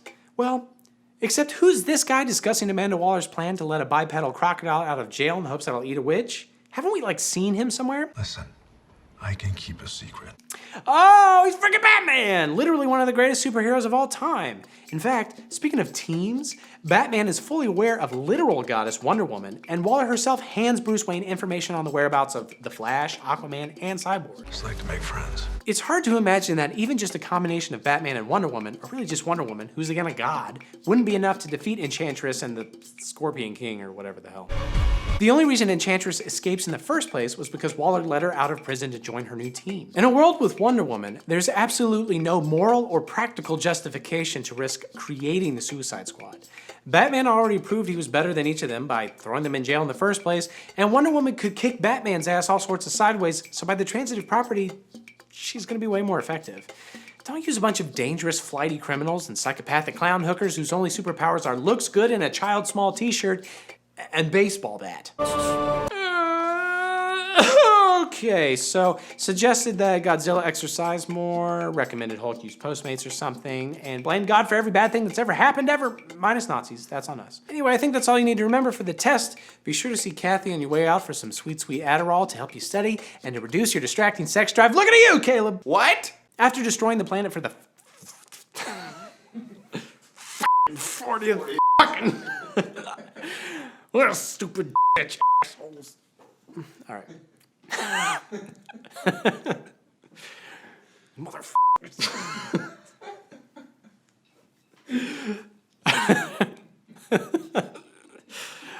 This one's got some... just like so pissed for no reason. I can't believe they destroyed the planet for 40 freaking times. So freaking sweaty. Look, man, you don't want to be a purple ass nosed little bitch boy with a apple taint and a finger in his, do you? No, subscribe. Apparently my camera didn't capture the whole interview and I am too lazy to set it back up, so we're just going to keep going on here. So, somebody asked, are there any topics that you wish you could have done but you were told not to, or that you haven't done yet that you want to? And ultimately, the answer is not really. There haven't been any restrictions. There hasn't really been a ton of oversight. I would say the only two sort of restrictions that we've had are that I personally want to move further and further into observations and analytical episodes, because those are kind of the only thing that we own. Like, anybody can write an article about how the velociraptors in Jurassic Park are voiced by turtle sex or whatever, but only I can talk about why Tom Hiddleston is his character is so stupid in Skull Island.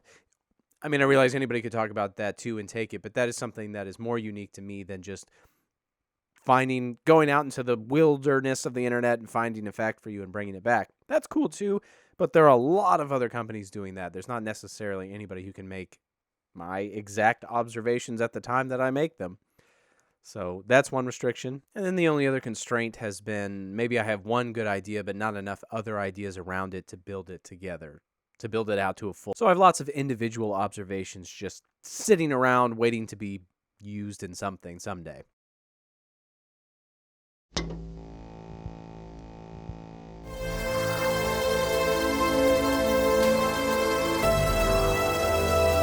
Okay, nerds, I've got the results to your Voight Conf test right here, and I'm Dr. Jordan Breeding, aka Officer J, and I'm a little worried about your diet. A banquet is in progress. The entree consists of boiled dog. Gross. Anyway, you're participating in another episode of Your Brain on Crack, the show where a blood-black nothingness began to spin. A system of cells interlinked within cells interlinked within cells interlinked within one stem, and dreadfully distinct against the dark, a tall, white fountain played. Have you ever been in an institution? Cells. Cells. Do they keep you in a cell? Cells. Cells. When you're not performing your duties, do they keep you in a little box? Cells. Cells. Interlinked. Interlinked. We're done. Whew! Well, today I diagnose... Through 2 running Blade movies, we still don't definitively know if Rick Deckard is a human or a robot replicant. The debate has raged on for longer than I've been alive, and the most popular internet theory seems to be that Deckard's roguish good looks are in fact artificially built in a lab somewhere. And as proof, Endless articles and videos point to small moments like Deckard's eyes flashing, or the origami unicorn scene, or director Ridley Scott flat out revealing Deckard is a replicant like some sort of anti-Christopher Nolan hack. But Scott is not only wrong about his own character, he's retroactively making his film, and indeed the entire series, worse. But good news, androids are among my many actual doctor specializations, and I've decided to use my considerable knowledge to save Blade Runner for all of us. You're welcome, and I accept cash. From a plot perspective, Deckard being a replicant is what us doctors call some dumbass nonsense disease. When we first meet Deckard, he's divorced, his dad is dead, and he's retired from blade running because he found the Nexus 3 replicants to be too smooth, too human, and he didn't enjoy murdering creatures so alive and so velvety. Is this testing whether I'm a replicant or a lesbian, Mr. Deckard? Already we've got a huge problem. If Deckard is a replicant built solely to kill other replicants, why was he allowed to quit his job? At the beginning of Blade Runner, he's dragged out of retirement to hunt down Nexus 6s, meaning he's been retired for 3 generations of robots. But living on Earth as a replicant is illegal. Even if the government originally made an exception for Deckard, surely that would be rescinded as soon as he retired, right? The only reason they'd let him stay would be if he's single-handedly keeping their scotch and noodle industries afloat. But okay, so he unretires and becomes barely legal once again, and Deckard is sent to Tyrell Corporation to unknowingly test whether or not their hot new Nexus 7 replicant prototype Rachel could pass a Turing test. In this universe, that means passing a Voight-Kampff test, which measures a subject's empathy. Someone gives you a calfskin wallet. I wouldn't accept it. Also, I'd report the person who gave it to me to the police. Whereas humans feel bad watching a turtle slowly cook to death in the desert, replicants really don't mind. Although to be fair, this could be just because robots aren't allowed to watch TMNT. You look down and you see a tortoise, Leon. It's crawling towards you. Tortoise? What's that? You know what a turtle is? But even in a crazy scenario like the movie Ex Machina, where the true test is whether Deckard would fall in love with what he knows is a robot, thereby prove its humanness, it still makes no freaking sense to assess the humanity of a robot with how human they seem to another robot. Let me tell you about my mother. Even in Ex Machina, they use a human tester. A robot proves essentially nothing, and either way, all the test really achieves is confusing Deckard and causing him to steal their only Nexus 7 prototype and violating it. Okay, maybe now I'm hoping Deckard is a robot, because it'd be pretty messed up for a human to do that.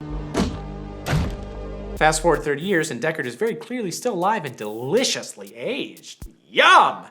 Except even the most advanced replicants in 2019 only had 4-year lifespans. At the end of Blade Runner, Deckard tells us via voiceover that he thinks Rachel is special and she had an extended lifespan, but it's never proven because Rachel dies in childbirth only 2 years after Blade Runner, meaning either way, she was probably still within that original 4-year cycle. Soil samples indicate that she's been buried for 30 years. All right, let's get Oh my God. Let's get syrup. Let's get syrup! Aunt Jemima's a saint! Alright, let's get super nerdy on some robot shit. Happy anniversary. Given what we know about replicant generations, it wouldn't make sense to give Rachel an extended lifespan. Nexus 7s, like Rachel, were given implanted memories to solve how Nexus 6s never lived long enough to accumulate enough experiences and memories to form an identity and become emotionally stable. Thanks to her memories, Rachel possesses a sense of self right off the assembly line. The next generation after Rachel's, Nexus 8s like Drax, don't appear to have memory implants because they're given full lifetimes to develop memories and identities more or less naturally. Wallace, for his part, reintroduces implanted memories in Nexus 9s like Officer K, specifically to make them more compliant. I don't retire my own kind because we don't run. There's no generation of Tyrell-era replicant Deckard could be that would logically make any sense. If he's a 7 or earlier, he couldn't live that long, and 8s weren't even out yet. And even if he was magically a 7 with a long lifespan, he'd be only the second ever created, which makes Rachel's Turing test even more freaking pointless. That's like doing a soda taste test, but everybody's drinking Mellow Yellow. Sure, it's fun, but are we really gaining anything besides type 2 diabetes? I missed you, baby sweet.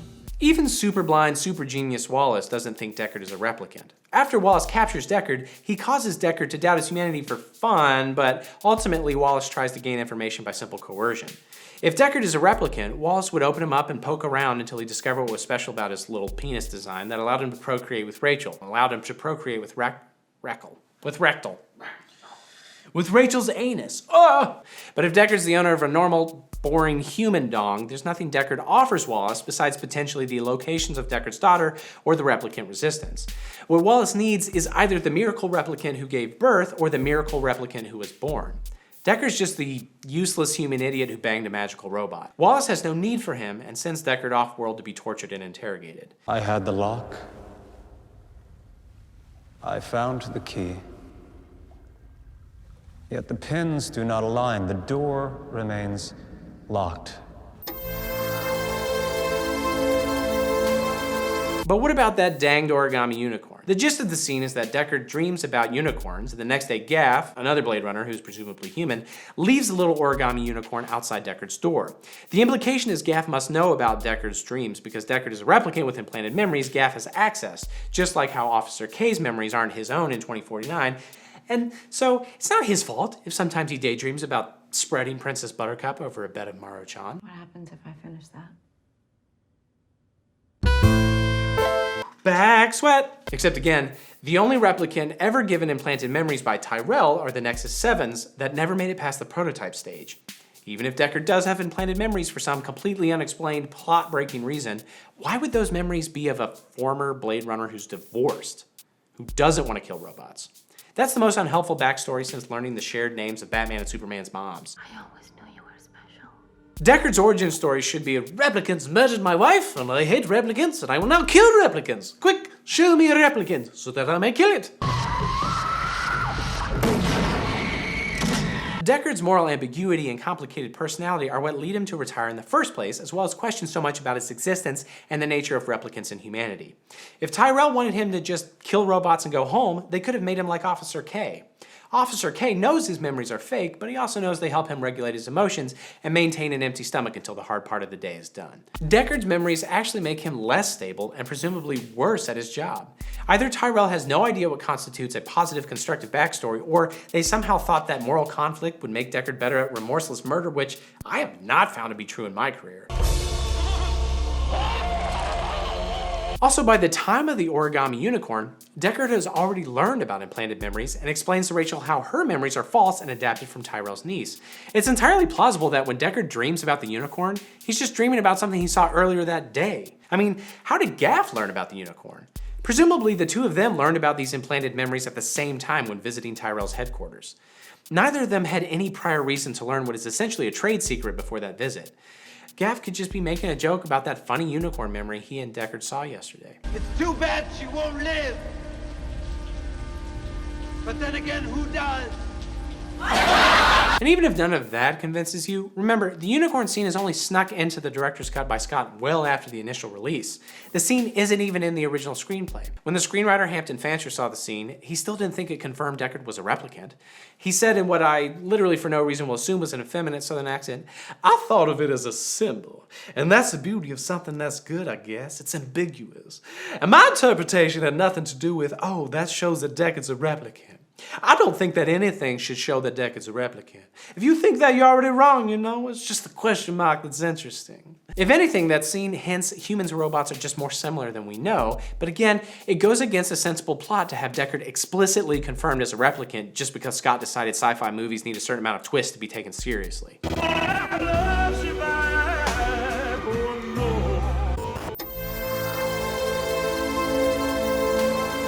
Literally nobody agrees with Ridley Scott. I don't mean your pothead college roommate. I mean Harrison Ford played the character as human, the original screenwriters like Fancher claim Deckard's written as human, and how in the freaking book the whole thing is based on Deckard is explicitly human. Most of the people who worked on the film agree the story needs a human center, because here's the thing, the list of important human characters is super short. It's basically just Tyrell, Wallace, Gaff, and Princess Buttercup. That's it. With you, I sometimes forget. Everybody else, like Rachel, Kay, Anna, Joy, Love, Sapper, Mariette, Leon, Zora, Roy, and Pris are just artificial beings. Like tears in rain. If the most important human character is secretly a robot, Blade Runner devolves into some kind of crappy filler episode of Westworld where the twist every couple of scenes is, surprise, yet another character is actually a robot, and double surprise, they look pretty good naked. If Deckard isn't human, then how can the audience really assess questions about what defines humanity? That's like asking, what is being a professional football player all about? But it's in a movie exclusively starring Philadelphia Eagles fans beating each other to death with battery socks. Sure, there could still be some insight there. Maybe you could guess what it's like to be Carson Wentz based on the gaping emotional holes in the lives of his fans, but really, wouldn't it make sense to include at least a few actual players? You have to have a control human character to bounce ideas off of. And this is what makes the short story, Do Androids Dream of Electric Sheep, so fascinating and comparatively clear. The issue isn't so much whether or not the Voight-Kampff test can detect a robot, but whether it's too good and might spit out false positives for actual humans with lower than normal amounts of empathy.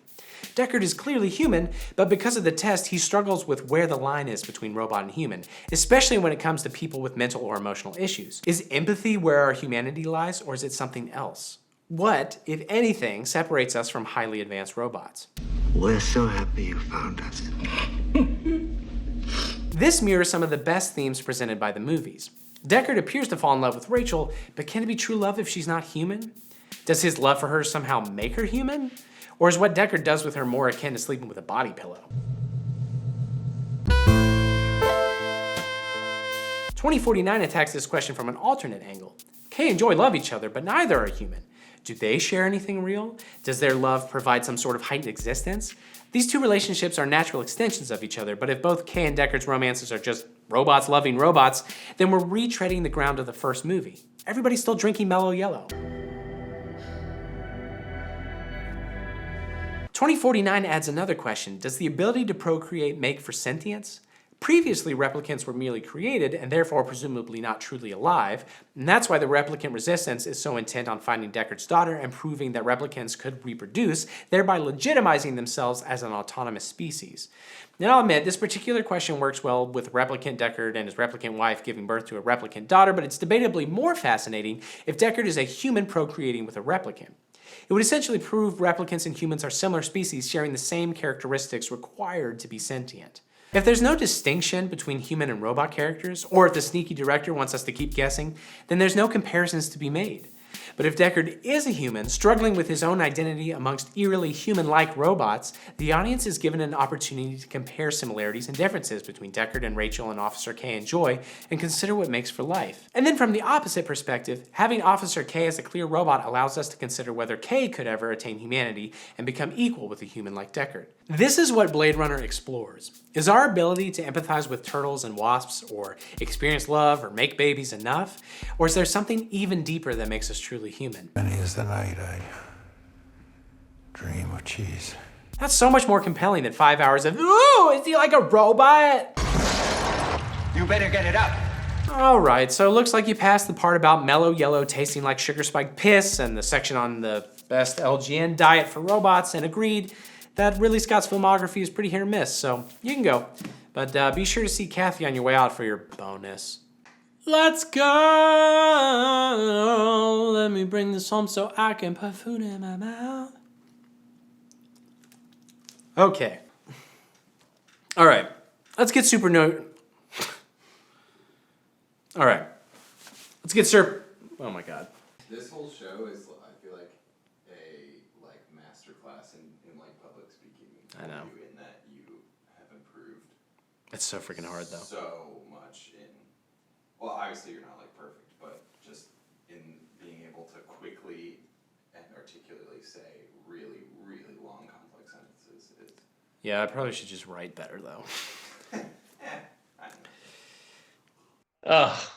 Where didn't it begin? I don't know, like what, first grade? Something like that? Yeah. Elementary school? First grade. Just sitting around talking about those turn-based strategies, real-time strategy games, played a little Sarge's Heroes, Then you went to homeschool hell for a while, and then we reunited in high school, and then spent every day together until we graduated from college. That's it. That's where it began. That's pretty much true. Roomed together all 4 years of college. Live 10 minutes away from each other now. Yep. We're never going to get rid of each other, no matter how hard we try. From my perspective, you have always been interested and better at these kinds of things than I have, but have included me, strangely enough, in a lot of these things. And so when you were like, hey, I'm going to make this series, you should edit some of this stuff and read through the scripts and add jokes, I was like, I don't think I have much to contribute, but I will participate. and then I got a big TV. You did. So, I was like, I don't think this is really, I don't know if I'm helping that much, but then I got a big screen TV and I was like, I guess this worked out for everybody because I was compensated. That's true. So. I did give you a TV that I owned, but was no longer using as much. The process would you would painstakingly write a script over, however long it takes you to make one. And then you would send it to me and say, hey, can you read over this? And I'd be like, yeah. And then you'd text me back a couple days later and be like, did you read it? And I'll be like, no, not yet. And then you'd text me a couple days later and be like, I got to make this video. Can you read it? And I'd be like, fine, I'll read it. And so I'd read it, and then and that was it usually. And then we would workshop it. I'd usually read it, and then we'd read over it together and, see if the jokes landed when you were like saying them to another person. But yeah, it was generally the process. It was very laid back. And you did every single episode of the first season, if I'm not mistaken? For the most part. I mean, I think that there were like a handful that I missed out on just because of life, kind of us not being able to cross paths before you were doing something. But for the most part, it was almost all of them. I mean, I'm not going to lie. I'm pretty partial to the first season of Your Brain on Cracked, mostly because I think that it had the best guest writing contributions. But as far as my involvement goes, specifically, and this episode I don't think got as much traction as it deserved. But the audience feedback one, changing movies, there's a couple of reasons why I love that one. One is talking about Kevin Costner's penis as a personal pastime of mine that I engage in strictly for the love of the game. But also, I just feel like we really nailed the cocaine beer thing. It was one of my prouder moments, and I show it to all of my family and friends. Do you actually? I do. Wow. I was very impressed that I pulled it off without dying. So yeah. We're doing this interview. Also, eating the raw corn thing. I just like watching that clip because it's gross and weird, and I'm into that kind of stuff, I guess. Real job, believe it or not, after you watch this episode, I am a licensed professional counselor. So I sit down across from people and very seriously, speak to them about actual issues. So yeah, I work with I live in a rural, small area, so I work with all sorts of people and things, kind of just general catch-all. So yeah, but that, and then I'm raising my 3 kids and being married and trying to figure all that stuff out. So as far as Cracked involvement goes, we did a couple. I was Santa in the Santa Claus one. That was a nice moment. I don't know. I just basically show up whenever you're like, hey, I need to do this stupid thing. And I'm like, okay. I like to do stupid things. And then you usually compensate me with pizza or beer, both usually. So I think I have a good working relationship with Cracked. The corporate structure, I think, compensates well. Good. Yeah. I mean, I don't know if the corporate has ever compensated you. I think I've only personally compensated you, but well, they tried to compensate me once, but I didn't feel like filling out the tax form thing that they wanted. So it's your fault.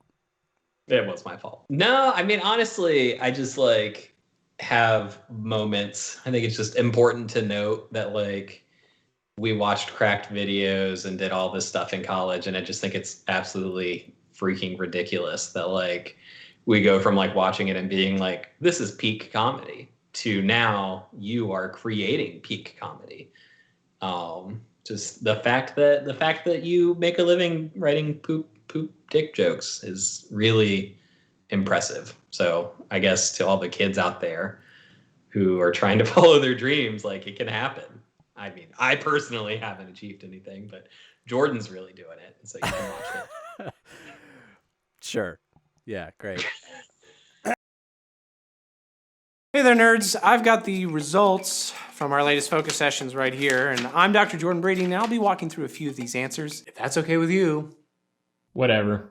Okay, great. Well, welcome to another episode of Your Brain on Crack, the show rigorously reviewed by test audiences, and the only show on Crack where I have a mustache now, unless you think it's a bad idea. As long as I'm getting paid. Well, paid.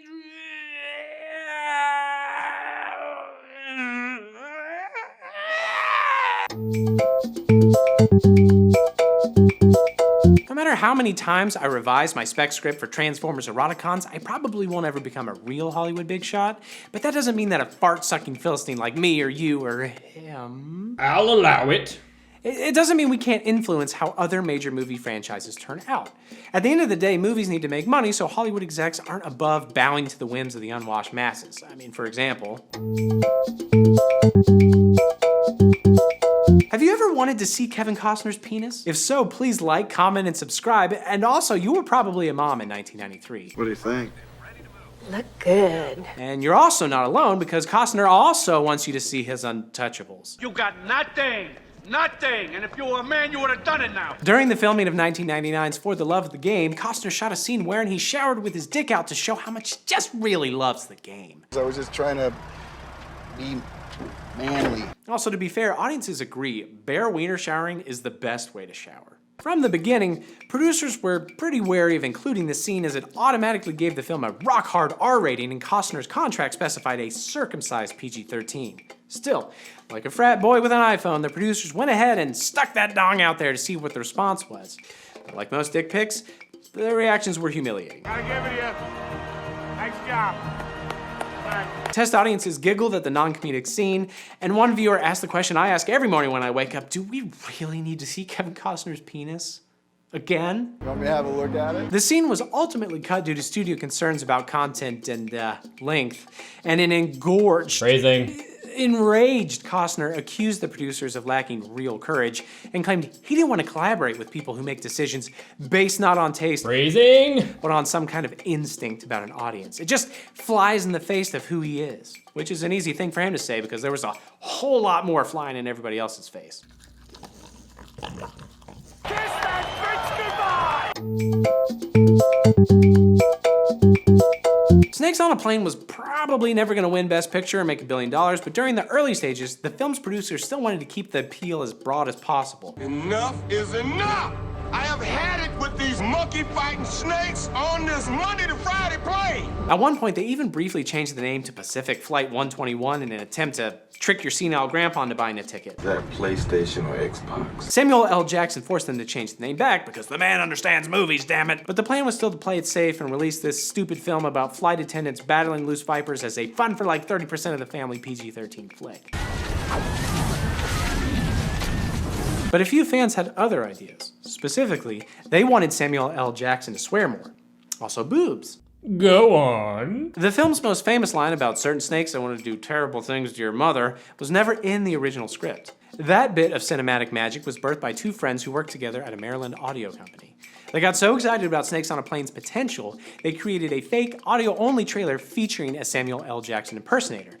And the reaction to this trailer, and in particular that now infamous line, was overwhelmingly positive. All praises to the PlayStation! Producers, eager to capitalize on the film's sudden R-rated attention, went ahead and ordered 5 days of reshoots to add additional gore, nudity, and of course F-bombs. It paid off so well that the film grossed almost twice its budget. Get off my dick! So there you go. All movies are improved with 30% more boobs, 60% more swears, and 120% more Samuel L. Jackson. It's a recipe for success. Yeah! Who's your daddy now, bitch?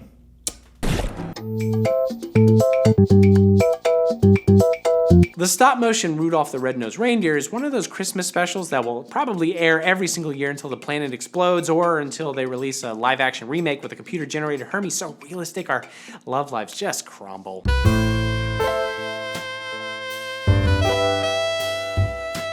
A big reason for the film's enduring popularity is the heartwarming way it resolves all of its myriad subplots. Rudolph becomes an important addition to the sleigh team, Hermie becomes the world's sexiest elf dentist, and the misfit toys are rescued from their island of eternal loneliness and shame. Except the film wasn't always that happy, it was actually kind of grim. No, well, if that's all, What? See, when the film first aired back in 1964, the makers of Rudolph didn't give two wet ginger snaps about those misfit toys. The original cut basically saw Rudolph arrive on the island, take note of the crappy inhabitants, and then wander away for other adventures. The misfit toys were just a strange, entirely forgettable pit stop on Rudolph's quest for purpose. My name is... Don't tell me. Jack. No, Charlie. However, many, presumably young, viewers wrote into NBC demanding to know what happened to the silly King Moonracer and the psychologically broken Dolly. Wake up! Don't you know it's time to come out? NBC executives were surprised because they, like Rudolph, couldn't imagine anybody caring about something so not popular or profitable. Oh, a water pistol and shoot some jelly.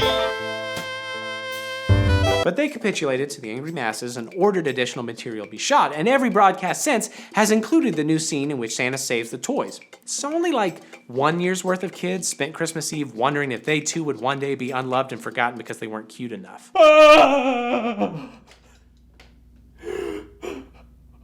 Christmas.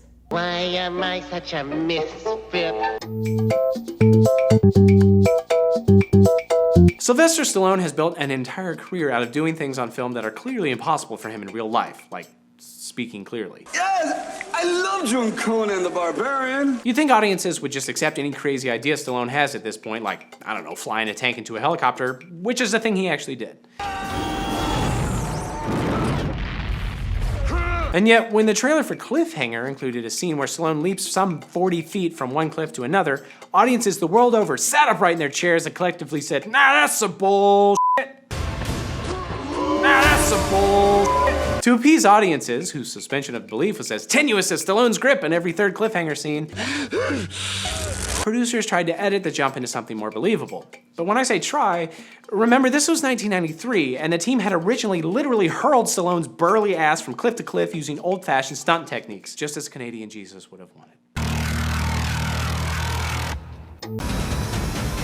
That meant, short of flying Stallone back to the Rocky Balboa Mountains, the only available option was employing rudimentary CGI to artificially bring the cliffs closer. It's probably the only time in history CGI was expressly used to make something less awesome.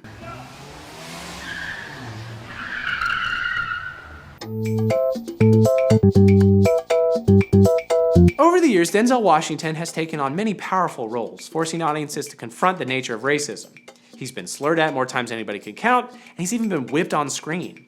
But there's still one racially challenging thing he rarely gets to do: kiss a white lady. Where you going, boy?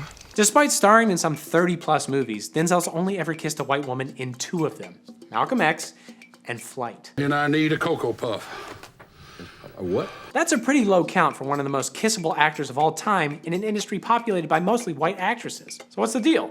Is it because the white man won't risk letting his women kiss the sexiest man alive? And I mean, yes, I'm scared of that, but no, that's not the reason. I'm banging your wife. Good. Back in 1989, when Denzel screen tested his 6th film, The Mighty Quinn, audiences straight up freaking booed a love scene he shared with Mimi Rogers. Not because Mimi and Denzel weren't naked enough, they hated seeing Washington mash faces with a white woman. And it wasn't who you think either. According to Washington, the hecklers were mostly black women. And embarrassed, Denzel asked producers to cut the scene, and from that moment on, he took it upon himself to kiss as few white lips as possible. As you might expect, this news was tragic for his co-stars.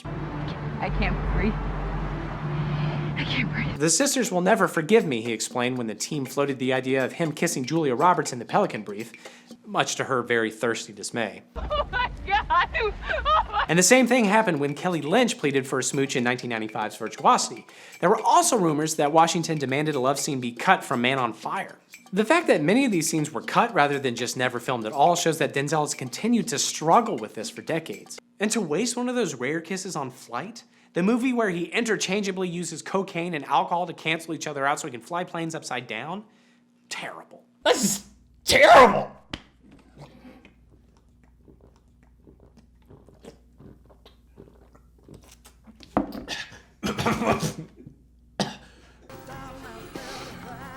Thank you, brother. I'm back. Okay, so I see that 69% of respondents would be okay seeing Costner uncut. 100% of you said that you would press your lips against Denzel Washington if given the chance, and you all gave Eroticons a failing score again. What if I could get Denzel Washington to kiss Costner's... Yes! Oh my God, sorry, I didn't realize you were still here. Gotta get paid. Yeah. Okay, well, how about you could see Kathy on your way out to get some drugs for your anal clamping? I certainly don't have that, but I will take the drugs. It's important to note where the period is in MED, because this is a Master's of Education and not a medical doctor. People frequently confuse those things. I am actually those things. Santa! Mama! It's okay. Oh.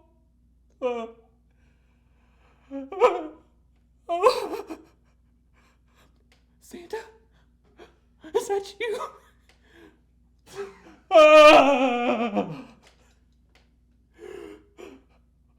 Christmas?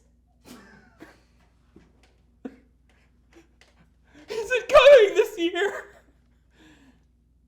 What else would you like?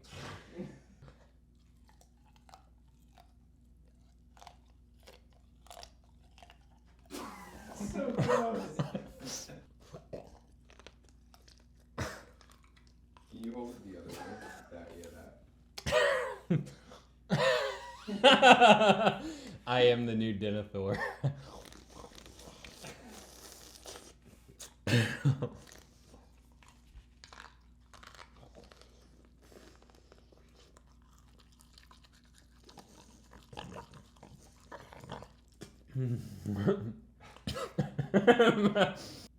This is terrible.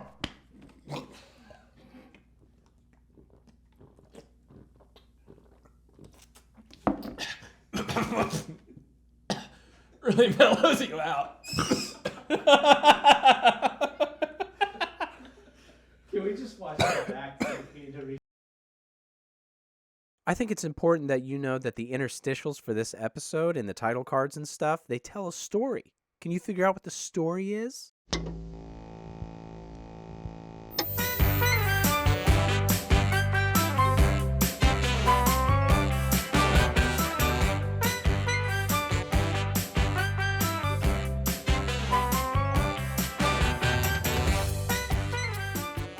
Did somebody call for a doctor?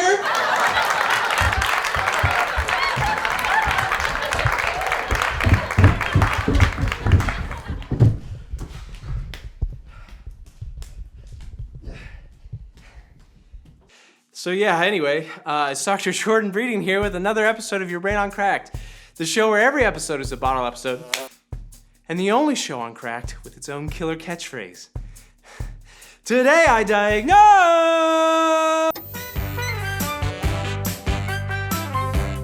The whole point of sitcoms is they're harmless. They allow me to escape into a much simpler world where all my friends are witty and attractive, all my conflicts are solved within 22 minutes, and apparently anybody has a shot with Sofia Vergara. Actually, no, I'm her husband.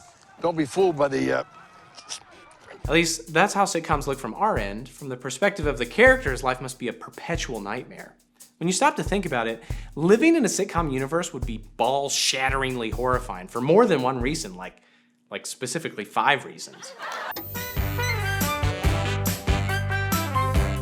In sitcoms, even the guy who serves your coffee is like a comedy genius. Every third sentence is a punchline, and every routine task devolves into slapstick shenanigans. The live and studio audiences can barely contain themselves in the face of such hilarity. It's a world full of laughter and joy and fun for everybody except the actual people in the show, because they hear nothing but the endless silence of the void. Where are the Rocky Mountains anyway? Philadelphia. Really? I thought they were out west someplace. Think about it, Raj. Where did the movie Rocky take place?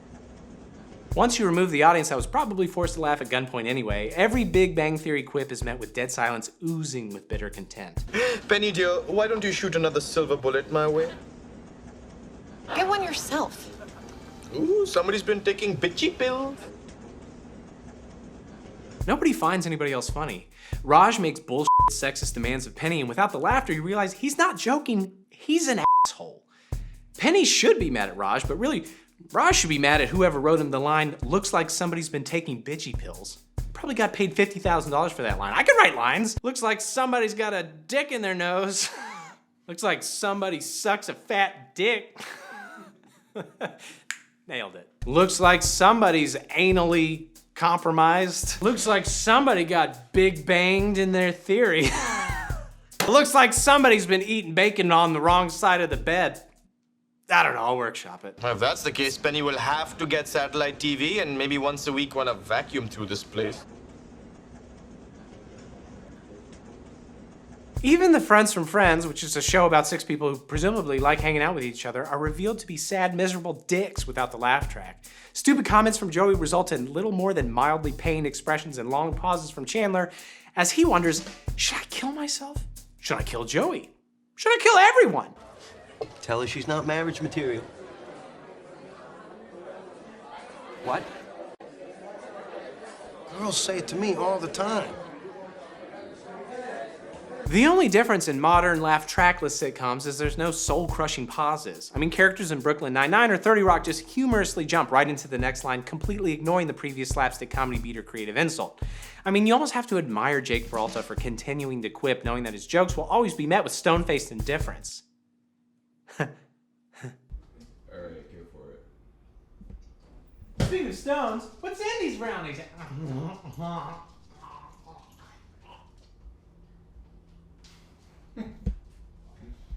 For God's sake, that was a pot brownie. You're stoned off your ass.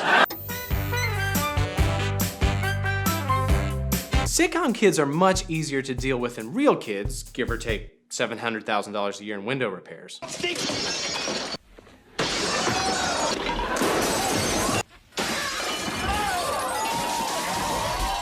They'll cry and poop themselves for a couple of episodes, but before you know it, your baby's a precocious child, full of funny and adorable catchphrases and way cuter than your actual kids.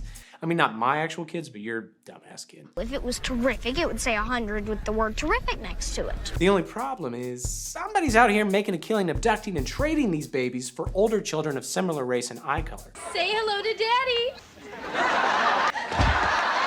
Frequently in this universe, you may head over to a friend's house to realize that their child looks a little different because they're literally a different kid. When Will Smith's aunt and uncle in The Fresh Prince tired of having a small baby version of Nikki, they just traded him in for a much older and sassier model to start the next season. Mommy and Daddy won't let me watch Bad Boys. If there'd been a 7th season, he probably would have been played by like Morgan Freeman. Okay, brothers and sisters and misses and misters, here's your daddy-o with the sounds to go. In Boy Meets World, Corey's little sister Morgan disappears for several episodes only to re-emerge as a different, significantly older girl a season later. When asked about her absence, she comments that it was the longest timeout she'd ever had, presumably referring to the dungeon basement where the Matthews picked her up while trading in their younger original daughter.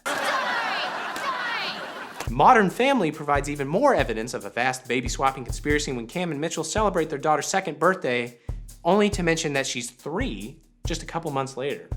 Clearly, they're speeding up the rate of her birthday so as to avoid arousing suspicion when they inevitably switch her out, which they did. It's just the sitcom circle of life, apparently.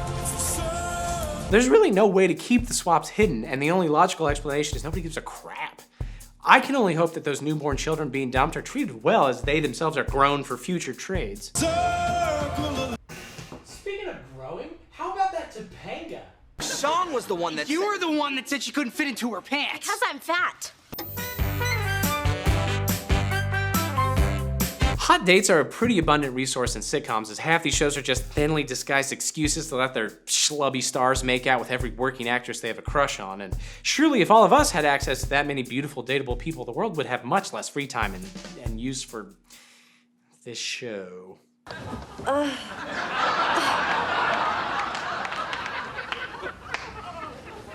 According to the National Center for Health Statistics, the average woman has 4 sexual partners during her lifetime, while the average man has 7, which, if you do that math, it probably means dudes are lying and overinflating their numbers a bit, which makes sense. Or maybe they interviewed a disproportionate amount of gay men, in which case, good for you, National Center for Health Statistics. Sex is about love between a man and a woman, not a man and a sandwich. And yet sitcom characters go through more partners than that before the mid-season break. Regular schmuck Ted Mosby from How I Met Your Mother mentions dating 30 women to his increasingly uncomfortable children, and despite being the most average of average guys, Jerry Seinfeld dates and presumably beds 66 women in just 9 seasons of Seinfeld. That's like one a month! So she didn't appreciate the erotic qualities of the salted cured meats. There's no way he didn't spend his refractory periods in a therapist's office trying to wrap his head around his advanced hypersexuality. But it's not like the therapists themselves are immune to the howling calls of their erections, because Frasier's Frasier Crane sleeps with something like 63 women and still often complains he just doesn't get enough play with the ladies. Female sitcom characters are also well above the average. Phoebe from Friends had over 30 sexual partners, while the most promiscuous Golden Girl had a pelvis-destroying 165. Given the fact that 110 million Americans have an STI at any given time, there is no way Blanche didn't spend all of her time in between episodes just punching bugs crawling out of her bits. Oh, come on, Blanche. You've been known to debone a chicken from across the room. You might say that I'm slut-shaming here, but these people live in a world where anything less than a new sexual conquest each month is a source of deep shame and anxiety. Workaholic Liz Lemon dates at least 16 people over 30 Rock's run and is treated like a lifeless nerd, while JD from Scrubs is derided because he's only had sex with 9 women and goes on to sleep with 6 more. Do these people have no other hobbies? Come on, player. You know I'm way more stud than dud. Wow, you can really taste the apples. Because if they need something to do, my lawn needs mowing. Got a parish contract. Take care of some cemetery.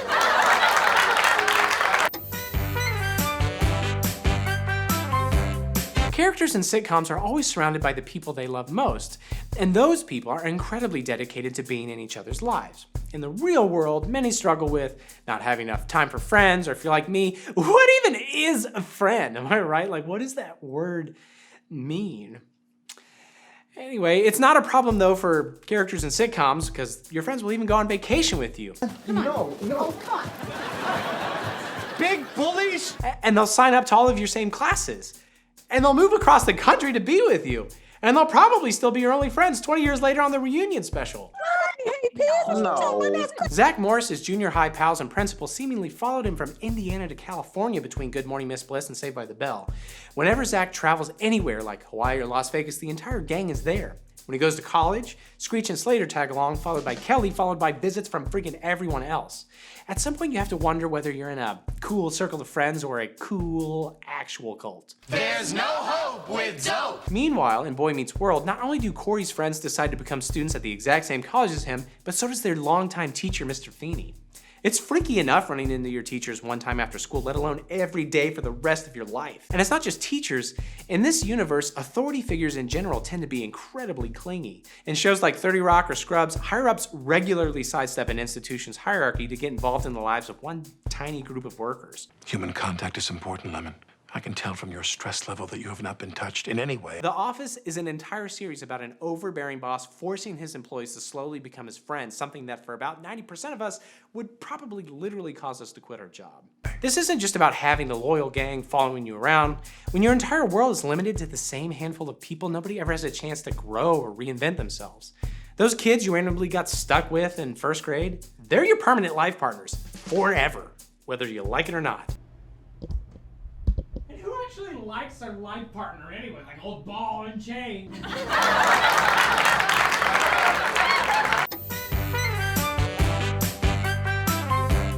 Sure, your children might get swapped out at some point, and you might swap sexual partners faster than John Wick swaps empty magazines, but in the sitcom universe, the things that actually matter never change. Beads. Bees? Beads. Beads? Swap sexual partners.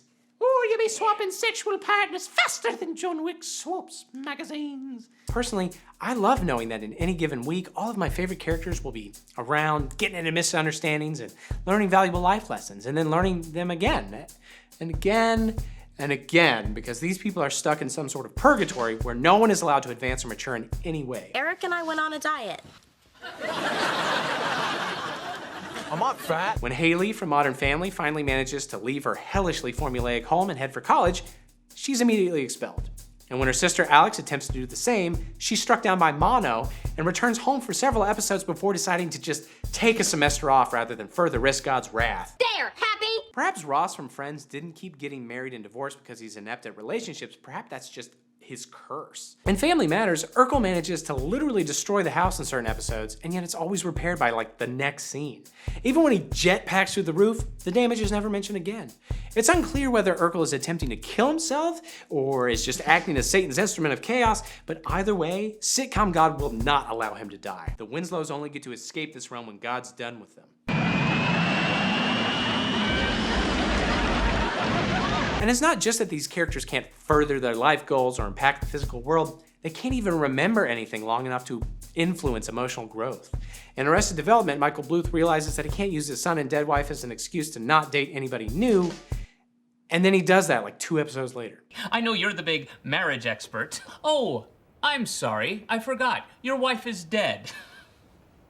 And so it goes for everyone. As long as the show runs, the sarcastic dick will continue to be a stream of withering barbs, the sun will keep getting high, the woman in the unhappy marriage will keep complaining about her fat, stupid husband, the selfish jerk will remain a jerk despite learning a powerful lesson on unselfishness once a month, and such is life in a sitcom. Everyone locked in the same circle of witty but never laughing friends, fearing their children's sudden disappearance, and all the while trying to soothe their misery with an incessant genital rubbing. And the whole time, none of them know they're being watched. Oh my God! We're having a fire sale! Oh, the burning! It burns me! Evacuate all the school children! Ah! Oh, me! This isn't a fever! Sing, Gray! Can't even see where the knob is! Yeah, so I don't have my clipboard, but we've got studio cue cards, so I comforted myself with the belief that people laugh along with me in real life, convinced myself that my child is still the same kid my wife gave birth to, and learned a valuable lesson about friendship, probably. That's all we've got in today's episode. Be sure to see Kathy on your way out for some condoms, because I know at least a few of you are like, oh, is number 3 weird? No, it's totally normal that I have an eyes wide shut orgy every weekend, right? So, you know, be safe out there, and say hey to Tom Cruise for me. Please! Comment. Like. And subscribe! What? Are we all doing a thing? Do not at Be sure meetings, to you weren't even at the meeting. Damn it! We had assigned...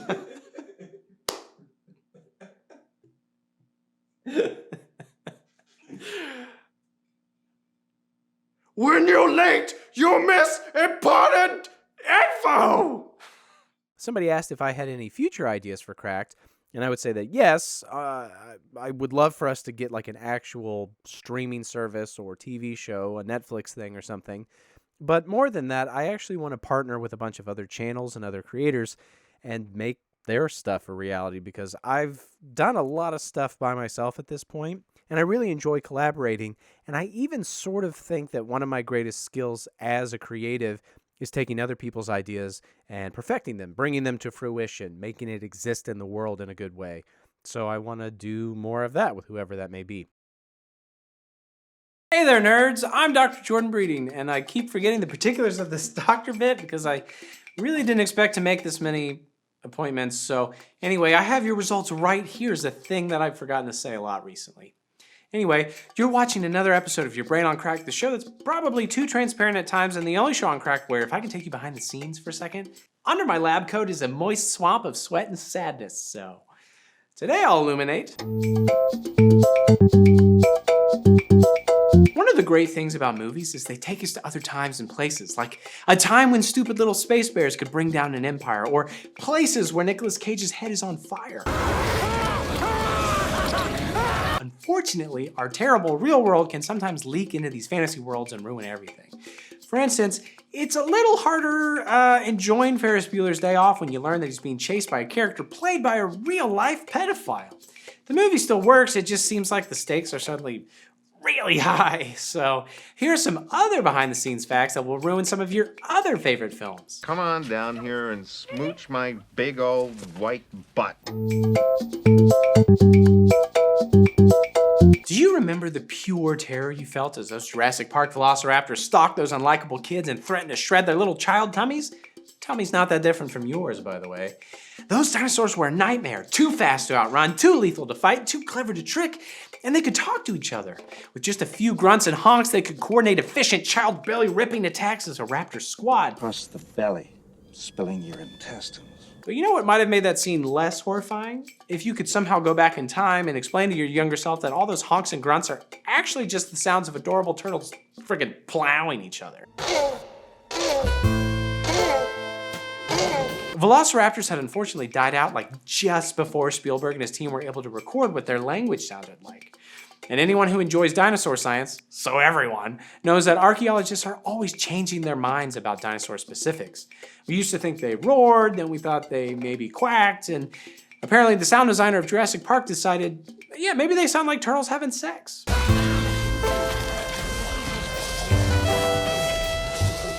Gary first heard the beautiful haunting sounds when he was at Marine World. It was this urgent reptilian barking, perfect for the dinosaur movie he was working on. He rushed to locate the source. What could sound so intelligent yet so primal? Well, turns out it was the sound of two horny turtles banging each other instead of saying, oh, it's turtle sex. I was hoping I could find something to use for my movie. He began to record them. Gee, the lack of humility before nature that's being displayed here staggers me. I'm not going to start another tired debate with you guys about where the line is between turtle pornography and turtle art, but regardless, it's a lot of work to make. The sound engineer claims that tortoises mating can take a long time. Like, you've got to have plenty of time to sit around and watch them and record them. And I'm hoping that's true and not just an excuse he came up with for why he comes home later and later every night. But anyway, the next time you're watching Jurassic Park and those scary raptors are speaking to each other, just picture a man sitting outside a tortoise enclosure watching them go down on each other for a very, very long time.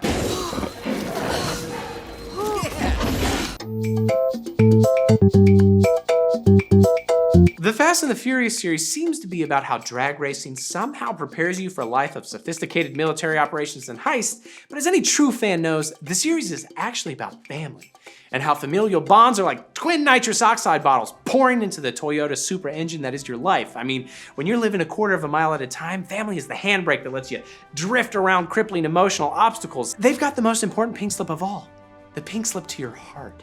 Friggin' family, man. You get it. But what's real is family. The first movie of that series, or what future civilizations will one day describe as the first piece of true art, introduces us to Dominic Toretto, a street racing legend played by moaning, baby-headed actor Vincent Diesel. I don't have friends. He leads a gang, no, a family of street racers, which includes his girlfriend Michelle Rodriguez and his sister Jordana Brewster. It's no exaggeration to say that they use their fast cars and driving skills to car race every single one of their enemies to death. The only problem is, while they were filming The Fast and the Furious, those three actors might have been the three worst drivers on the planet. Rodriguez and Brewster didn't know how to drive at all before making the movie. And badass action star and future iconic drag racing hero Vin Diesel had no clue how to drive a stick shift.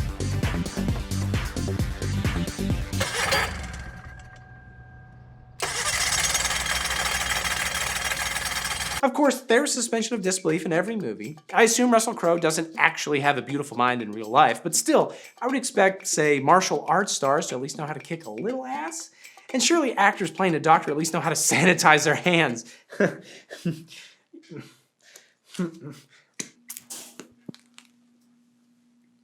God, it's projectile vomiting right in my eyes. And it burns. I don't think it's unfair to assume that racing superheroes could at least drive themselves and their toned asses to the set. Driving is so necessary to so many people's lives, it's almost harder to not know how to drive. Especially after your agent tells you got a part in something called The Fast and the Furious. Did they think it was about bicycle racing, cranky competitive eating, having violent sex with turtles? That's ridiculous. Turtles have sex very slowly and over the course of many hours. And it sounds like... What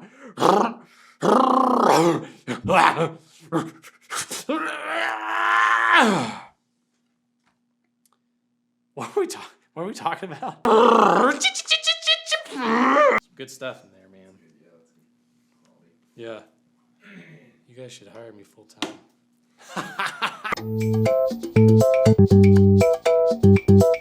The rights of the animal actors have come a long way since that scientific asshole, Thomas Edison, filmed the electrocution of a real elephant back in 1903. And generally speaking, it's now frowned upon for filmmakers to brutally murder animals, even if it helps motivate John Wick.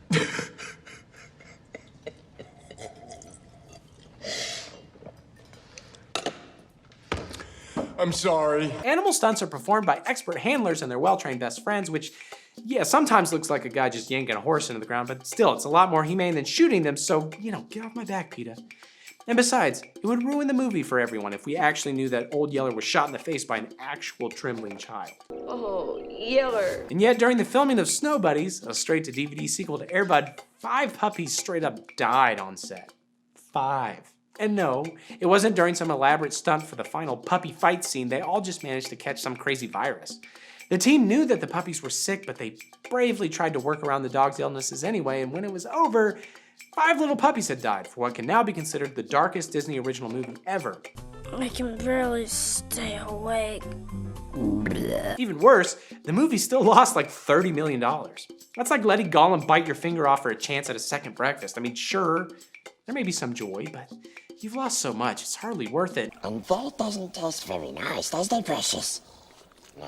You know, speaking of unhappiness and failure in Gollum, Peter Jackson's The Hobbit also managed to kill 27 animals over the course of filming the trilogy, which seems shocking considering these movies mostly look like a video game cutscene. How do you like that? The old twiddly whittlies? You bugger! Apparently, the main cause of death was neglect and poor conditions, which is sad for the obvious reason, and then sad again because it perfectly describes the making of the films themselves. I mean, these 3 garbage movies are like a monument to neglect and poor conditions.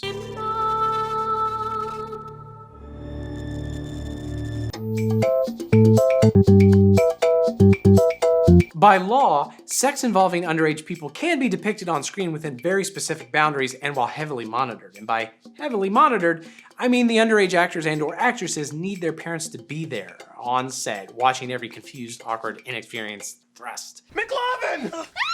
What the fuck? For instance, because Christopher Mintz-Plasse was only 17 at the time of his infamous Superbad sex scene, his dear mother was forced to watch the whole thing in person. The scene is awkward enough as is, but Mintz-Plasse's mom was not only there when he just pulled out a tube of lube, she's refused to talk about it with him since. It just lingers there, haunting their relationship, making them ever so slightly lean away from each other every time there's a Vaseline commercial on TV. I'm really sorry that I blocked your cock. As of this appointment, it's still unknown whether fellow Superbad star Michael Cera's mother had to be on set for his titillating boob punch. I mean, it might skirt the law since it's not quite simulated sex, but every child should have his mother there for his first boob punch. And it's not only goofy love scenes and wacky comedies that require parents to hang around on set and watch their children pretend hump. Sometimes it's darker stuff, like rape scenes. And I'm of course talking about Game of Thrones, probably the first thing you think of when you hear the phrase rape scenes. What? Yeah. The show had an attempted rape scene in season 2 involving teenage Sansa Stark, who's played by Sophie Turner, who was underage at the time. And the crazy thing about shooting that scene wasn't so much that her mom was there. I mean, she'd been watching her daughter do crazy shit for at least a year at this point. It's that it was also the day that her dad decided to make a surprise appearance on set and just be like, "Oh, this is going great. Where's Sophie filming today? I'm her dad and I want to surprise, oh God, Sophie." Sleep well. And while both of those actors handled it well, like professional turtles squirting into a sound designer's microphone, Julianne Hough had a really hard veiny time with her mom being on set during a sex scene for Safe Haven. While her mom did have to be on set, there was nothing that said that the two had to lock eyes during her simulated climax, so Hough demanded that her mom stay behind her and out of her sightline while she just gave it to her co-star. You scared me. I'm not sure that having your mother stare at your pumping butt cheeks makes things better, but then again, that's probably why I'm not asked to star in any Nicholas Sparks movies yet. Also, my parents just really don't like watching my butt pump. Do you think it's just a phase? I hope so.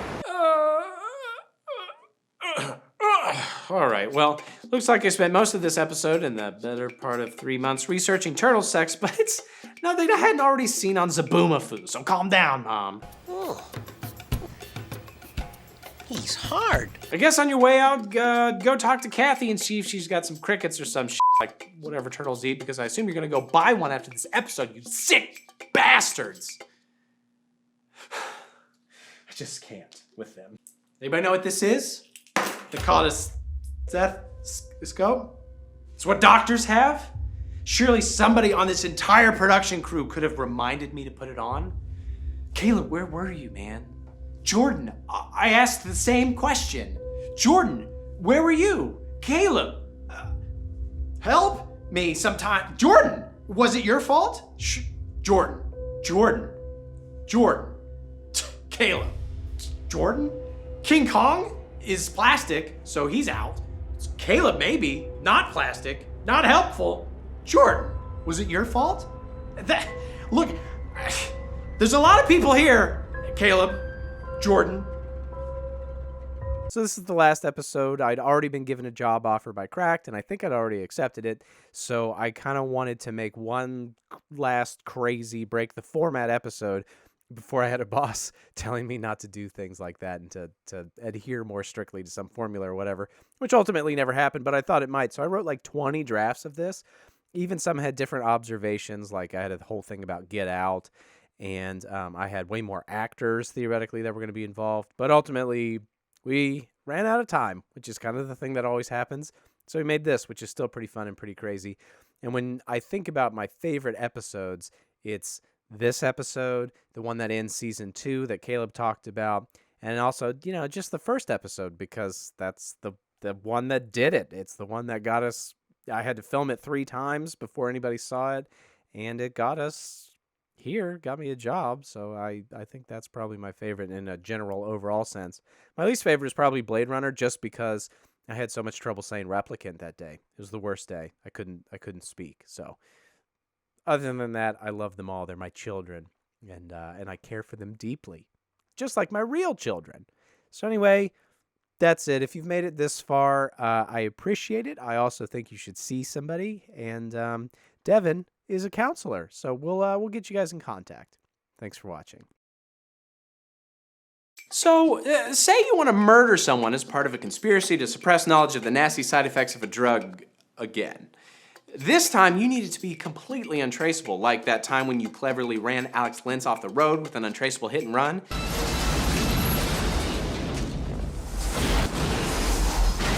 You know your target's happily married, reasonably fit, and looks exactly like Han Solo, so with that in mind, how about you send in a weak-ass one-armed dude to try and stab him in his own house while his wife is home?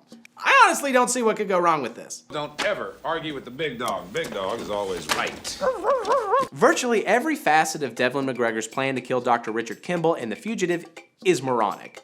First, the assassin they send, Sykes, objectively sucks. Due to his lack of an arm, Sykes can only barely murder Dr. Kimball's wife after a protracted struggle, and Kimball himself immediately hurls Sykes' ass down the staircase.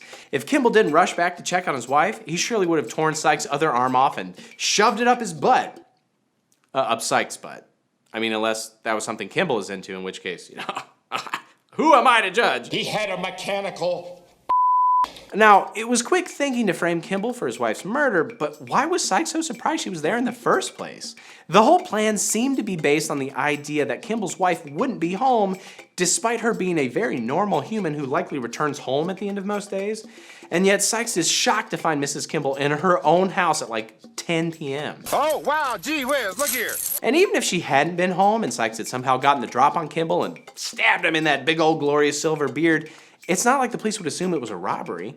Sykes used Kimball's personal keys. There's no sign of forced entry, so the police would know that the killer would have to be connected to Kimball somehow. And actually, on that note, did Sykes plan to lock the door behind him after he snuck in?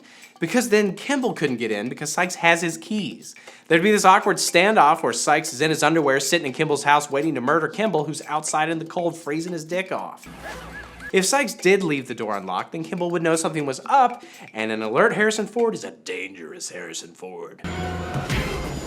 There are dozens of better plans. I mean, if you're such a powerful pharmaceutical company that makes such dangerous drugs, why not poison Kimball?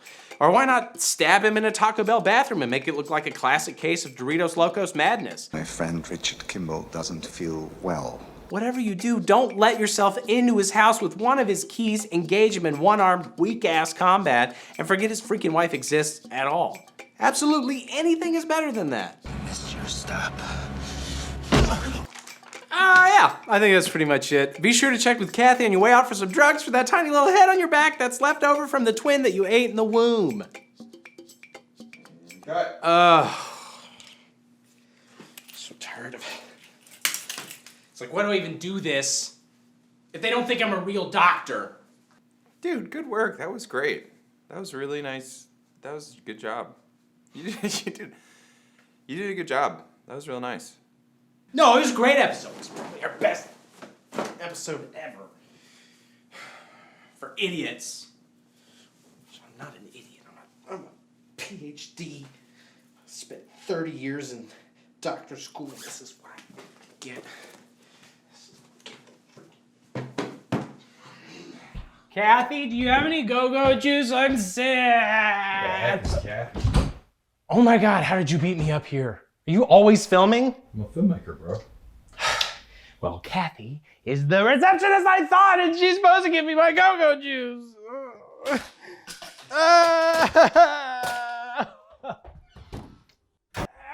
Nobody's gonna believe that we're a real doctor's office and we don't have Kathy.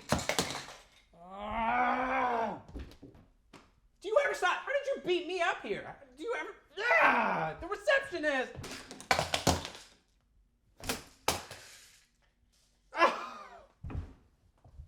Here, bro. Well, she's the receptionist and she's supposed to give me my go-go juice, but she's not here.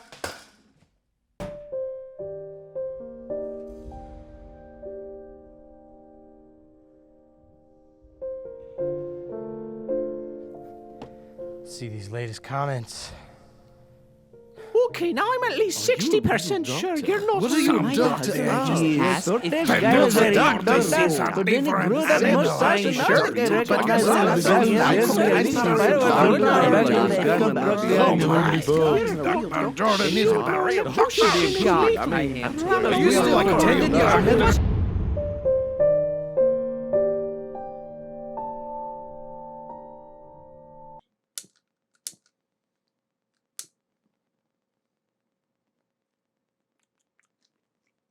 Nothing. Maybe editing will help soothe my emotional pain, if only for a moment. The medical community at large has long agreed with my assessment that vampires should not go into the sun. I mean, they'll either die or they'll turn into sparkly man-children, and both are humiliating. This is what I am. The primary reason Robert Neville survives for as long as he does in I Am Legend is that the vampire zombie things who got mutated by a cancer cure that did not work, they can't safely interact with direct sunlight. This means that during the day, Neville is free to walk around outside or the street without fear. Keep your eye on this one for me. And as stupid as the vampires seem, they're smart enough to recognize that the sun literally sets them on fire. But actually, the vampires are super smart and rig a complex trap that successfully lures and captures Neville. The mutants can't grab Neville right away because it's still daytime, but the longer Neville hangs there, the closer the mutants and their crazy dogs that I guess also ate cancer pills or got bit by somebody who did, they're able to inch much closer to him using the shadows for cover. Except why don't they just wear a damn hoodie? Nice sweatshirt there, Fred. Don't set it down anywhere. We know this is a usable workaround because earlier Neville went out in broad daylight, threw a blanket over a mutant's head, and pulled it into the sunlight unharmed. The dogs themselves can stand in light shadow while they wait for nightfall. Only literal direct sunlight causes damage, not just general exposure to the outdoors. A big sturdy parasol would open up the entire city for these guys. Hello. Want to see some infected rats? Even if they couldn't figure any of that out, why not just throw something at Neville? He's literally just hanging there. They're smart enough to emotionally manipulate him with a mannequin and build a system of pulleys and cars, but they never considered the possibility of like chucking a spear or a couple of big ass rocks at him while he hung there unconscious for hours. Even Josh Rosen could probably hit that target if given 3 hours and an unlimited supply of rubble. Ha! Sick reference! That is such a sick reference. I mean, nobody would know who Josh Rosen was except for an actual sports medicine doctor, which I am. You know what? Those I Am Legend zombie vampire things became that way because of the cancer cure that didn't work. But maybe if I came up with the cure for cancer, or maybe anaphylaxis, then they would have to believe me that I'm a doctor, right? But how do I do There is one way. Hey, Naked Jordan. Hey, actual Dr. Jordan. So what were you saying? We need to steal the Book of Doctor's Secrets. The Book of Doctor's Secrets? But it is forbidden! It's the only way to help those with life-threatening allergic reactions receive treatment at a reasonable price, Jordan. It's locked away at the secret public library. We just need to apply all the lessons we learned from our favorite medical documentary, Doctor Strange. What? It's literally the exact same thing. Caecilius and his buddies break into the Nepalese temple public library so they can steal a few pages from that book about time spells. But they weren't sneaky at all. They immediately ran into a magic librarian. What? Yeah, but they chop his head off, so it was cool. But when the other magicians find the head? No, they thought of that, remember? They brought a bucket and then they put the head in the bucket. And the actual body? Well, I mean, it didn't fit in the bucket. So they suck at stealth. I mean, yeah, but it doesn't matter because Caecilius tricks the good guys by not stealing the whole book. He just rips out a few pages. The only way to tell which book he was looking for was by opening like every book in the temple library. Or you could just pick it up off the floor. Oh, shit. Right. But they did look in it, so they put it back anyway, so it's still good. We're still good. But Strange did look in, and he realized there were missing pages referring to a very specific spell to awaken Dormammu. Because Caecilius left the damn thing on the floor, the good guys immediately knew what his plan was. Yeah, but that was like a 1 in a million thing. Doctor Strange is more interested in fixing his special hands than trying to provide a cheap way to fix anaphylaxis. If somebody finds a few pages missing in the Book of Doctor Secrets, they're gonna know we're trying to create an EpiPen alternative. Who is gonna know? The pharmaceutical company Mylan? They have very shady business practices. You should look it up. That's a good idea. I'll be sure to check the description of this video after. Oh, well, then what should we do? I mean, Strange's stealing method was good. Instead of cutting people's heads off, he just sneaks the book out with those tiny portals they can all do. Yeah, but they'd immediately notice if the entire book was missing. Okay, but it was packed full of time-based spells. They'd only know that the book was missing, not which spell he was going to use. At a minimum, he could have stolen the book, made copies real quick of those pages, and then returned it. Maybe. But he'd still get beaten by Doctor Strange's magical prowess and the Eye of Agamotto thing. But Doctor Strange only learned how to use the eye from the book that Caecilius left behind. If Caecilius took the whole book, Strange would never have learned how to stop him. Hell, Caecilius could have taken the damn eye, too, if he's gonna go around cutting people's heads off. I feel like a lot of this doesn't apply to our exact situation. What are we talking about? Stealing the Book of Doctor Secrets? Oh, right. I'm just saying we should take the whole Book of Doctor Secrets. No copies, no torn pages, minimal severed heads. That way Big Pharma doesn't know which name brand cure we're attempting to create a cheap alternative for. Yeah, all right, that makes sense to me. So all I really need is a backpack and head bucket. No, that we don't need a head. I thought I was the evil one. You're a reflection of me, bro. Oh, God. Jordan! Anyway, thanks, man. Yeah, sure thing, Precious. I told you calling me that makes me very uncomfortable. Sorry. Habit.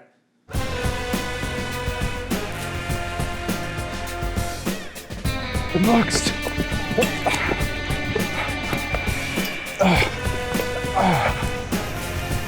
Oh yeah, I guess you just pick it up.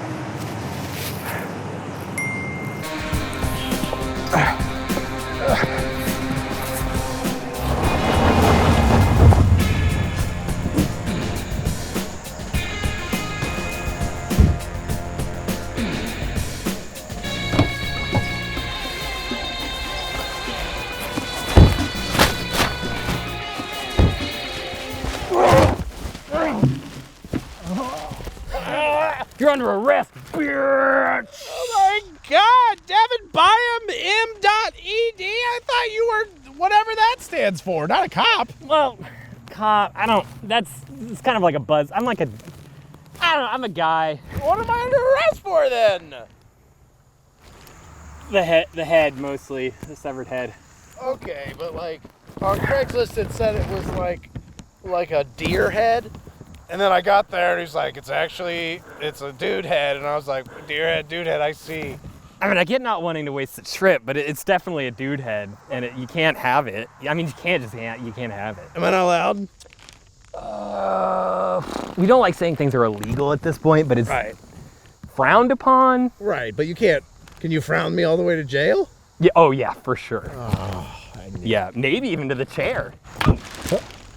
Criminals never get ahead. I was calling you a bitch earlier. It's cool, I already forgot.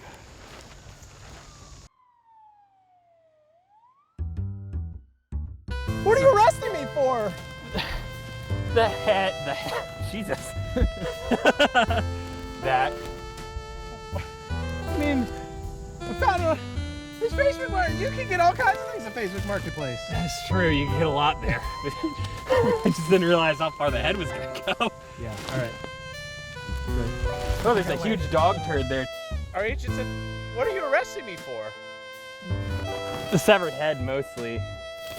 Yeah, that one there in the bucket. Oh, that's like a Facebook Marketplace thing.